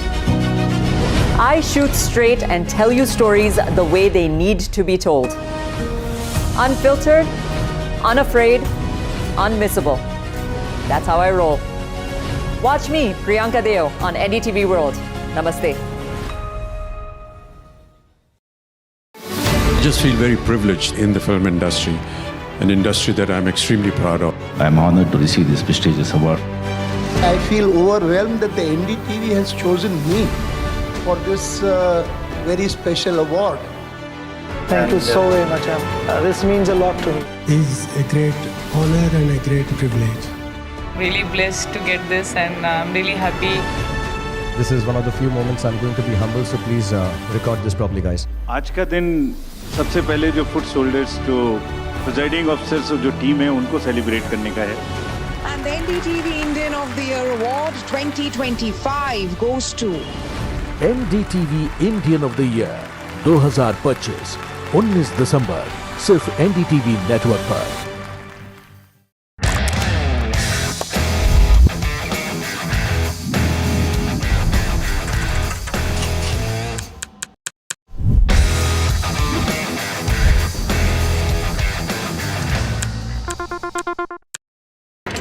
The front lines of Kargil, the fury of Operation Sindhu, so many attacks, the chaos and cries of disaster zones, to fighter jet cockpits, and the world's most defining interviews. It's incredible. He has seen history break, live, unfiltered. 20,000 hours of live broadcasting. Welcome to Left, Right and Centre. Hard facts. War-struck country. Hard questions. In the Ukraine. 30 years of trust. In the Kargil area. North Ukraine. In France. In Italy. At Srinagar. Vishnu Shom for NDTV. Vishnu Shom. Only on NDTV. Across the country. He has tracked the pulse of power from Washington to Korea. Witnessed history being made in global capitals and conflict zones. Brought clarity to complex issues of national security and international affairs. Aditya Raj Kaul, covering international affairs like no one else. Only on NDTV network. The best app to use is the NDTV app.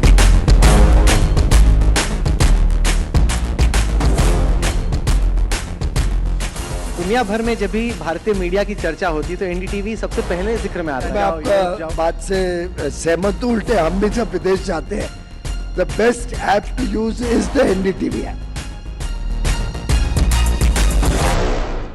21 days in Kashmir. People have bombarded me, friends, with requests for an unfiltered list of things I saw and observed on the ground. Very special ground report from the line of control. There were some children who've lost limbs in the shelling. They are now India's smallest but possibly the most powerful crime family. Cough syrup has killed at least 25 children. Gaikwad sahab, aise mat kijiye. Suddenly people are wondering about the weaponization of India-Pakistan cricket. We live and breathe elections. You will not believe your eyes or ears when I show you what I'm about to do. And for a country that has fought so many wars in the mountains and at high altitude. We're standing on the Indian Navy's newest warship. The line of control, Shiv Arun, NDTV.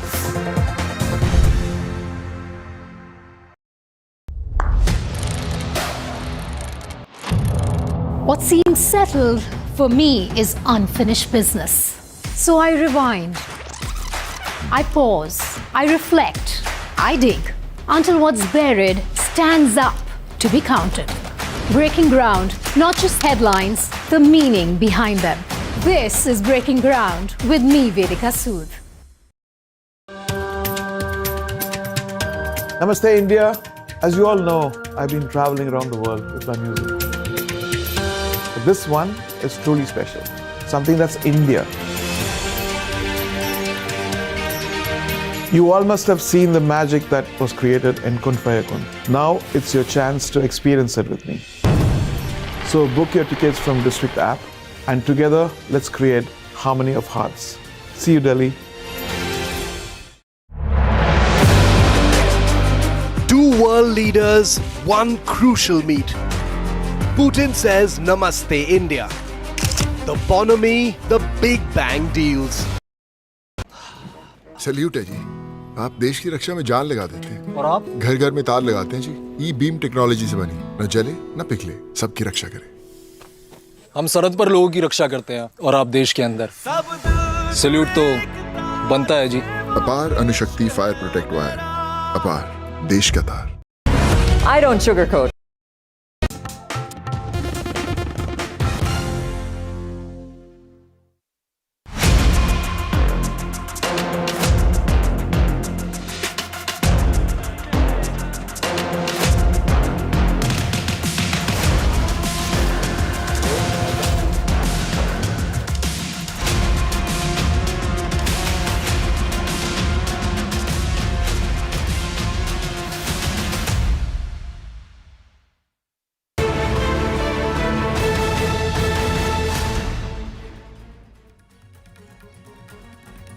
Russian President Vladimir Putin has landed in India for a two-day visit where he was greeted by Prime Minister Narendra Modi in a break from normal protocol. This is Putin's fifth time visiting India since becoming the President of Russia. The Prime Minister, while posting a photo of the two leaders on the social media platform X, commented, "Delighted to welcome my friend President Vladimir Putin to India. Looking forward to our interactions later this evening and tomorrow. India and Russia friendship is a time-tested one that has greatly benefited our people." Not just that, not only did the Prime Minister greet Putin at the Palam airport, but both leaders travelled with each other in the same car, a gesture that surprised the Kremlin as well as the other protocol members for not being advanced or beforehand informed about this. But this is how a friend greets another friend, with world watching the dostana between the Prime Minister and the President of Russia. Take a look at this report.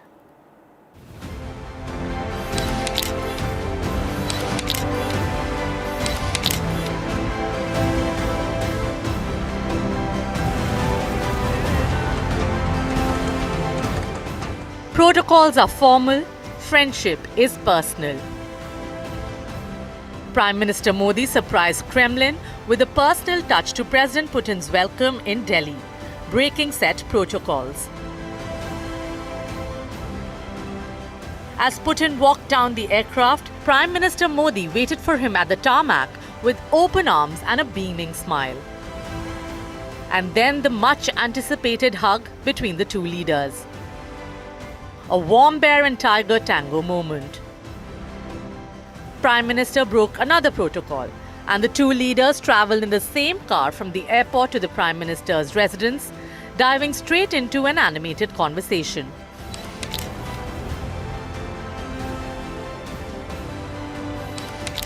Then came the money shot, a selfie from inside the car, the two powerhouse leaders beaming and smiling. But travelling in the same car and taking pictures has become sort of a habit for the two friends. Tianjin, just a few months ago, saw the very same moment, Putin giving Modi a ride in his famous Aurus Sonata.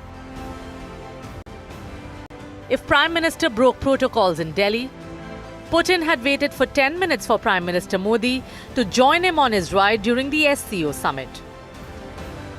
A picture-perfect friendship indeed. NDTV Bureau Report.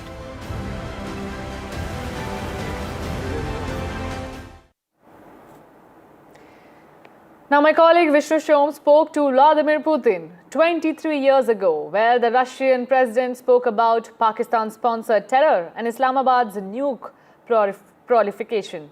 Take a look at this. Welcome now to a very special episode of Talking Heads. Joining us for this is the President of Russia, Mr. Vladimir Putin. Mr. Putin, thank you so much for joining us for this very special episode of Talking Heads. We were speaking about a unipolar world and a multipolar world. Do you believe that America's actions against Iraq, at least its stated policy against Iraq, represents a unipolar, hegemonic interest, which is very different from what Russia believes to be the correct course of action? Мы согласны с нашими американскими партнерами. We share the position of our US partners in the sense that we must make sure that Iraq is not developing weapons of mass destruction and has no such weapons in its possession. Несмотря на то, что мир сильно изменился, and although the world has changed, the tools, the international instruments that we used before to improve international relations can continue to be used and should be used and adapted to the present day situation, and they can be further improved. And here what I have in mind is first and foremost such instruments, such tools as the United Nations. Но мы при этом считаем, что ни в коем случае нельзя забывать. But at the same time, we do believe that we should not forget about other hotbeds existing in the world that should pose a certain threat. And one of such concerns, other concerns that we have, is the weapons of mass destruction in Pakistan. We have to have a clear picture of where those weapons are, in what status, in what condition they are, and what will happen to them in the future. And there are also some other regions of the world that we are concerned about, no less than about Iraq. So do you believe that Osama bin Laden is alive in Pakistan, and would you label Pakistan a state sponsor of terrorism? Мы дружим с Индией не против кого-то. We are friends with India, or we maintain our friendship with India not against somebody, but precisely for the purpose of being friends with the country and further continuing our friendly relationship. Но негативное влияние в прежние годы. But the negative influence that Pakistan used to exercise in neighboring Afghanistan in previous years, including support of Taliban, are well-known facts. Ясно, и мы это хорошо знаем, что Осама бен Ладен не And просто it is quite obvious, and we are fully aware of the fact that Osama bin Laden not just actively cooperated with Taliban, but he was part of the whole system. President Putin, in the past, you have spoken of a strategic relationship between India, China, and Russia. What really do you mean by this strategic relationship? Китай наш сосед, Индия. China is our neighbor, and India is one of our major international partners and a country relations with which are of utmost importance to us, and we think that we should try to develop our bilateral relations with each of these countries, because each relationship is of paramount importance for the Russian Federation. Наша позиция заключается в том, что And our position is as follows. We are convinced in the need for positive development of relations between Russia and India, Russia and China and India. And I think that all the parties concerned are interested in that development, all the parties within this triangle. Вместе с тем, я не думаю, что мы должны забегать вперед. At the same time, I think that we shouldn't get ahead of time or move ahead without proper preparation. We should move ahead step by step in a staged way, trying to develop harmonious relations, preparing all the necessary conditions. But of course, our aspiration, overall aspiration, should be to develop our relations in as positive a way as possible. Why then, sir, if each relationship is of paramount importance to Russia, does Russia provide China with weaponry similar to what it provides India, for example, Sukhoi 30 fighters, Kilo-class submarines, advanced destroyers, when Russia is aware that India and China have a long-running border dispute? Россия активный участник рынка вооружений. Russia is an active player in international weapons market, and we are among the leaders in the world in that area, but we are not the first. We are not in the first position in arms sales. There are some countries that sell much more weapons to great amounts than Russia. Это, собственно говоря, рынок высоких технологий. Здесь This is достаточно жесткая a market of high technology goods, and therefore it is a highly competitive market. У нас с Китаем With тоже China, we огромная also share совместная a граница. very long border. Как вы знаете, были And we споры too приграничные have между had our Советским border Союзом и disputes between China and the Soviet Union then. At Вместе the с тем same мы time, постепенно we are урегулируем все. gradually resolving those problems. Еще одно очень важное обстоятельство. And there is yet another very important point. Я сказал, что на рынках вооружений идет достаточно As I напряженная said, very конкурентная борьба. tough competition is going on in international weapons markets. Вместе с тем, Россия не поставляет And at the вооружения. same time, Russia is not transferring, is not delivering weapons to conflict areas. And this is our rule. И мы стараемся придерживаться этих правил. And we try to abide by these rules. Между Индией и Китаем, слава богу, There нет is no никаких конфликтов. Я conflict now between India and China, and I hope there will be no conflict in the future. И чем больше мы будем And работать the в more направлении we укрепления keep отношений в developing том треугольнике, relations который вы within сами the сказали, triangle to Россия, which you Индия, have Китай, referred, тем the быстрее мы more добьемся этого successful позитивного will we be in achieving that positive result.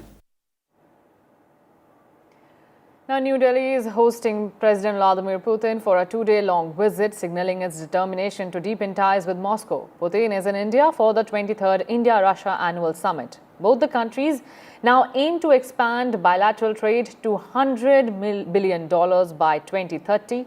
And defense is at the center of this meet ahead of Putin's visit to India. Watch our report.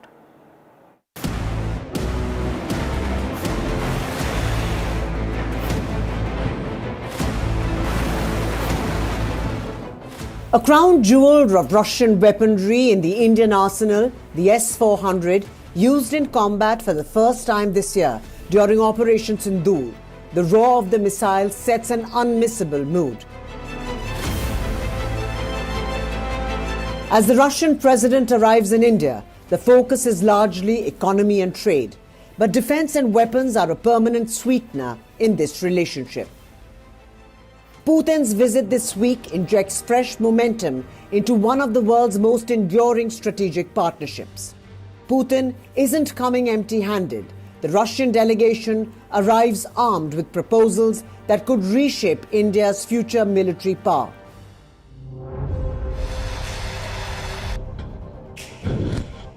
Co-production of the S-500 missile defense system, Russia's most advanced shield against ballistic missiles and hypersonic threats.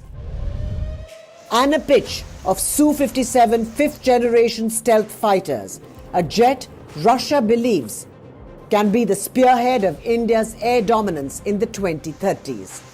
No deals will be signed during Putin's visit, but the flavor is clear.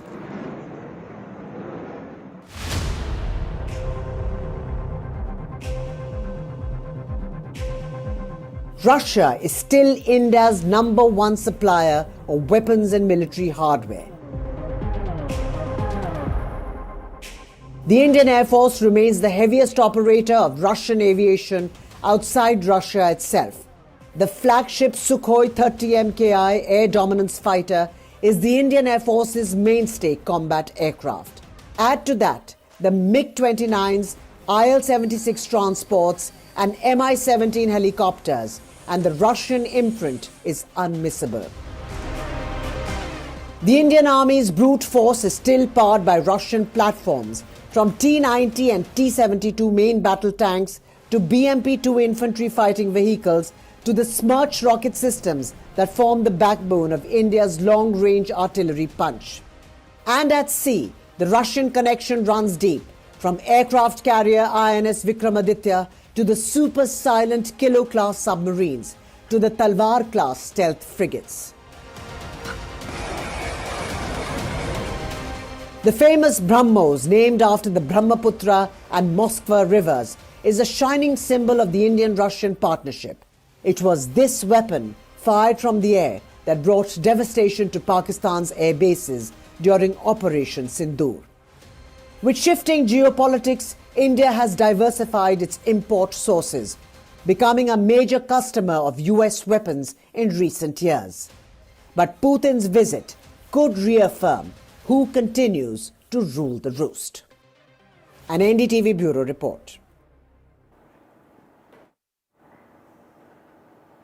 Now, what's on the defense agenda? Here is a comparison of the S-400 and S-500, which is on the agenda as India and Russia deepen their defense ties. Take a look.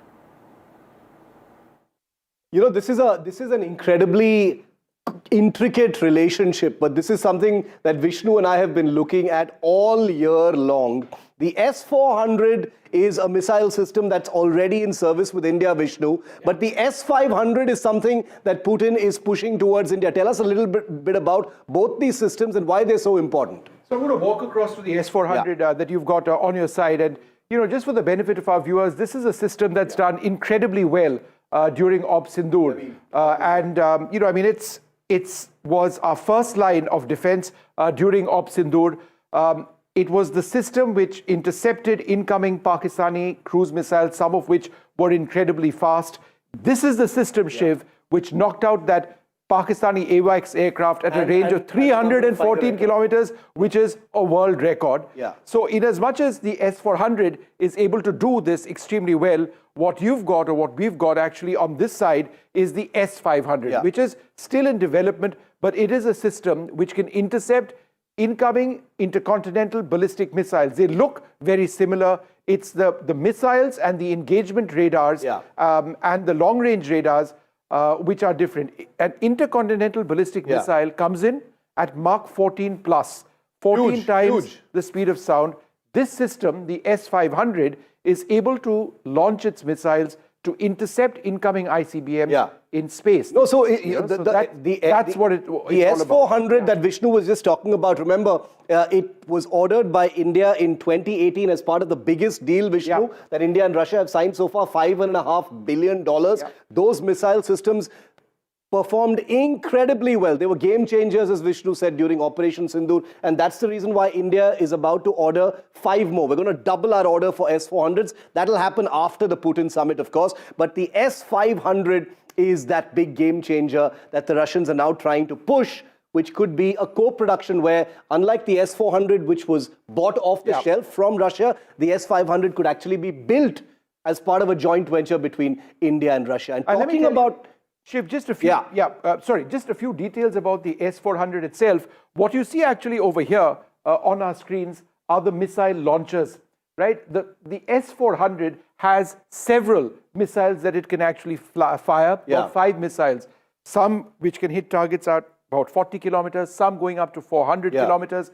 So it's got different missiles for different ranges. It's got very impressive long-range radars and an engagement radar. It's not just this, it's this plus various components, and they're all mobile. No, so, that's what's the big deal. $10 billion in terms of the S-400, many multiples of that for the S-500 mean that defense, needless to say, as Padmaja was saying as well, is the big sweetener of this relationship. Slipping into a very short break as we continue to track what's on the agenda of India and Russia, as tomorrow is the big day.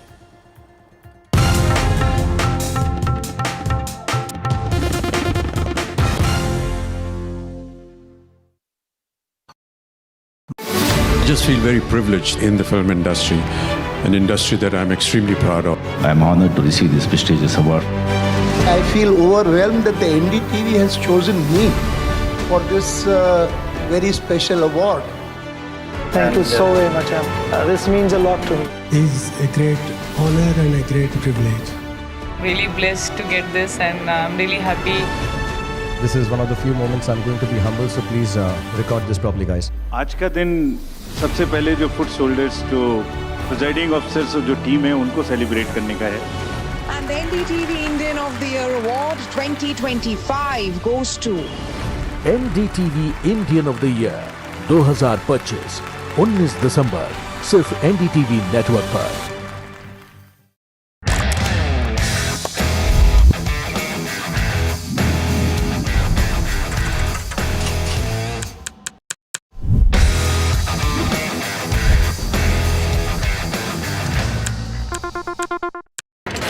The front lines of Kargil, the fury of Operation Sindoor. So many attacks. The chaos and cries of disaster zones to fighter jet cockpits. and the world's most defining interviews. It's incredible. He has seen history break. Live, unfiltered. 20,000 hours of live broadcasting. Welcome to Left, Right and Centre. Hard facts. War-struck country. Hard questions. In the Ukraine. 30 years of trust. In the Kargil area. North Ukraine. In France, in Italy. At Srinagar. Vishnu Shom for NDTV. Vishnu Shom. Only on NDTV. Across the country. He has tracked the pulse of power from Washington to Korea. Witnessed history being made in global capitals and conflict zones. Brought clarity to complex issues of national security and international affairs. Aditya Raj Kaul, covering international affairs like no one else. Only on NDTV network. The best app to use is the NDTV app.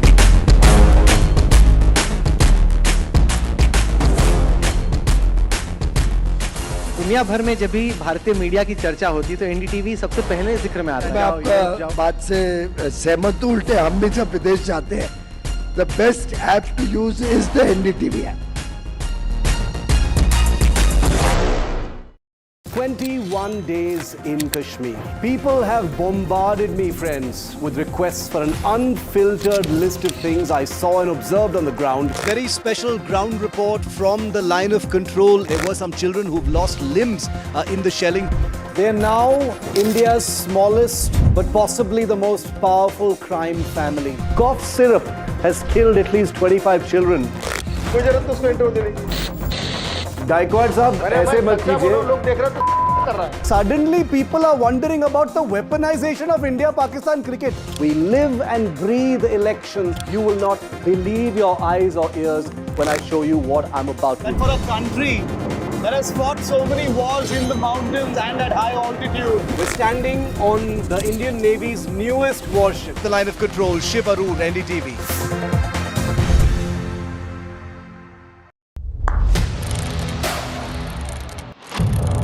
What seemed settled for me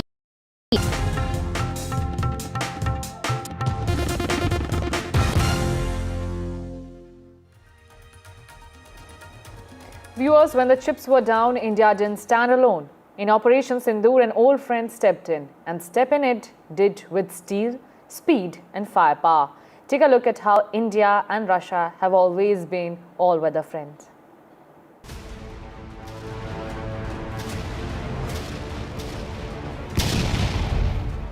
When the storm hit Delhi, Moscow didn't blink. Because some friendships never fade. They forged themselves in fire, and in Operation Sindoor, that iron bond showed its strength again. Russia, India's all-weather friend, a partnership older than most of the systems it built. The results were crystal clear on the front line. There were pinpoint strikes as silent shields defended Indian territory. All this while jets roared with intent above.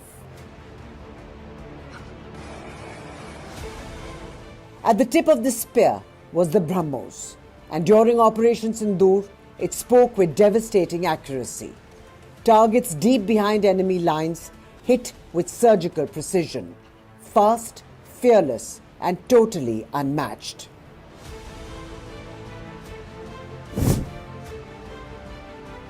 Above the battlefield, another giant stood guard. The S-400, a shield of radars, a wall of electronic eyes, drones and incoming threats, intercepted, blinded, forced to turn back or be turned to scrap metal. And then came the Sukhois, the aircraft India knows as its own, Russian by origin and Indian by production. Their strikes were sharp and decisive. But the story runs deeper than one operation, from historically being buyer and seller to now becoming co-creators. Manuals have transformed into shared blueprints and imports into joint technology. Brahmos proved it, the S-400 underlined it, and Sukhoi has stamped it. New collaborations are reinforcing it. And now the leaders meet again in New Delhi with the message as clear as daylight. This bond is no fair weather friendship. It's tested, trusted, and has been hardened by the sands of time. While Operation Sindoor will be remembered for its precision, it will also be remembered for a partnership that has held strong for decades together. An unrivaled tale of two nations with one massive battlefield edge forged together.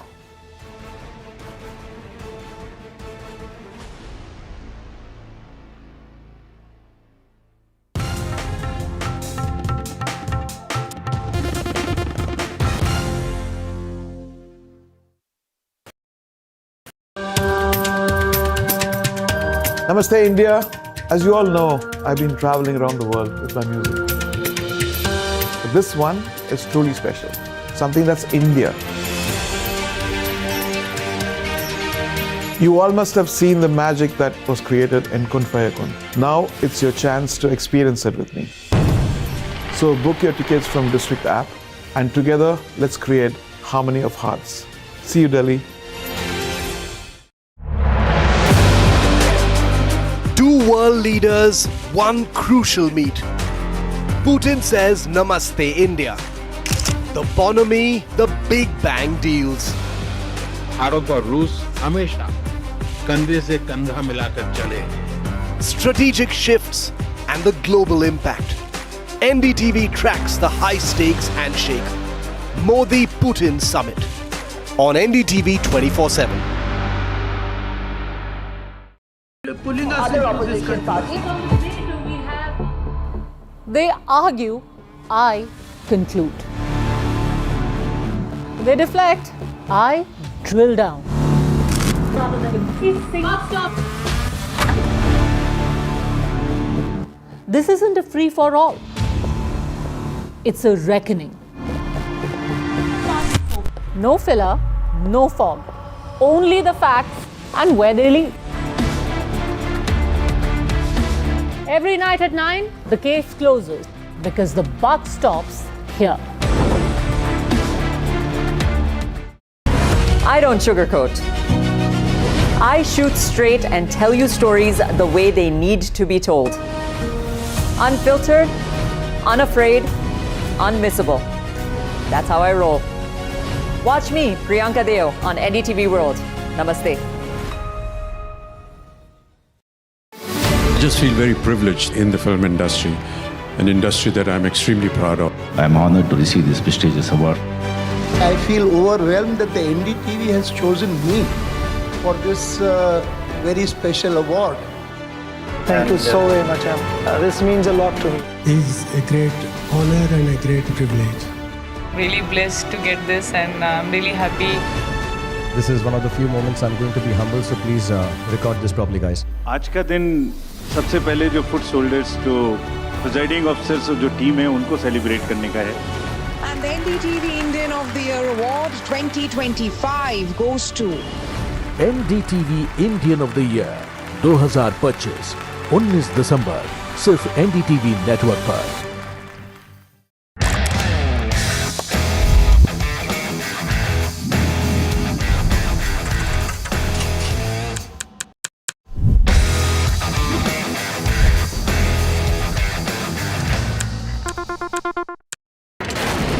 Front lines of Kargil, the fury of Operation Sindoor, So many attacks. the chaos and cries of disaster zones, to fighter jet cockpits, and the world's most defining interviews. It's incredible. He has seen history break, live, unfiltered. 20,000 hours of live broadcasting. Welcome to Left, Right and Centre. Hard facts. War-struck country. Hard questions. In the Ukraine. 30 years of trust. In the Kargil area. North Ukraine. In France. In Italy. At Srinagar. Vishnu Shom for NDTV. Vishnu Shom. Only on NDTV. Across the country. He has tracked the pulse of power from Washington to Korea. Witnessed history being made in global capitals and conflict zones. Brought clarity to complex issues of national security and international affairs. Aditya Raj Kaul, covering international affairs like no one else. Only on NDTV network. The best app to use is the NDTV app.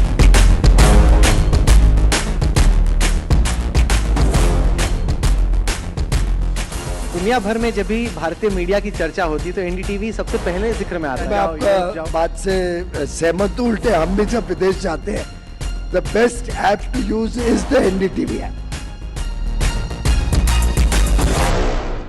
21 days in Kashmir. People have bombarded me, friends, with requests for an unfiltered list of things I saw and observed on the ground. Very special ground report from the line of control. There were some children who've lost limbs in the shelling.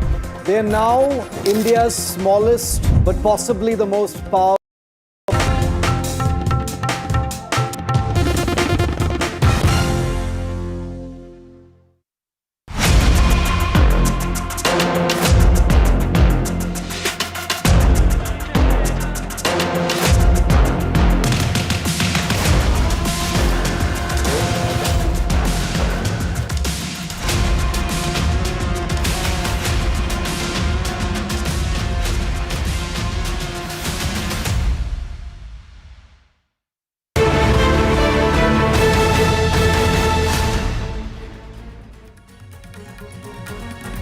Russian President Vladimir Putin has landed in India for a two-day visit where he was greeted by Prime Minister Narendra Modi in a break from normal protocol. This is Putin's fifth time visiting India since becoming the President of Russia.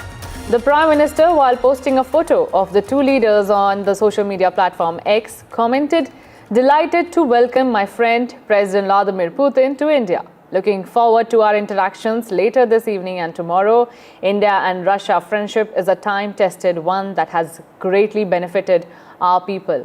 Not just that, not only did the Prime Minister greet Putin at the Palam airport, but both leaders traveled with each other in the same car, a gesture that surprised the Kremlin as well as the other protocol members for not being advanced or beforehand informed about this. But this is how a friend greets another friend, with world watching the dostana between the Prime Minister and the President of Russia. Take a look at this report.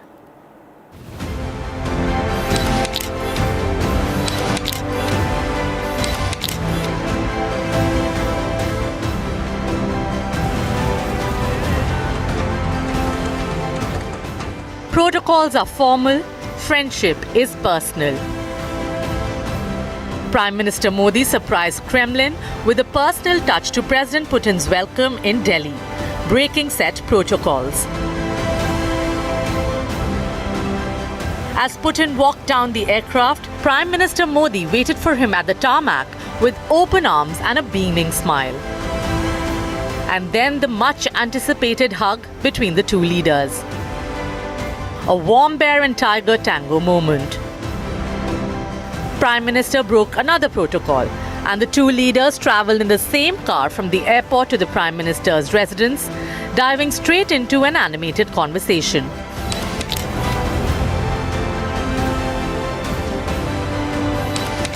Then came the money shot, a selfie from inside the car.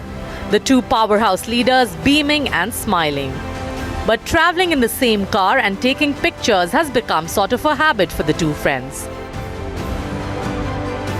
Tianjin, just a few months ago, saw the very same moment, Putin giving Modi a ride in his famous Aurus Senat. If Prime Minister broke protocols in Delhi, Putin had waited for 10 minutes for Prime Minister Modi to join him on his ride during the SCO summit. A picture-perfect friendship indeed. NDTV Bureau Report.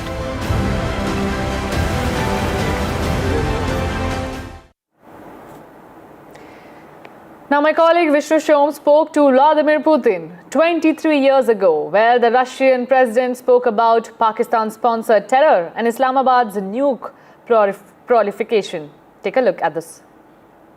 Welcome now to a very special episode of Talking Heads. Joining us for this is the President of Russia, Mr. Vladimir Putin. Mr. Putin, thank you so much for joining us for this very special episode of Talking Heads. We were speaking about a unipolar world and a multipolar world. Do you believe that America's actions against Iraq, at least its stated policy against Iraq, represents a unipolar, hegemonic interest, which is very different from what Russia believes to be the correct course of action? We share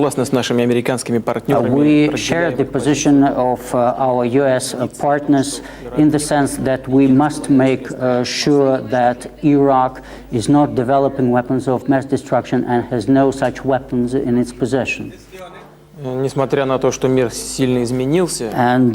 although the world has changed, the tools, the international instruments that we used before to improve international relations can continue to be used and should be used and adapted to the present day situation, and they can be further improved. And here what I have in mind is first and foremost such instruments, such tools as the United Nations. But at the same time, we do believe that we should not forget about other hotbeds existing in the world that should pose a certain threat.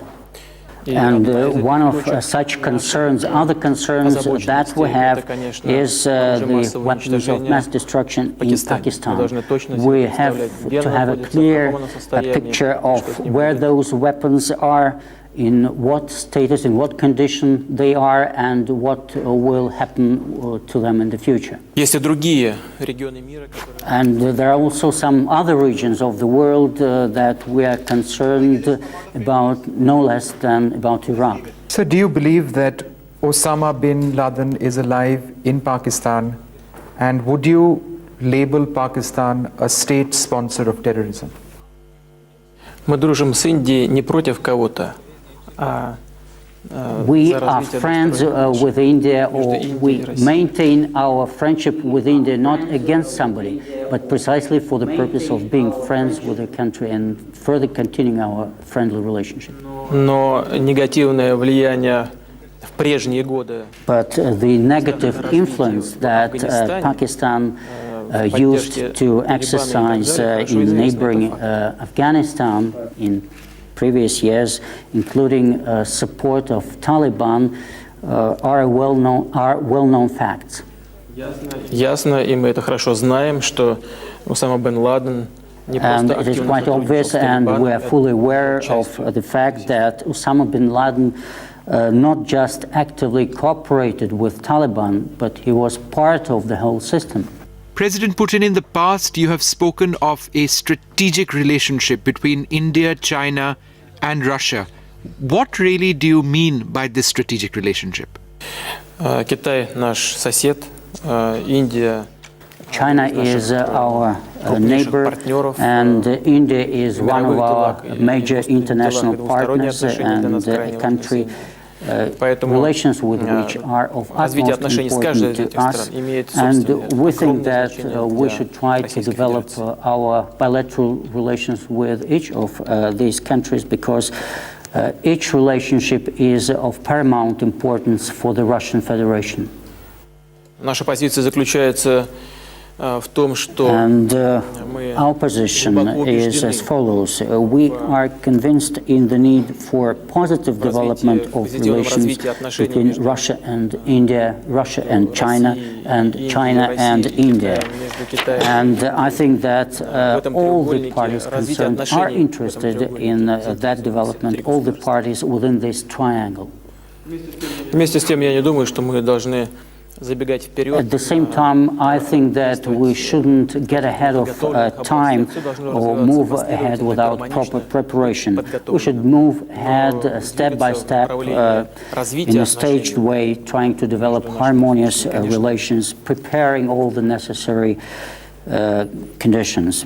But of course, our overall aspiration should be to develop our relations in as positive a way as possible.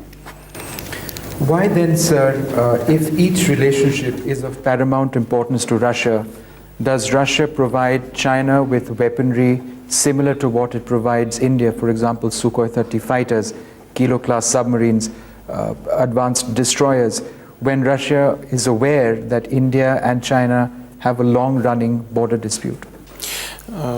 Россия активный участник рынка вооружений. Russia is an active player in international weapons market. And we are among the leaders in the world in that area, but we are not the first. We are not in the first position in arms sales. There are some countries that sell much more weapons to great amounts than Russia.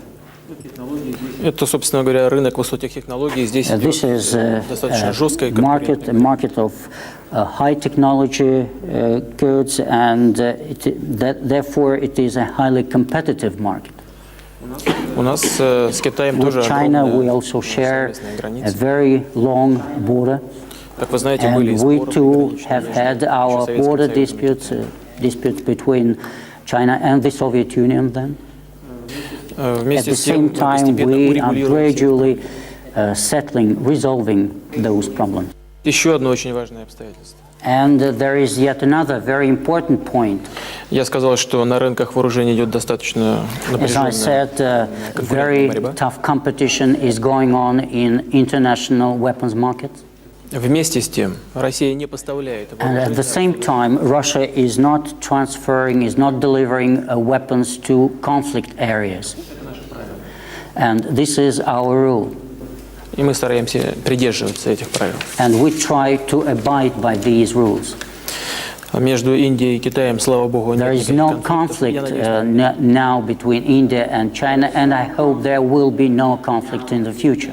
И чем больше мы будем the more we keep developing relations within the triangle to which you have referred, the more successful will we be in achieving that positive result. Now, New Delhi is hosting President Vladimir Putin for a two-day-long visit, signaling its determination to deepen ties with Moscow. Putin is in India for the 23rd India-Russia Annual Summit. Both the countries now aim to expand bilateral trade to $100 billion by 2030, and defense is at the center of this meet ahead of Putin's visit to India. Watch our report.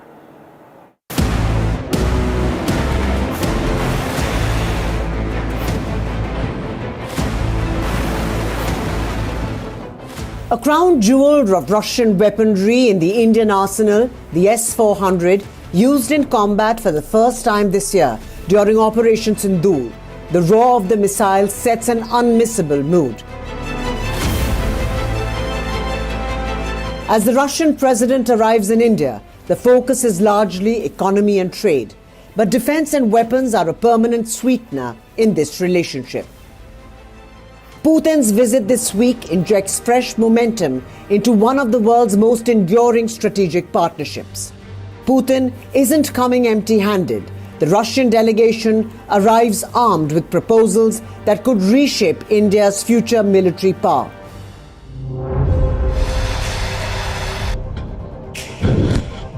Co-production of the S-500 missile defense system, Russia's most advanced shield against ballistic missiles and hypersonic threats.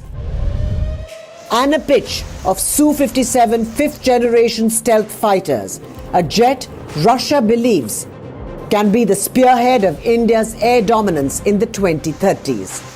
No deals will be signed during Putin's visit, but the flavor is clear.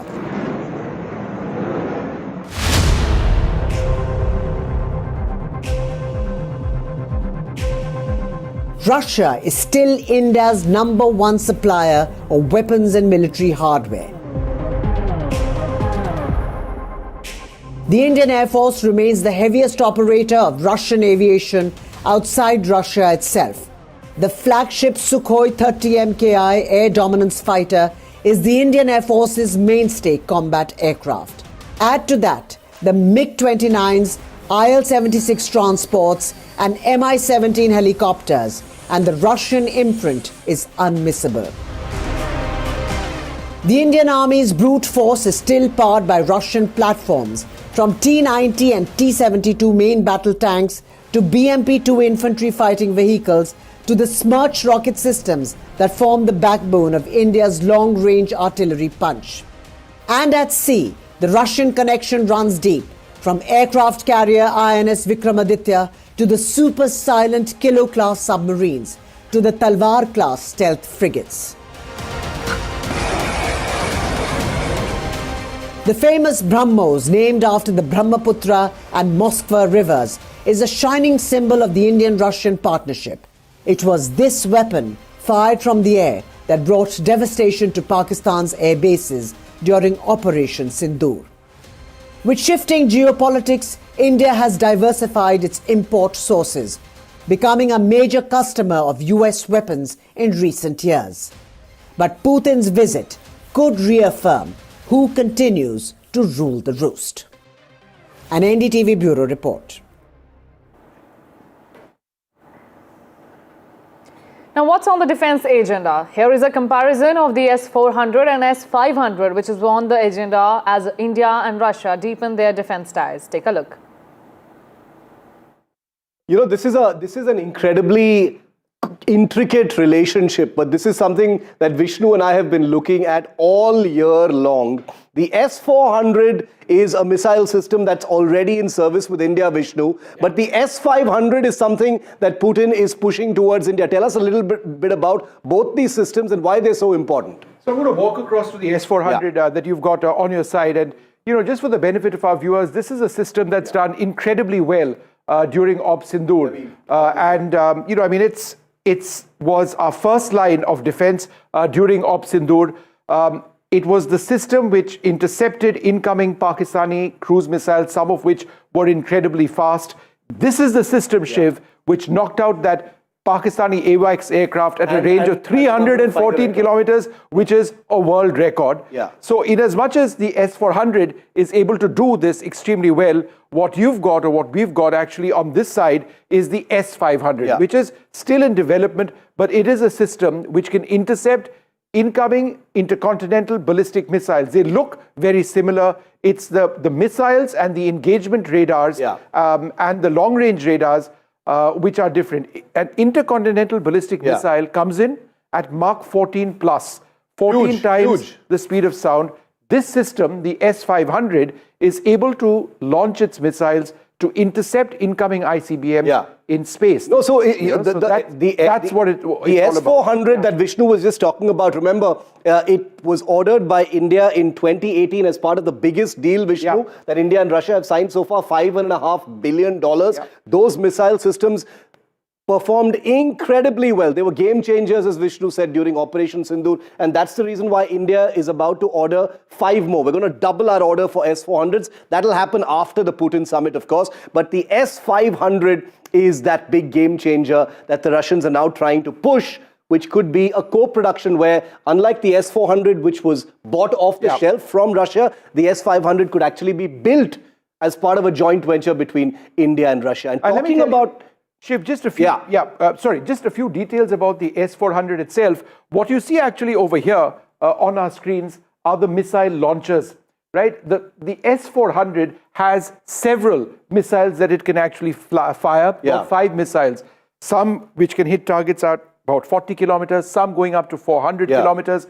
So it's got different missiles for different ranges. It's got very impressive long-range radars and an engagement radar. It's not just this, it's this plus various components, and they're all mobile. No, so, you know, that's what's the big $10 billion in terms of the S-400. Many multiples of that for the S-500 mean that defense, you know, needless to say, as Padmaja was saying as well, is the big sweetener of this relationship. Slipping into a very short break as we continue to track what's on the agenda of India and Russia, as tomorrow is the big day.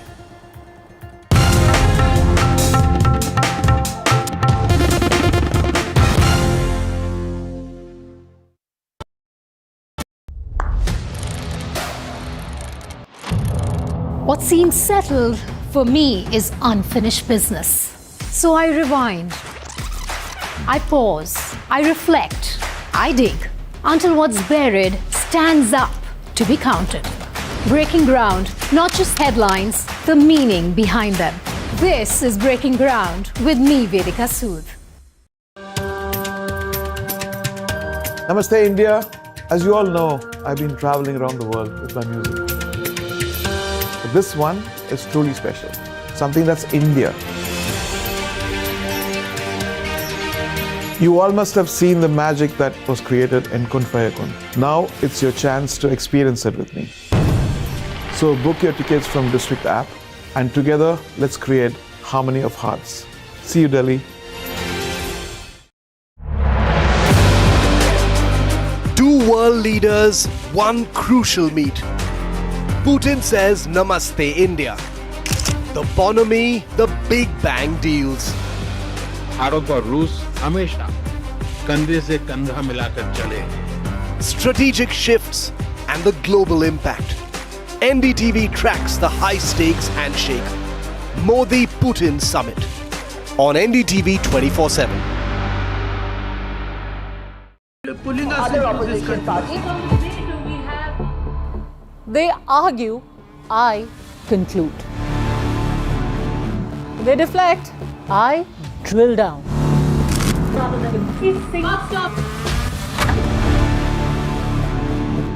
This isn't a free-for-all. It's a reckoning. No filler, no fog. Only the facts and where they lead. Every night at 9, the case closes because the buck stops here. I don't sugarcoat. I shoot straight and tell you stories the way they need to be told. Unfiltered, unafraid, unmissable. That's how I roll. Watch me, Priyanka Deo, on NDTV World. Namaste. I just feel very privileged in the film industry, an industry that I'm extremely proud of. I'm honored to receive this prestigious award. I feel overwhelmed that the NDTV has chosen me.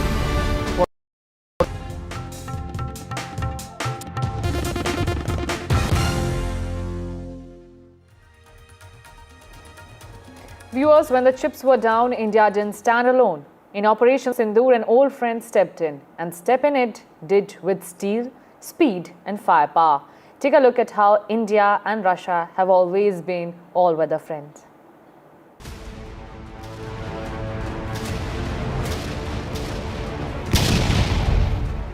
When the storm hit Delhi, Moscow didn't blink. Because some friendships never fade.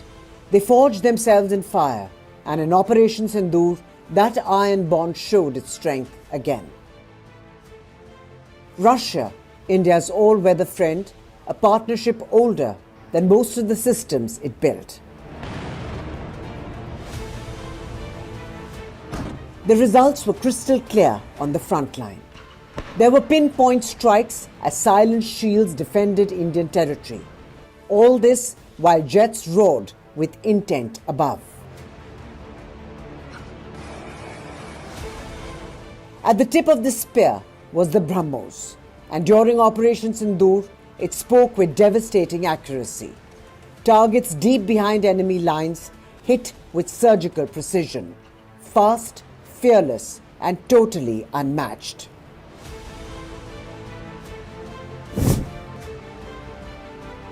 Above the battlefield, another giant stood guard. The S-400, a shield of radars, a wall of electronic eyes, drones and incoming threats intercepted, blinded, forced to turn back or be turned to scrap metal.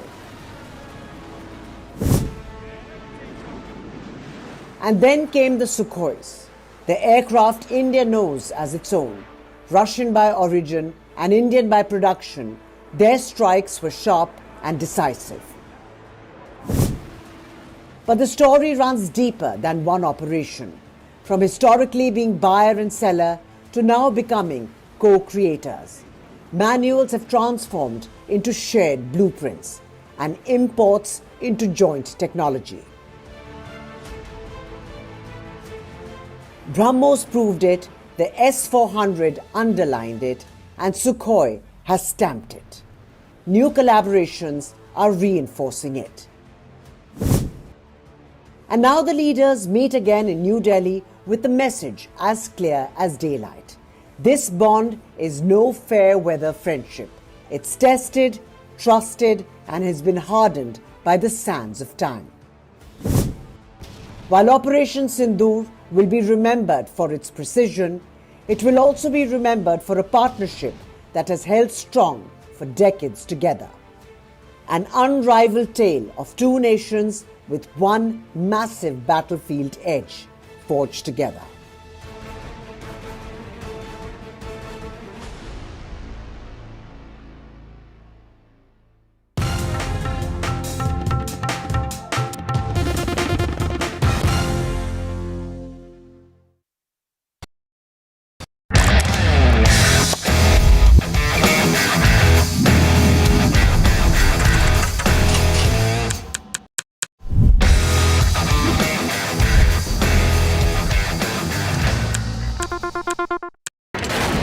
Front lines of Kargil, the fury of Operation Sindoor, so many attacks, the chaos and cries of disaster zones, to fighter jet cockpits, and the world's most defining interviews. It's incredible. He has seen history break, live, unfiltered. 20,000 hours of live broadcasting. Welcome to Left, Right and Centre. Hard facts. War-struck country. Hard questions. In the Ukraine. 30 years of trust. In the Kargil area. North Ukraine. In France. In Italy. At Srinagar. Vishnu Shom for NDTV. Vishnu Shom. Only on NDTV. Across the country. He has tracked the pulse of power from Washington to Korea. Witnessed history being made in global capitals and conflict zones. Brought clarity to complex issues of national security and international affairs. Aditya Rajkol, covering international affairs like no one else. Only on NDTV network. The best app to use is the NDTV app.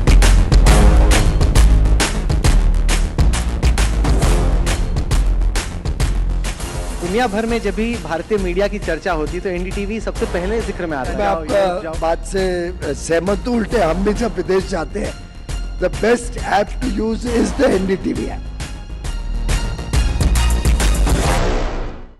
21 days in Kashmir. People have bombarded me, friends, with requests for an unfiltered list of things I saw and observed on the ground. Very special ground report from the line of control. There were some children who've lost limbs in the shelling. They're now India's smallest but possibly the most powerful crime family. Cough syrup has killed at least 25 children. Gaikwad sahab, aise mat kijiye. Suddenly people are wondering about the weaponization of India-Pakistan cricket. We live and breathe elections. You will not believe your eyes or ears when I show you what I'm about to. And for a country that has fought so many wars in the mountains and at high altitude, we're standing on the Indian Navy's newest warship. The line of control, Shiv Arun, NDTV.